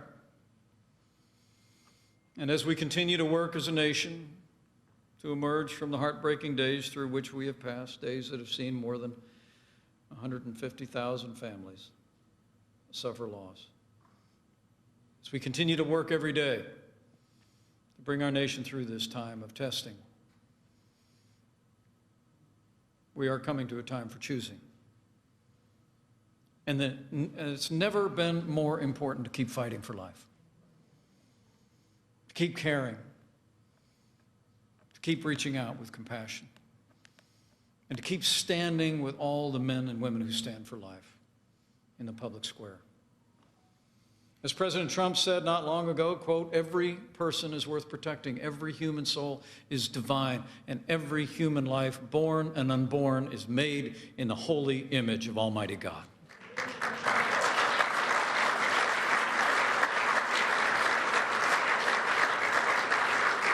And I promise you, this president and I will stand for life. We'll stand with women in crisis pregnancies. And we'll continue to deliver on the promises that we've made, not just to the people of a movement or a cause, but to the highest ideals of our nation, including the unalienable right to life. And in the days ahead, as you labor in this movement, remember, I believe with all my heart that the men and women of the pro-life movement do not fight alone. He who said, "Before I formed you in the womb, I knew you," fights with you.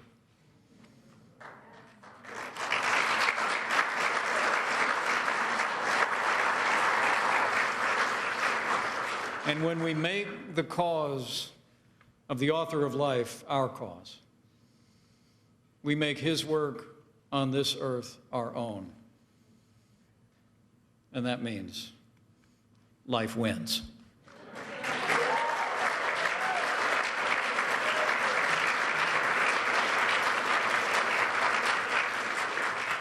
So life is winning in America, men and women of SBA and of this movement. But our work is not done yet. Alice de Tocqueville, it is attributed to have said, "America is great because America is good. If America ceases to be good, America will cease to be great." But I truly believe, with your continued support, with your dedication to the cause of life, we'll build on the extraordinary progress we've made these last 3.5 years. We'll continue to see pro-life men and women of principle elected and re-elected from the White House to the State House. And the day will come when we restore the right of life to the center of American law, and we will make America great again. Thank you very much. God bless you for all you do. And God bless America. And that's Vice President Mike Pence wrapping up in Florida at this pro-life event at the Susan B. Anthony List Life Wins 2020 Summit. We got more coverage here for you from around the country right now. We have another live event that we want to go to right now. We are getting an update in Philadelphia. You know, they had major flooding when the tropical storm pushed through yesterday, and we're going to show you some of those images while we're showing this live news conference. I mean, there was cars buried underwater and a lot of other images that we are going to show you as well during this really massive flooding in the Philadelphia area. Live listen right now. For us, we expect this is going to be a long duration recovery event. We were in touch with FEMA and PEMA yesterday, talking about damage assessments.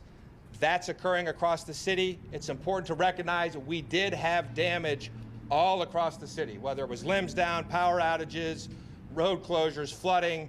The hardest hit neighborhoods were the ones that we've mentioned, but we know there's damage everywhere, and we're going to get everywhere. It's going to take some time because this was an event that really covered the entire city.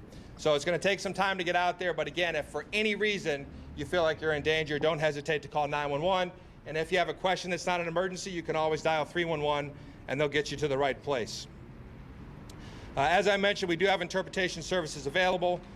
As far as assistance packages, we don't know what's going to be available yet.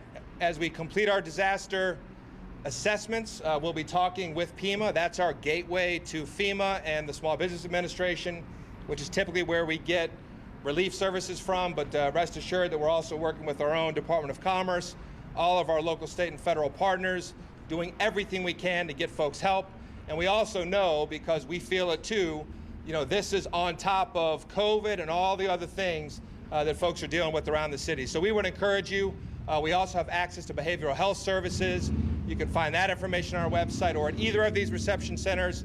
And again, we also would encourage people to do, and I saw this everywhere I went this morning, neighbor helping neighbor. That's what we're about in Philadelphia. So if you haven't heard from somebody, check on your neighbors, check on your family members, make sure they're okay, and don't hesitate to call us if you need help. I want to introduce Mike Liberi and Kate O'Connor from SEPTA to talk about the situation with the barge and the bridges. Thank you, Commissioner. Thank you, Commissioner.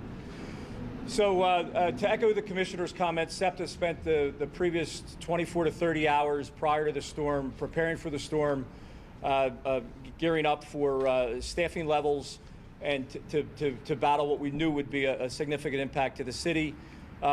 We manned the city's OEM, and we opened up our own operations control center.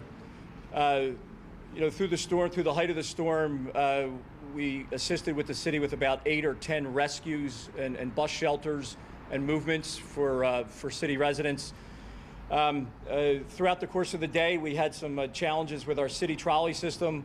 I was happy to report by this morning all our city trolley services were back in effect. Our Market Frankford Broad Street line was uninterrupted. The biggest impact was to the commuter rail system, and our commuter rail system through flooding. You can find our page and also sign up for Ready Philadelphia. For us, we expect this is going to be a long duration recovery event. We were in touch with FEMA and PEMA yesterday talking about damage assessments. That's occurring across the city. It's important to recognize we did have damage all across the city, whether it was limbs down, power outages, road closures, flooding. The hardest hit neighborhoods were the ones that we've mentioned, but we know there's damage everywhere, and we're going to get everywhere. It's going to take some time because this was an event that really covered the entire city. So it's going to take some time to get out there, but again, if for any reason you feel like you're in danger, don't hesitate to call 911. And if you have a question that's not an emergency, you can always dial 311 and they'll get you to the right place. As I mentioned, we do have interpretation services available. As far as assistance packages, we don't know what's going to be available yet. As we complete our disaster assessments, we'll be talking with PEMA. That's our gateway to FEMA and the Small Business Administration, which is typically where we get relief services from, but rest assured that we're also working with our own Department of Commerce, all of our local, state, and federal partners, doing everything we can to get folks help. And we also know, because we feel it too, this is on top of COVID and all the other things that folks are dealing with around the city. So we would encourage you. We also have access to behavioral health services. You can find that information on our website or at either of these reception centers. And again, we also would encourage people to do, and I saw this everywhere I went this morning, neighbor helping neighbor. That's what we're about in Philadelphia. So if you haven't heard from somebody, check on your neighbors, check on your family members, make sure they're okay, and don't hesitate to call us if you need help. I want to introduce Mike Liberi and Kate O'Connor from SEPTA to talk about the situation with the barge and the bridges. Thank you, Commissioner. Thank you, Commissioner. So to echo the Commissioner's comments, SEPTA spent the previous 24 to 30 hours prior to the storm preparing for the storm, gearing up for staffing levels and to battle what we knew would be a significant impact to the city. We manned the city's OEM, and we opened up our own operations control center. Through the height of the storm, we assisted with the city with about 8 or 10 rescues and bus shelters and movements for city residents.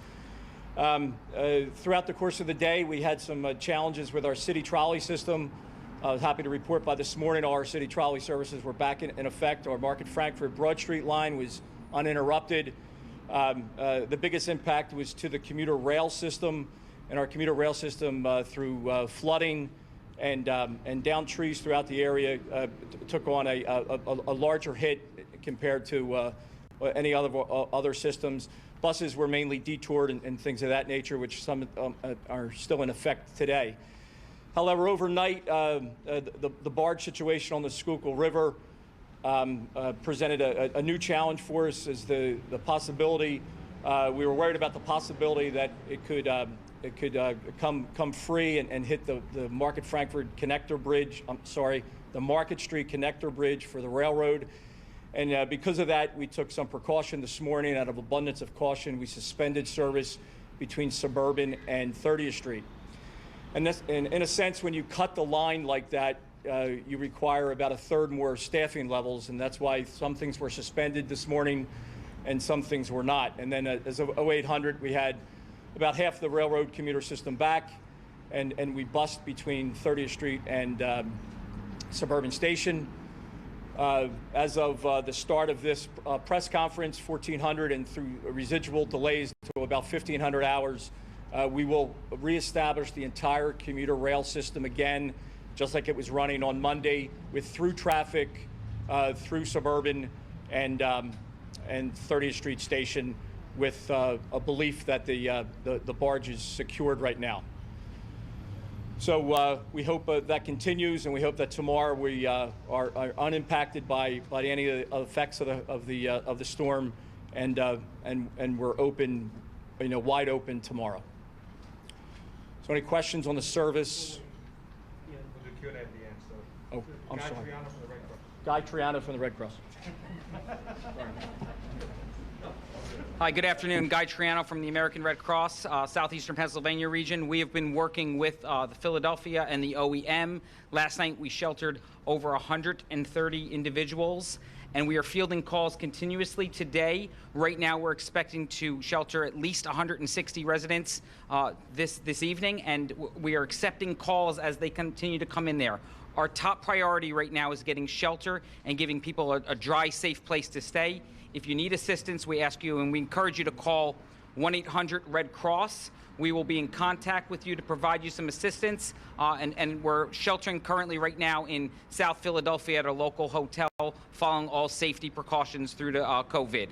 We're also working with OEM down in South Philadelphia to provide recovery kits and cleanup kits for individuals that may need that as well.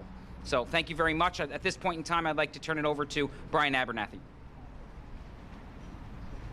Thanks, Guy. And now we are going to take questions. Yes, ma'am. Brian, question for you in the city. We know that trash is an issue. So basically, how impactful was the issue that was already going on with the trash and all of this water within the sewages, residents talking about it, that, it rains just on a regular day and it's already an issue. So with this, how impactful was it? Sure. So, look, these are areas that have had challenges for a number of years. Unfortunately, the residents of Eastwick and the residents of Manayunk have had to deal with flooding for years and years. And so certainly we've seen,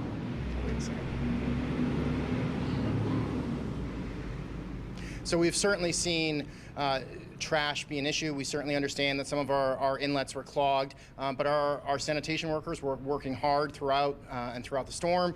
We had water department crews out all day yesterday, and they're out today making sure that those inlets are clear. So we're doing everything we can. So certainly did it contribute? Possibly. Was it a major factor? We don't think so. And Commissioner Teal, I don't know if you want to add anything? Yeah, I just want to echo that. As I drove around Eastwick today, I saw our streets workers, as dedicated as they are. I mean, these folks are incredibly dedicated. They do a lot more than pick up trash, and they're going to be doing that now. But yesterday, during the height of the storm, we had water department workers out with vacuum trucks, manually clearing drains, doing everything they could. And I know Streets is out there this morning because I've seen them everywhere across the city. We know they're doing their best under very difficult circumstances. The other thing I want to mention briefly is we are not accepting donations. I know people might want to help. We're not accepting donations at either one of those reception sites. There's other ways to donate. If you go on the city website, you can find some of those things out. And folks might be asking, what should I do if my property was affected? Take pictures, document the damage, contact your insurance company if you have flood insurance.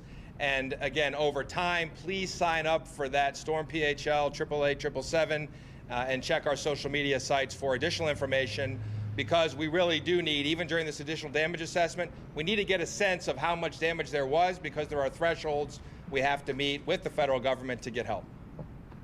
Question, is there anyone here who can speak with the Army Corps of Engineers regarding the barge? Yes, there is. Can we get your assessment right now of any damage, or just what the assessment is at this point? So as far as the damage to the infrastructure of the bridge, I'll kind of defer that to PennDOT. But as far as the current status of the situation, so after careful deliberation with all of our partners here today, what we're planning to do as far as the course of action is bring some barges up that the contractor will bring forward. The limiting factor right now is that with the heavy recent rainfall, the water flow velocity is preventing the barges from coming up the river. So we expect that roughly sometime midday tomorrow, early afternoon, as far as when the barges can come up onto the site. Other barges are helping get it out, or is it? I'm sorry, tugboats. Tugboats to go onto the barge, right. Can you say that again? The tugboat phrase, is that what Yeah, you just said? sure. So there's 3 tugboats that we're planning to bring up the river to the location of where the barge is stuck at the I-676 bridge. That time frame as far as when they're able to come up the river based on the river velocity, we're expecting that to be sometime early afternoon tomorrow. And then can you recap again how it happened in the first place, how they got loose? So that's something we're still looking into as far as the exact cause. So no definitive answer on that.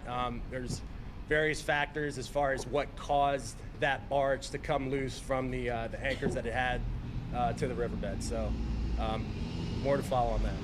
Was there a mistake in how it was secured which led it to being loose?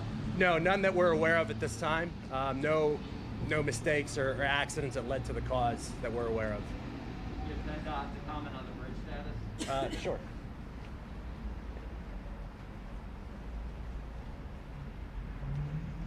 Good afternoon. So basically what PennDOT did for the majority of today was mobilize a bridge inspection crane and a team of certified safety bridge inspectors to go out and take a look at the bridge. There were some minor structural issues that were discovered with the bridge, but nothing that compromises the structural integrity of the bridge itself. So with the location of the barge, it is stabilized, it is off the bridge currently based on the water receding. So we are going to do further inspections because the positioning of the barge right now isn't allowing us to access all points that we need, but there are no visual indications whatsoever with the inspections that were done that there are any major significant structural issues with that bridge. So we expect that tomorrow when the Army Corps of Engineers and their contractor do retrieve those barges that we should be able to open up traffic at the end of those operations being successfully completed. So you expect to open up once they're removed?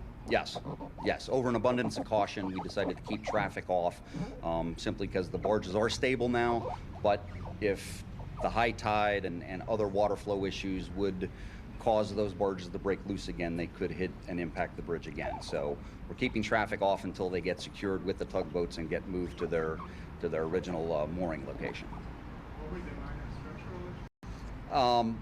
There's a small stiffener bracket that was bent. That's all that we found right now, and that will have to be repaired into the future, but it doesn't have any immediate threat of the structural integrity of the bridge. Stiffener bracket is if you have a large, deep bridge beam, a stiffener bracket is welded up and down on the bridge to prevent the beam from buckling. So it's just bent over and kinked a little bit. The bridge is not in jeopardy of falling down or a catastrophic failure. And we will put a contract out to replace that, in a couple weeks after the barge is removed. Well, thank you. For the city, any idea how much the damage estimated may cost? I guess in a word, no, but it seems meaningful. And again, a lot of this depends on what your frame of reference is. As I've gone around, I've heard people say, and we know this, it's flooded here before. We're used to this, but this was bigger than what we're used to. So we do think this is probably something like an 8 or 10 year event. A lot of this was more than nuisance flooding. I mean, the folks in Eastwick, they're pulling stuff out of their homes. There are cars that are being opened up. Manayunk, we had cars floating. We had significant damage to buildings. So we think it's enough damage. We hope it's enough. I shouldn't be hoping it's enough damage. We would rather there's no damage. But we want to get a good assessment. So I really won't be able to answer that question for a while because we have a lot of areas that we need to get to. And rest assured, that's a major effort. We have a lot of boots on the ground across the city from multiple agencies that are working on that. But I would estimate easily it runs into the millions of dollars. All right. Thank you all. That was the update from Philadelphia officials. As you can see, just this horrible flooding there in the northeast part of the city as we take a look at some take playback of Sky Fox in the air there. Not looking good, as a lot of homes have a lot of damage right now, as you can see right there. Neighborhoods just flooded. Well, let's continue to roll on here. Another live event that we have here for you. In Virginia we go to a COVID-19 update. Impact for testing. I'm wondering, obviously this pandemic has been going on for a while, and you've often spoke about the lack of national leadership on testing. So why is this compact just coming about now? And then also any timeline on when Virginia can expect to get those 500,000 antigen tests? Yeah, it's a great question, Jackie. Why is this compact to work with other states? Why is it happening now? Literally because we've had enough. We as in governors. And, you know, as you know, I met with Dr. Birx about a week ago now. She validated what we're doing here in the Commonwealth with our testing, with our tracing, with our guidelines to wear masks, to wash our hands, to keep our social distancing. And there's just been a total disconnect. That message hasn't been coming from the White House, and also the support that we need. And you've heard me talk about fighting a war. We've been asked as governors to fight a biological war without supplies. We have competed from the beginning for PPE. We have competed for testing supplies, for the capacity to do the number of testing. And despite no leadership, no guidance, we're where we are today. And I'm very proud, and I know a lot of the other governors are as well. I just got off a call from the National Governors Association talking about some of these very issues. But we know that this pandemic is here for at least months until we're able to get a vaccination. So we've got to look at other means. And the way we look at other means is by working together as governors. There is power in us working together, purchasing power, and also a message to the vendors of these tests that we're serious about this, that if they will manufacture these tests, that we're going to be in a position where we'll contract with them, obtain the testing, and as I said, and I think part of your question, 500,000 of the quick antigen tests, 15 to 20 minutes of return, whether you're negative or positive, is going to be very helpful. And as we move forward, we'll announce when that is. We don't have a timeline set as of yet. Sarah Rankin with the Associated Press.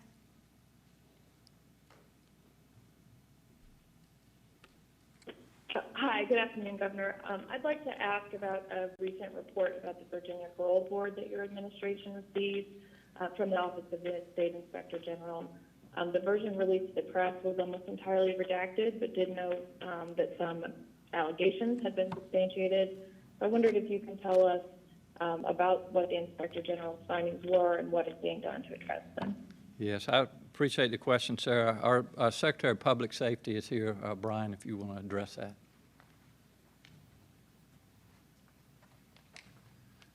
Thank you, Governor. Yes, as you know, the question is with respect to the Parole Board's actions, and there were a number of anonymous complaints. So SIG, Office of State Inspector General, investigated them. They issued a report that was heavily, if not all, redacted, and we are working with the lawyers to see if we cannot release much of the information, certainly the allegations, certainly the Parole Board's response, because again, in working with the Parole Board, they are adamant that they follow their policies and procedures and would like them to have the ability to explain and defend their decision. So that is a work in progress.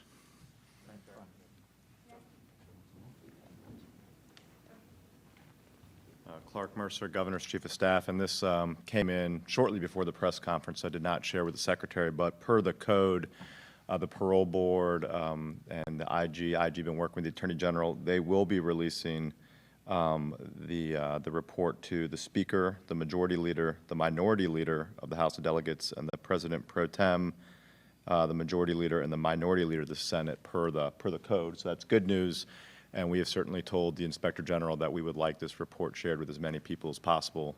To the Secretary's point, we would like more people to be able to read it. It's an administrative review, which is something that at the outset of this complaint, the IG noted that it was not looking into the substance of deciding whether to parole this individual or not. It was not about this individual's behavior. It was an administrative review based on a checklist of items that the parole board is supposed to go through when they're making this decision. So we just back up what the Secretary said, that we look forward to this being shared more widely. Thank you. Yes, I was just wondering, the COVID-19 numbers in state prisons had gone down a lot. I think Secretary Rand had said it was a couple weeks ago, 16. This week we're up to more approaching 600. Do y'all have a sense of what is causing the numbers to go back up? Is it sort of like, I just wasn't sure if there's anything y'all could say about why the numbers seem to be rising, or could be attributed to anything in particular. Brian, the question is about is in our penitentiaries, the numbers are trending up a bit, and the question is, what do we know what to address that to? Well, Governor, well, we're all asking the why, Ned. DOC is not unlike other long-term care facilities or congregate housing. If you look at the numbers, we're very, there's some positives.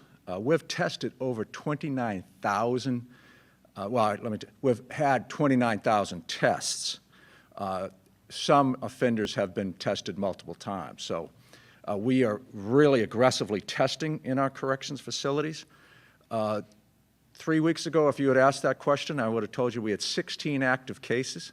Today, we have over 500, unfortunately. We've done some aggressive testing in two facilities, in particular in the Chesapeake area, St. Bride's and Indian Creek. And as you know, and what the governor has already addressed today, is the Hampton Roads area that we've seen an uptick, and we're taking actions to address that. And I think it's reflective of that increase in the Hampton Roads region in Chesapeake. And so DOC will continue to be very vigilant to address the uptick and address those cases and make sure we can, quarantine appropriately. Yes, Max Thornberry with the Northern Virginia Daily. Yeah, Governor, I just have a question about yesterday's announcement about the letter of intent to purchase the rapid tests. You already said that you're not sure about the timeline of when the state might receive those, but do you have an idea of where those tests might go, where they'll be allocated, and how much those tests cost? Yeah. Actually, I do. I'm going to let Secretary Kerry address that, but we do have an idea, so thanks, Dan. Thank you very much, Governor. The question really was, where do we have a plan how would we deploy those rapid tests, and how much might the cost be? And we don't have the exact cost estimates in terms of buying at that volume. That's the great thing of buying, collaborating with 6 or 7 states, that you can have the purchasing power to send a signal to the market, but also to get the best possible prices, not just for the equipment, but for the testing supply. So we don't have the exact numbers, but we will share those when those are available. Second, how might they be used? The PCR, the preliminary change and reaction test, remain the gold standard test. The antigen tests are getting better and better, and they have particular, I think, use in long-term care facilities for routine testing of staff and for residents that are asymptomatic in particular. So we are evaluating where that might fit in our overall strategy. But the key also is in point-of-care testing, like these machines that we'll supply also in where they are for influenza. They're at urgent care centers, in primary care practices, in emergency rooms. So we will try to use them as strategically as we possibly can as we get them available and start to use them. No doubt that will be modified, and frankly, we're going to learn along with the other states how to best deploy them along with our other testing assets. So thank you. Great question. Thank you, Governor. Governor, in 2002, Governor Warner then had a similar situation with his parole board with an infraction like where we suppose is under the redaction here now.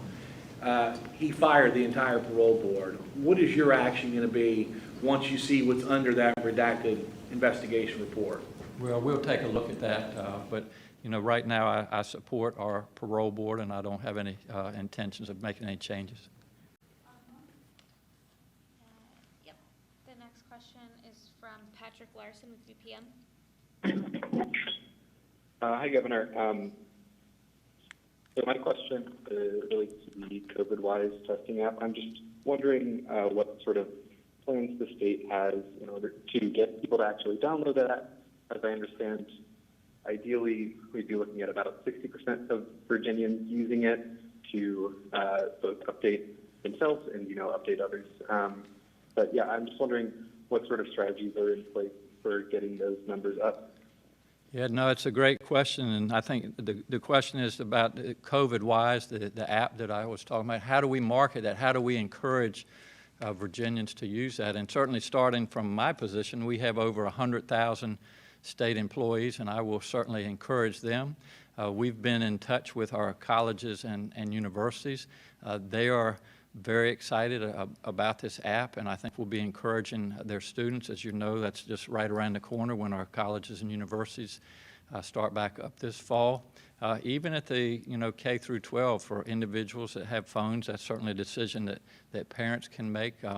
But you could just look around the state, any opportunity we can, we will be encouraging folks to use that. It's a great tool. Again, to reiterate, it doesn't take any of your personal information. It doesn't tell where you've been. I think people had some concerns about that, but it's just a great tool that we have in our toolbox to really follow this pandemic and allow individuals that have been in close contact with someone who has tested positive to know that and to be able to get tested themselves or to have their family members tested.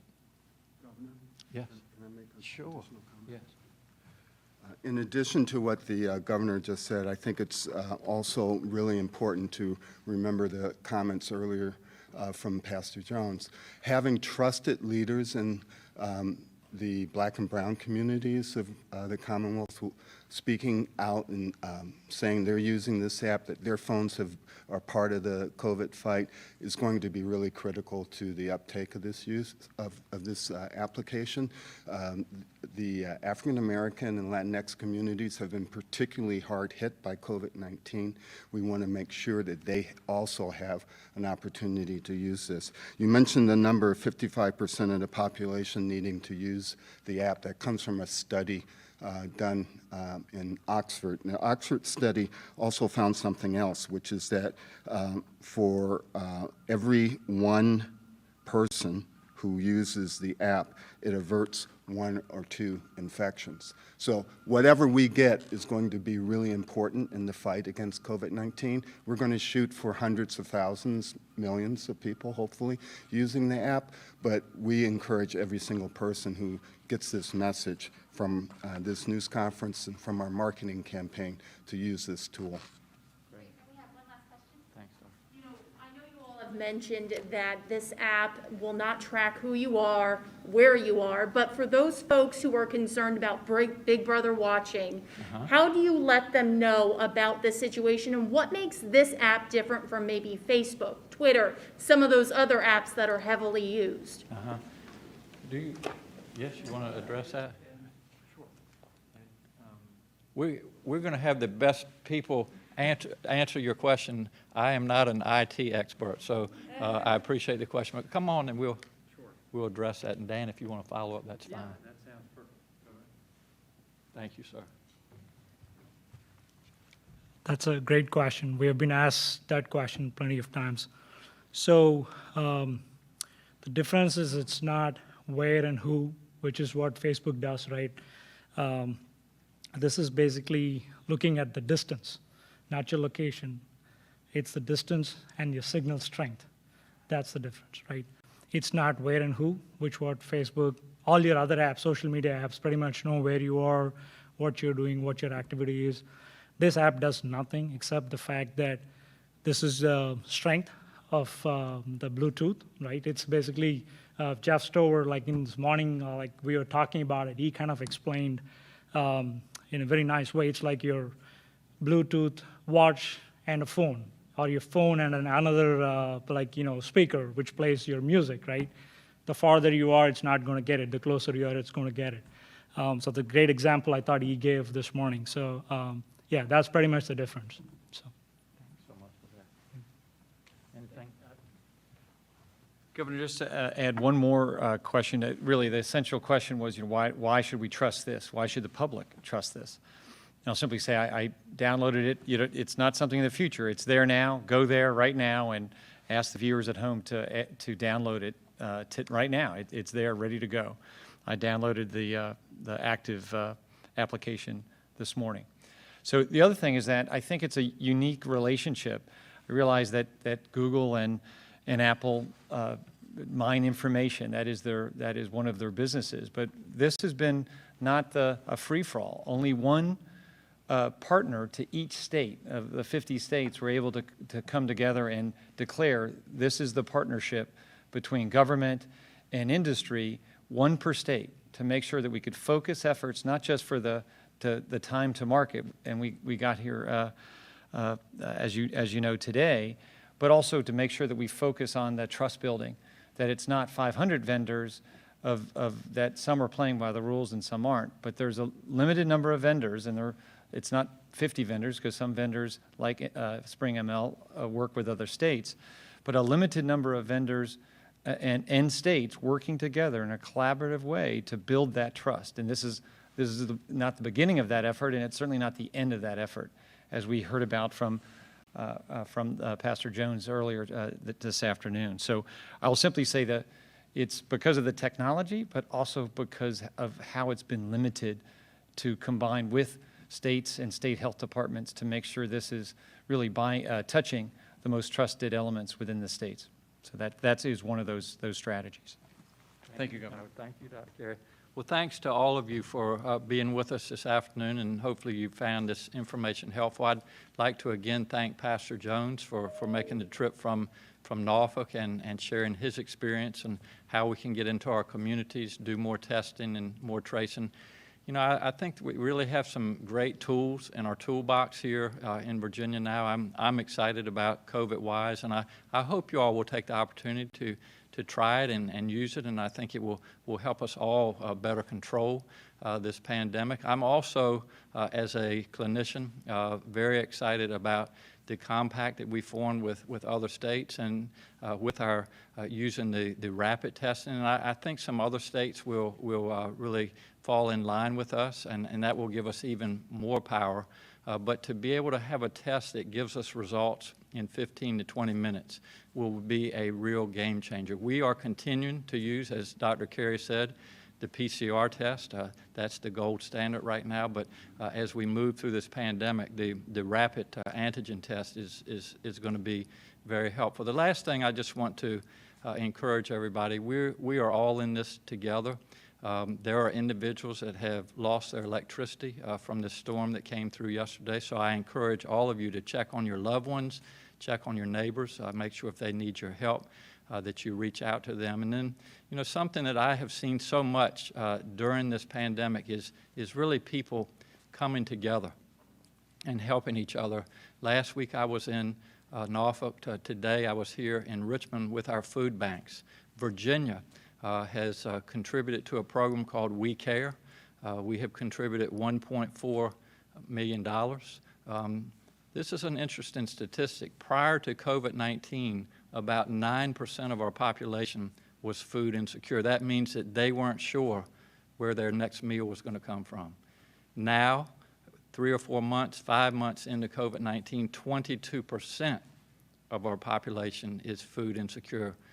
That's 1 in 5 people in Virginia right now that don't know where their next meal will come from. And while we have contributed, businesses around Virginia, in this case, Centera and Truist, which is a national bank, have each put $500,000 on the table to assist with We Care, and other businesses are joining. And that's just why we're going to get through this together. And I encourage all of you to be part of the solution and to give thanks for all of the individuals, the businesses that have stepped up and to be part of this solution. So thank you, and until we see you next, be safe, be healthy, Don't forget to wear your facial protection, wash your hands, and maintain your social distance. Thank you all so much.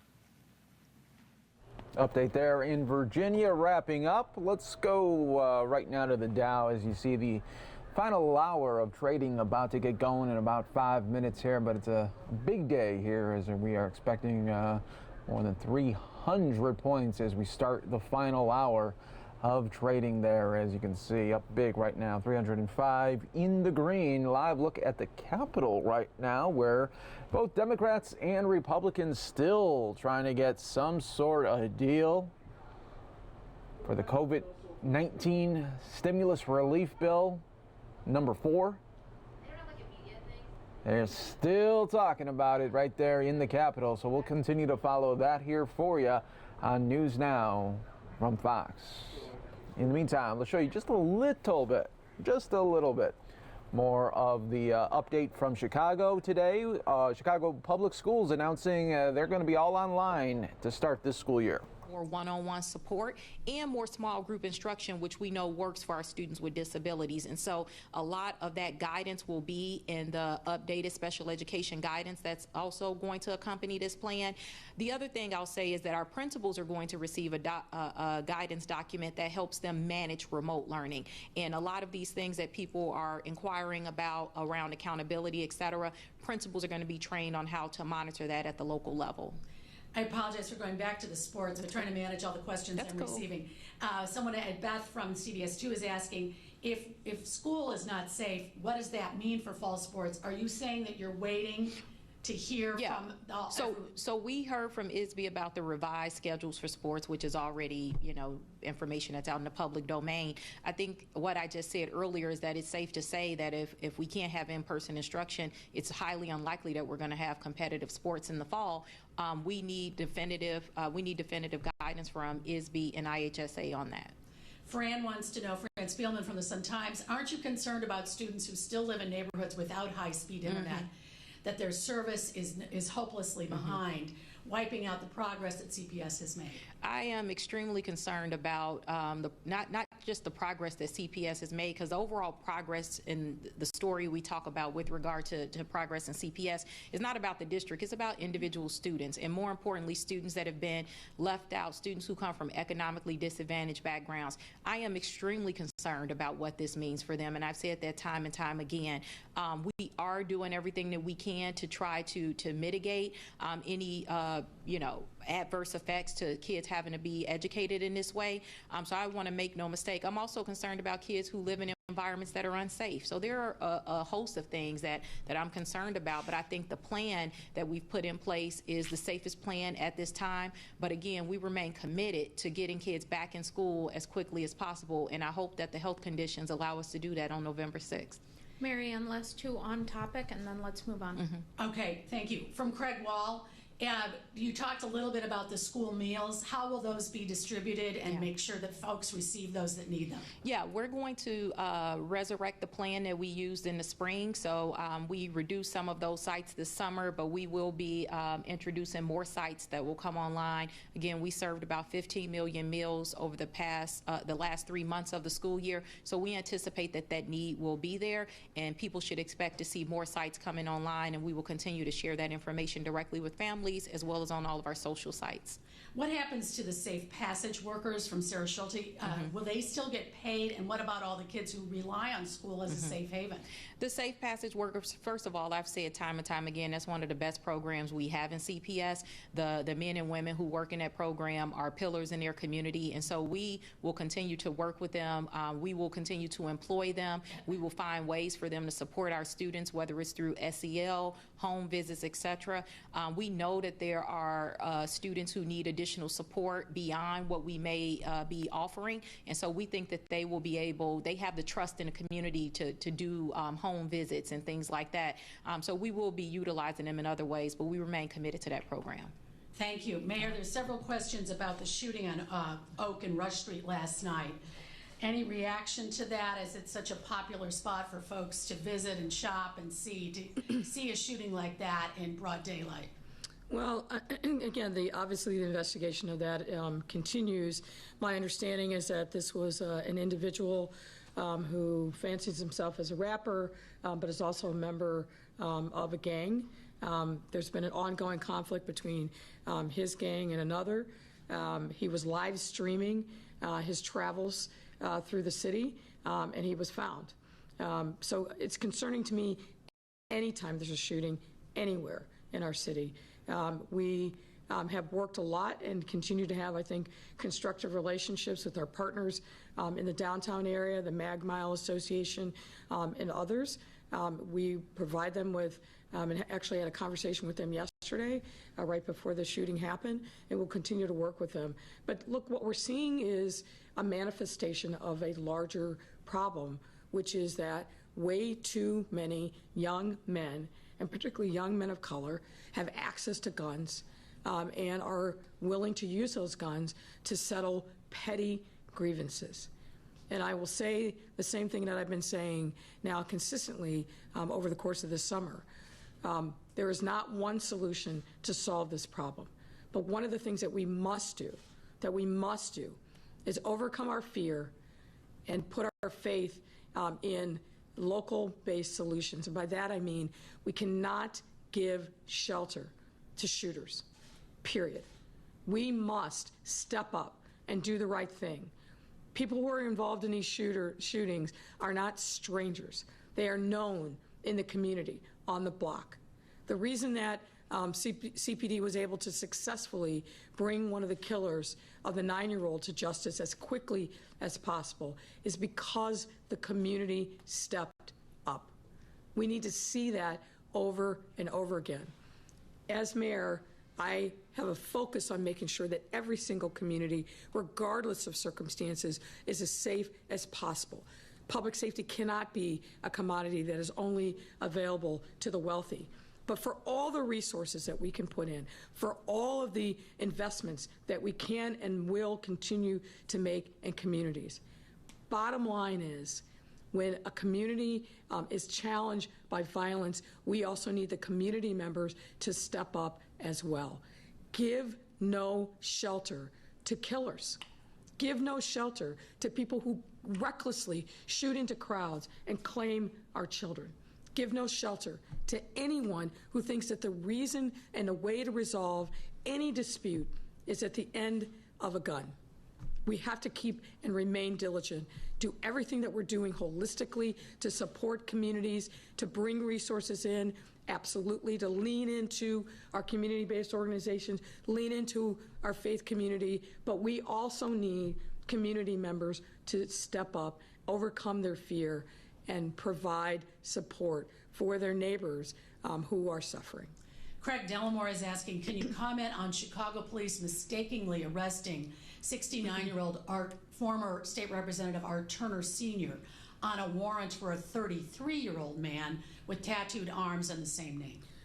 It's hard to understand that one. It really is. I know that that is actively under investigation by Internal Affairs, so I won't comment further. But obviously there's a vast difference between a 73-year-old and a 30-year-old. Last two questions. From Bill Cameron, President Trump says he has no interest in bailing out Chicago. What would that do to city finances? Well, the reality is President Trump is one part of the equation. What we're seeing is communities all over the country, Democrat and Republican and everything in between, who are hurting desperately because of the impact of the shutdowns and COVID-19. This is not a moment for partisanship. This is a moment for people to step up and recognize that we cannot recover. We will not get stronger as a nation if our communities are left to fend for themselves without support from the federal government. We were fortunate enough to get CARES Act money, but the reality is, and I've said this to every single federal elected official that I've spoken to, we will not recover as a city, as a region, as a state, as a country if the federal government, and particularly members of the Republican members of the Senate, choose this moment when we are all hurting, when we are looking at depression-like economic conditions, when we have millions of people unemployed. If in this moment they revert to partisanship, Shame on them, and we ought to vote every single one of them out of office. This is the time for leadership. This is the time for people to step up and support our communities all across the country who are hurting. This isn't a Democrat versus Republican issue, and it shouldn't be made one. There are some that might also say it's time to step up for leadership and talk about Mike Madigan. 6 Chicago City Council members today called for him to step down. Is he the leader you want to represent Democrats coming up at the Democratic National Convention as you nominate Joe Biden? Well, look, I've spoken on the circumstances involving Mike Madigan, as have a number of people, really since we saw the shocking revelations depicted by the U.S. Attorney's Office in the deferred prosecution agreement. I think this is a time where we have to have a serious conversation as Democrats at every level about what we stand for, and I think people are having that conversation, and the latest announcement from members of the Democratic Socialist group of City Council, I think speak to the necessity of that conversation moving forward. Thank you, Mayor. Thank you, Marianne. Thank you. Thank you.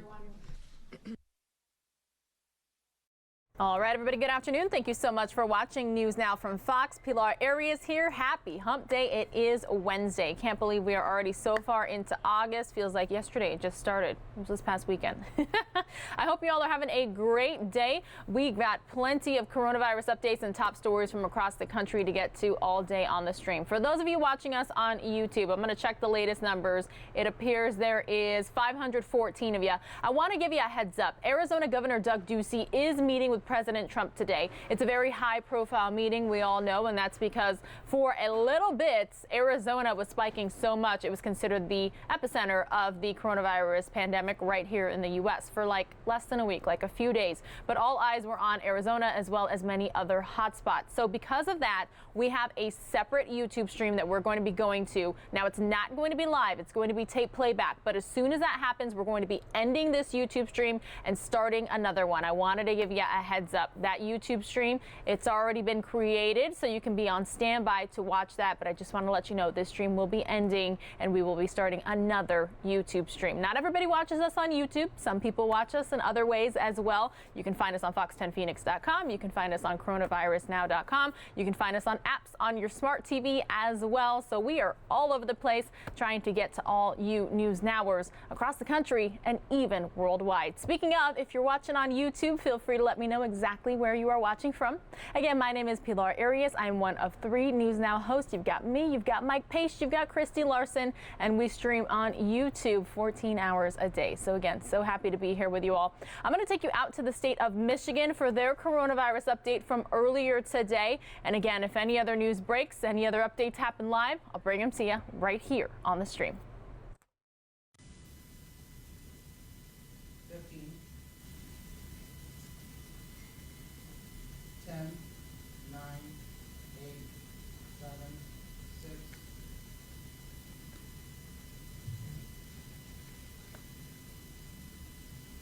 All right. Good morning. It is August 5th, and I am joined today by the Lieutenant Governor, Garland Gilchrist, Dr. Janae Caldoun, our Chief Medical Executive, and Flint Mayor Sheldon Neely.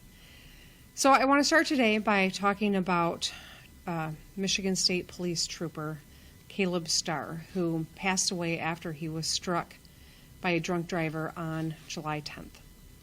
Trooper Starr joined the Michigan State Police in September of 2018 as a member of the 135th Trooper Recruit School. He was 33 years old. I want to offer my sincerest condolences to his wife, Rachel, and their 2 little girls. And I want to remind all Michiganders to stay safe on the roads. You know, it's been nearly 5 months since the first cases of COVID-19 hit our state. 5 months, and we still don't have a comprehensive national strategy from the federal government. We don't have a federal mask mandate or a widespread testing plan.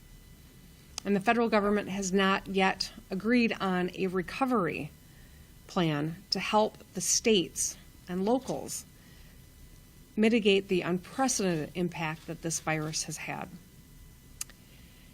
Yesterday, we announced that President Trump has granted my request that he authorize the use of the Michigan National Guard forces for COVID-19 response through December 31st of 2020. And for that, we are grateful. I do think it's worthy of note, however, that the President decided to fully fund the National Guard activities in 2 other states, while the rest of us are funded at 75%. The states of Florida and Texas have been determined to be funded at 100%. It's unfortunate that this is the case because every one of us is confronting COVID-19. The rest of the states who've got to operate at 75% will have to make some hard choices about whether to continue National Guard missions for testing, disinfecting public spaces, distributing food, and more. This is yet one more reason that we need direct funding to the states for the next recovery, in the next recovery package. Michigan and states across the country need the federal government to step up so that we can continue providing critical services and protecting families and businesses from COVID-19. It's time for the President and Congress to work together in a bipartisan way to pass the recovery package to support state governments, families, frontline workers, and small business owners. People across the country are counting on the federal government to put partisanship and games aside and start working together for the benefit of all Americans. And here's what we need: aid to state and local governments so we can continue providing critical services to families. States across the country are struggling because of unprecedented impact that this crisis has had on our budgets. We also need extension of pandemic unemployment benefits so that working families can pay for things like rent and utility bills. We need an increase in SNAP benefits because nobody should have to worry about how they're going to put food on the table during a global pandemic. We need funding for child care to help our crucial frontline workers who put their lives on the line every single day to take care of us so that their kids can be taken care of. We need an extension on the federal student loan payment and interest freeze past September so that we can give borrowers additional relief from while the economy recovers. We need an increase and extension of the FMAP so that federal government covers a greater share of Medicaid costs. And we need aid that helps and starts with funding our K-12 schools and higher education institutions without insisting that schools open even if it's not safe.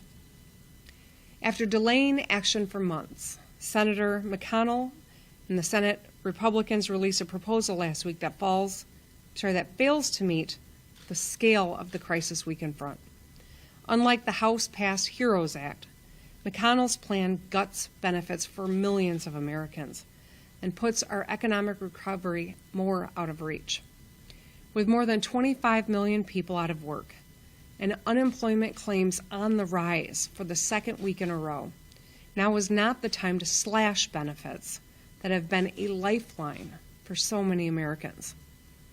People all across our country are struggling with the need for real help to pull the rug out from under them right now while we're still very much in the midst of the public health crisis and economic recession doesn't make any sense. Republicans need to drop this plan and join Democrats in a bipartisan way and construct a comprehensive stimulus package that meets the need of everyday Americans. We need leaders who are going to work together to help families and frontline workers and small business owners. Nobody has time for election year partisan games when lives are on the line. This is a crisis and we need bipartisan action right now. So today I'm joined by leaders from across the state to announce a series of new initiatives to prevent discrimination and racial inequity in Michigan. Since I was sworn in as governor, I've made it a top priority of mine and my administration's to include more people of color, more women, more members of the LGBTQ+ community, more people who are representative of the socioeconomic classes in Michigan and the geographic areas in Michigan at the table, in not a tokenism way, but in an empowered way. We've been able to build a more inclusive state government, but there certainly is more work to do. Today, I signed an executive order to create the Black Leadership Advisory Council of Michigan, which I will work closely with to develop our policies and paths to opportunity for Black Michiganders. I want to thank Senator Erica Geis, who sponsored the original legislation, for her leadership. This is the first advisory council of its kind, focusing on African American issues in Michigan. And I'm proud to work closely with leaders like those here today to build a more just and equitable state. The deadline to apply for the council is 5 p.m. Wednesday, August 19th. And the link to apply is michigan.gov/appointments. And candidates should select Black Leaders Advisory Council from the drop menu on the application. Today, I also signed an executive directive declaring racism as a public health crisis in Michigan. I want to thank the Michigan Legislative Black Council for their leadership. This pandemic has confirmed and highlighted the deadly nature of these pre-existing inequities caused by systemic racism. COVID-19 is more than 4 times as likely to take the life of a Black Michigander than a white one. And this reflects long-standing, deep societal, economic, and environmental disparities. This executive directive directs MDHHS to work with other state departments to examine data, develop and plan policies, engage, communicate, and advocate for communities of color. Dr. Khaldun will also touch on further steps the department will take to address systemic racism in Michigan. I want to thank Dr. Khaldun for her leadership. She's the reason Michigan was one of the first 3 states to release demographic data so that we could help better act to protect people in our state. DHHS is the largest state department that touches the most citizens in our state, and so her work is crucial, and the work that Director Robert Gordon is doing as well. They'll work around the clock to help us reach our goals. Now, I know how important it is for state government to lead by example, which is why I've directed that all state employees be required to take implicit bias training, including myself and our entire executive office. Implicit bias is simply an unconscious preference that exists in each one of us. And as public servants, we have a duty to understand how those tendencies impact our actions on the lives of others. The training is required for both existing employees and must be completed within 60 days for newly hired employees. This is not alleging that people are racist. It's recognizing that everyone has biases from where we grew up or how we were raised. It's just a fact, and that's why we've got to acknowledge it and seek to address it. We have a lot of work to do to eradicate the systemic racism that Black Americans have faced for generations. And it's going to take time. But the most important thing we can do during this time is work closely with leaders across the state in every community to find the root cause of problems and work to eradicate them. This group will continue to keep an open dialogue as we work toward our goal of ensuring that we build a stronger Michigan where everyone, no matter what community they're from, has a real opportunity. And with that, I want to introduce Lieutenant Governor Garland Gilchrist, Chair of the COVID-19 Task Force on Racial Disparities, to talk a little bit more about the work that they're doing. Thank you.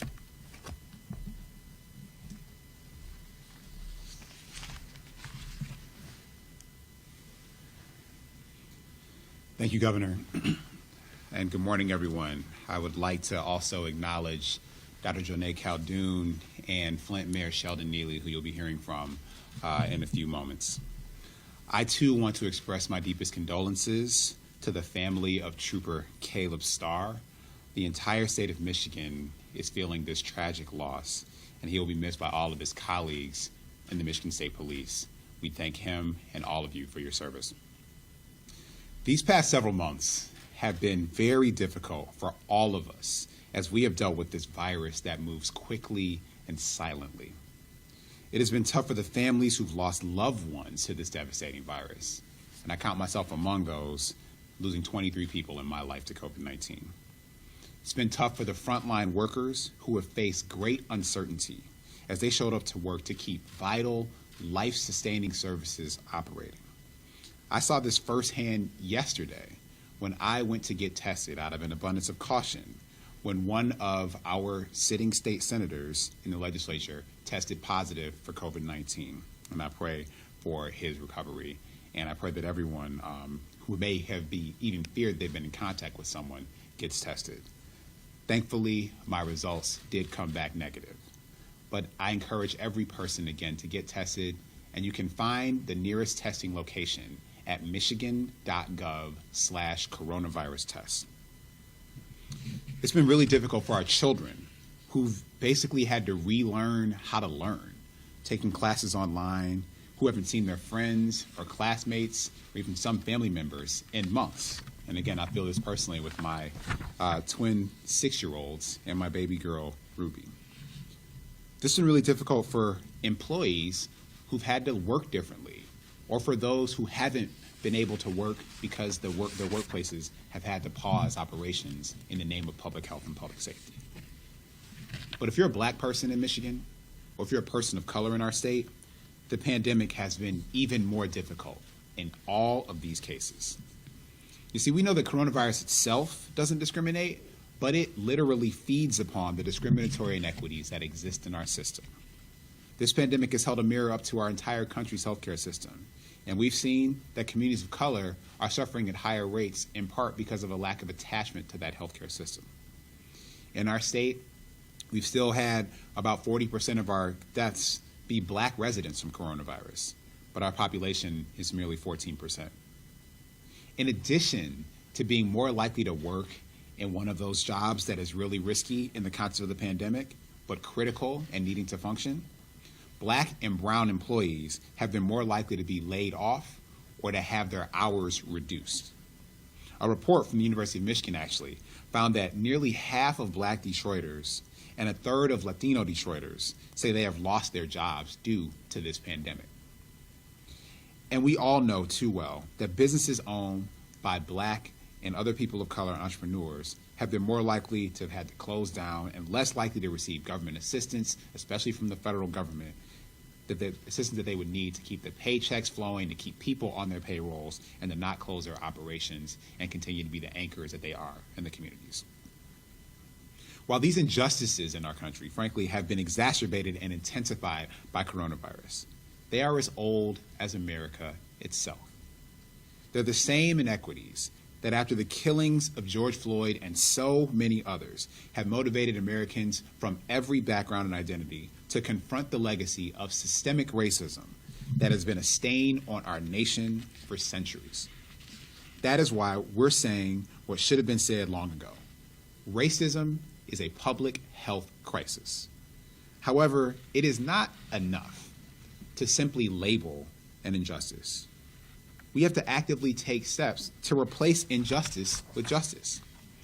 This formal declaration from our administration creates the space for state departments and agencies to specifically examine, respond to, and coordinate all of our policies and programs to quickly and substantively put Michigan on a path to address these issues head on.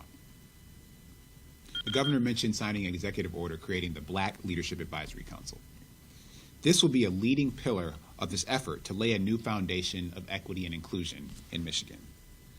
The Black Leadership Advisory Council is among a set of diverse ethnic commissions within the state of Michigan's government. This council will include at least one person between the age of 18 and 35 to bring the experiences of our young Michiganders. The council will also include at least one person who is an immigrant or has experience on immigration policy. See, black folks, we are the largest racial minority in the state, but this council, as the governor alluded to, is the first of its kind in Michigan that will elevate and engage black leaders and our representatives.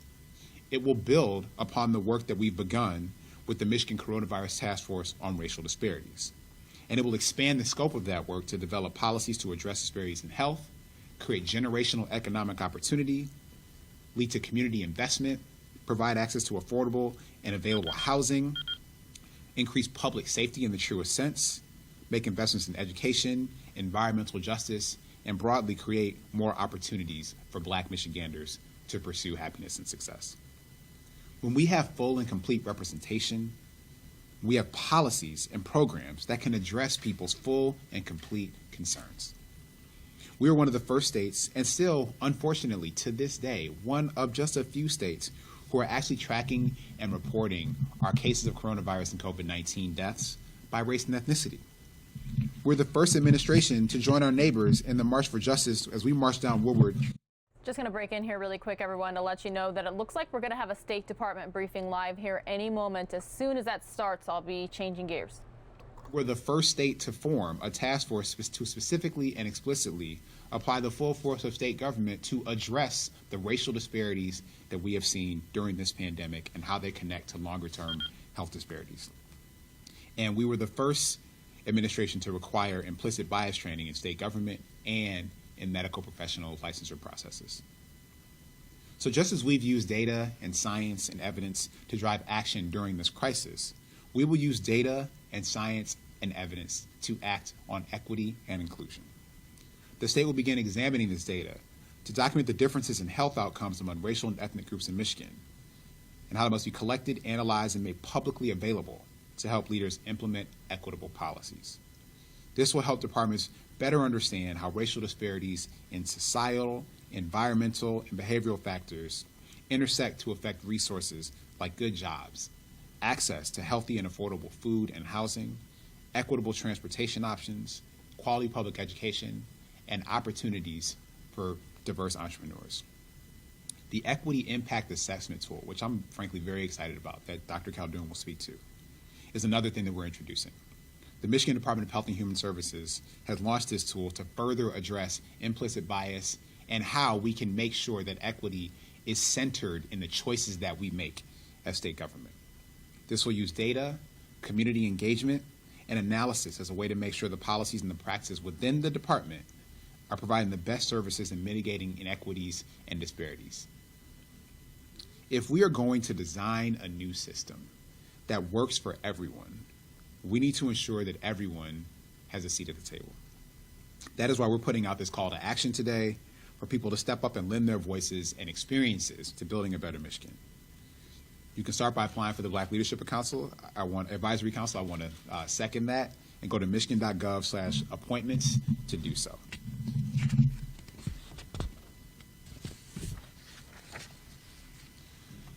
Those of us in positions of power and leadership at any level have a responsibility to use the tools at our disposal to put everyone's success within their reach. The actions that we're announcing today are another step toward this administration fulfilling that responsibility. Now, I'd like to close today with the words of James Baldwin, whose birthday recently passed. See, James Baldwin said that not everything that is faced can be changed, but nothing can be changed until it is faced. Neither I nor this administration will turn our faces away from injustice when we have the opportunity and the power to right it. And with that, I'd like to welcome Dr. Joné Khaldun here to the podium for an update. Thank you.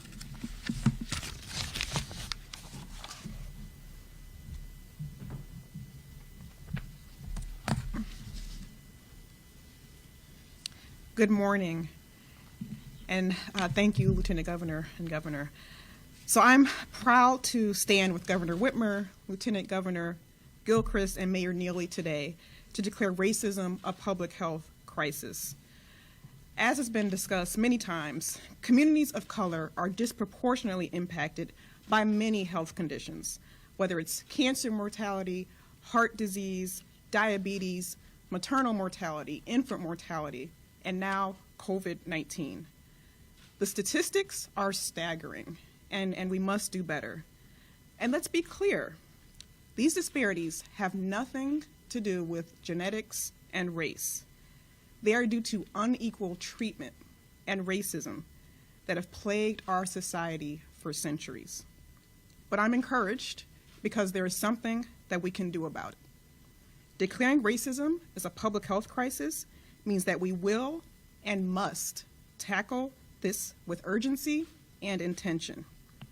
I'm excited about the steps that the Michigan Department of Health and Human Services is taking under the leadership and commitment of Director Robert Gordon, but also the expertise and dedication of the department's Diversity, Equity, and Inclusion Council that has been championing this work for years. One of the things we're doing is expanding the application of a decision-making process throughout the department that will work to decrease systematic disparities and inequities in marginalized populations. This tool is called an Equity Impact Assessment, and it provides a concrete, organized, and objective way of assessing processes, budget allocations, policies, and programs with an equity lens. We know that inequities created and perpetuated by programs are sometimes unintentional, and they're embedded into historical government systems and processes.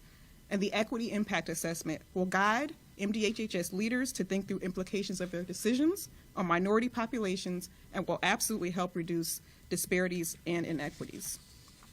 We're going to start with the Department of Health and Human Services, but then also work with other departments and agencies on implementation of this tool. So I'm excited because this is something that is concrete and it will drive change, and I'm proud of our department for leading these efforts. So let's talk about COVID-19 and where we stand in the state. Yesterday, we announced 84,050 cases and 6,220 total deaths in Michigan. Overall, we are seeing a plateau in cases after a slight uptick in June and July. And as we have seen throughout this pandemic, the disease spread looks different by region. I'm going to go through that now. So the Detroit, Grand Rapids, and Kalamazoo regions have just over 40 cases per million people per day and have seen a steady decrease over the past 2 to 3 weeks. The Jackson and Upper Peninsula regions both have about 35 cases per million people per day and have also seen decreases over the past 1 to 2 weeks. The Saginaw region has just under 30 cases per million people per day and has seen a decrease over the past week. And the Lansing region also has just under 30 cases per million people per day, but they have seen a 2-week increase in their rate of cases as well. The Traverse City region is currently the only region of the state that has under 10 cases per million people per day, and they continue to see a decrease over the past 3 weeks. We also continue to focus on our testing. So we are now holding steady at about 28,000 tests per day, and that's about 2% of our population per week that is getting a test. And the good news is that our percent of tests that are positive is also now trending down. It's at 3.4%, down from 3.7% the previous week. Our hospitalizations and deaths continue to remain steady and low, particularly the deaths. These are all good signs, and we will continue to monitor these metrics.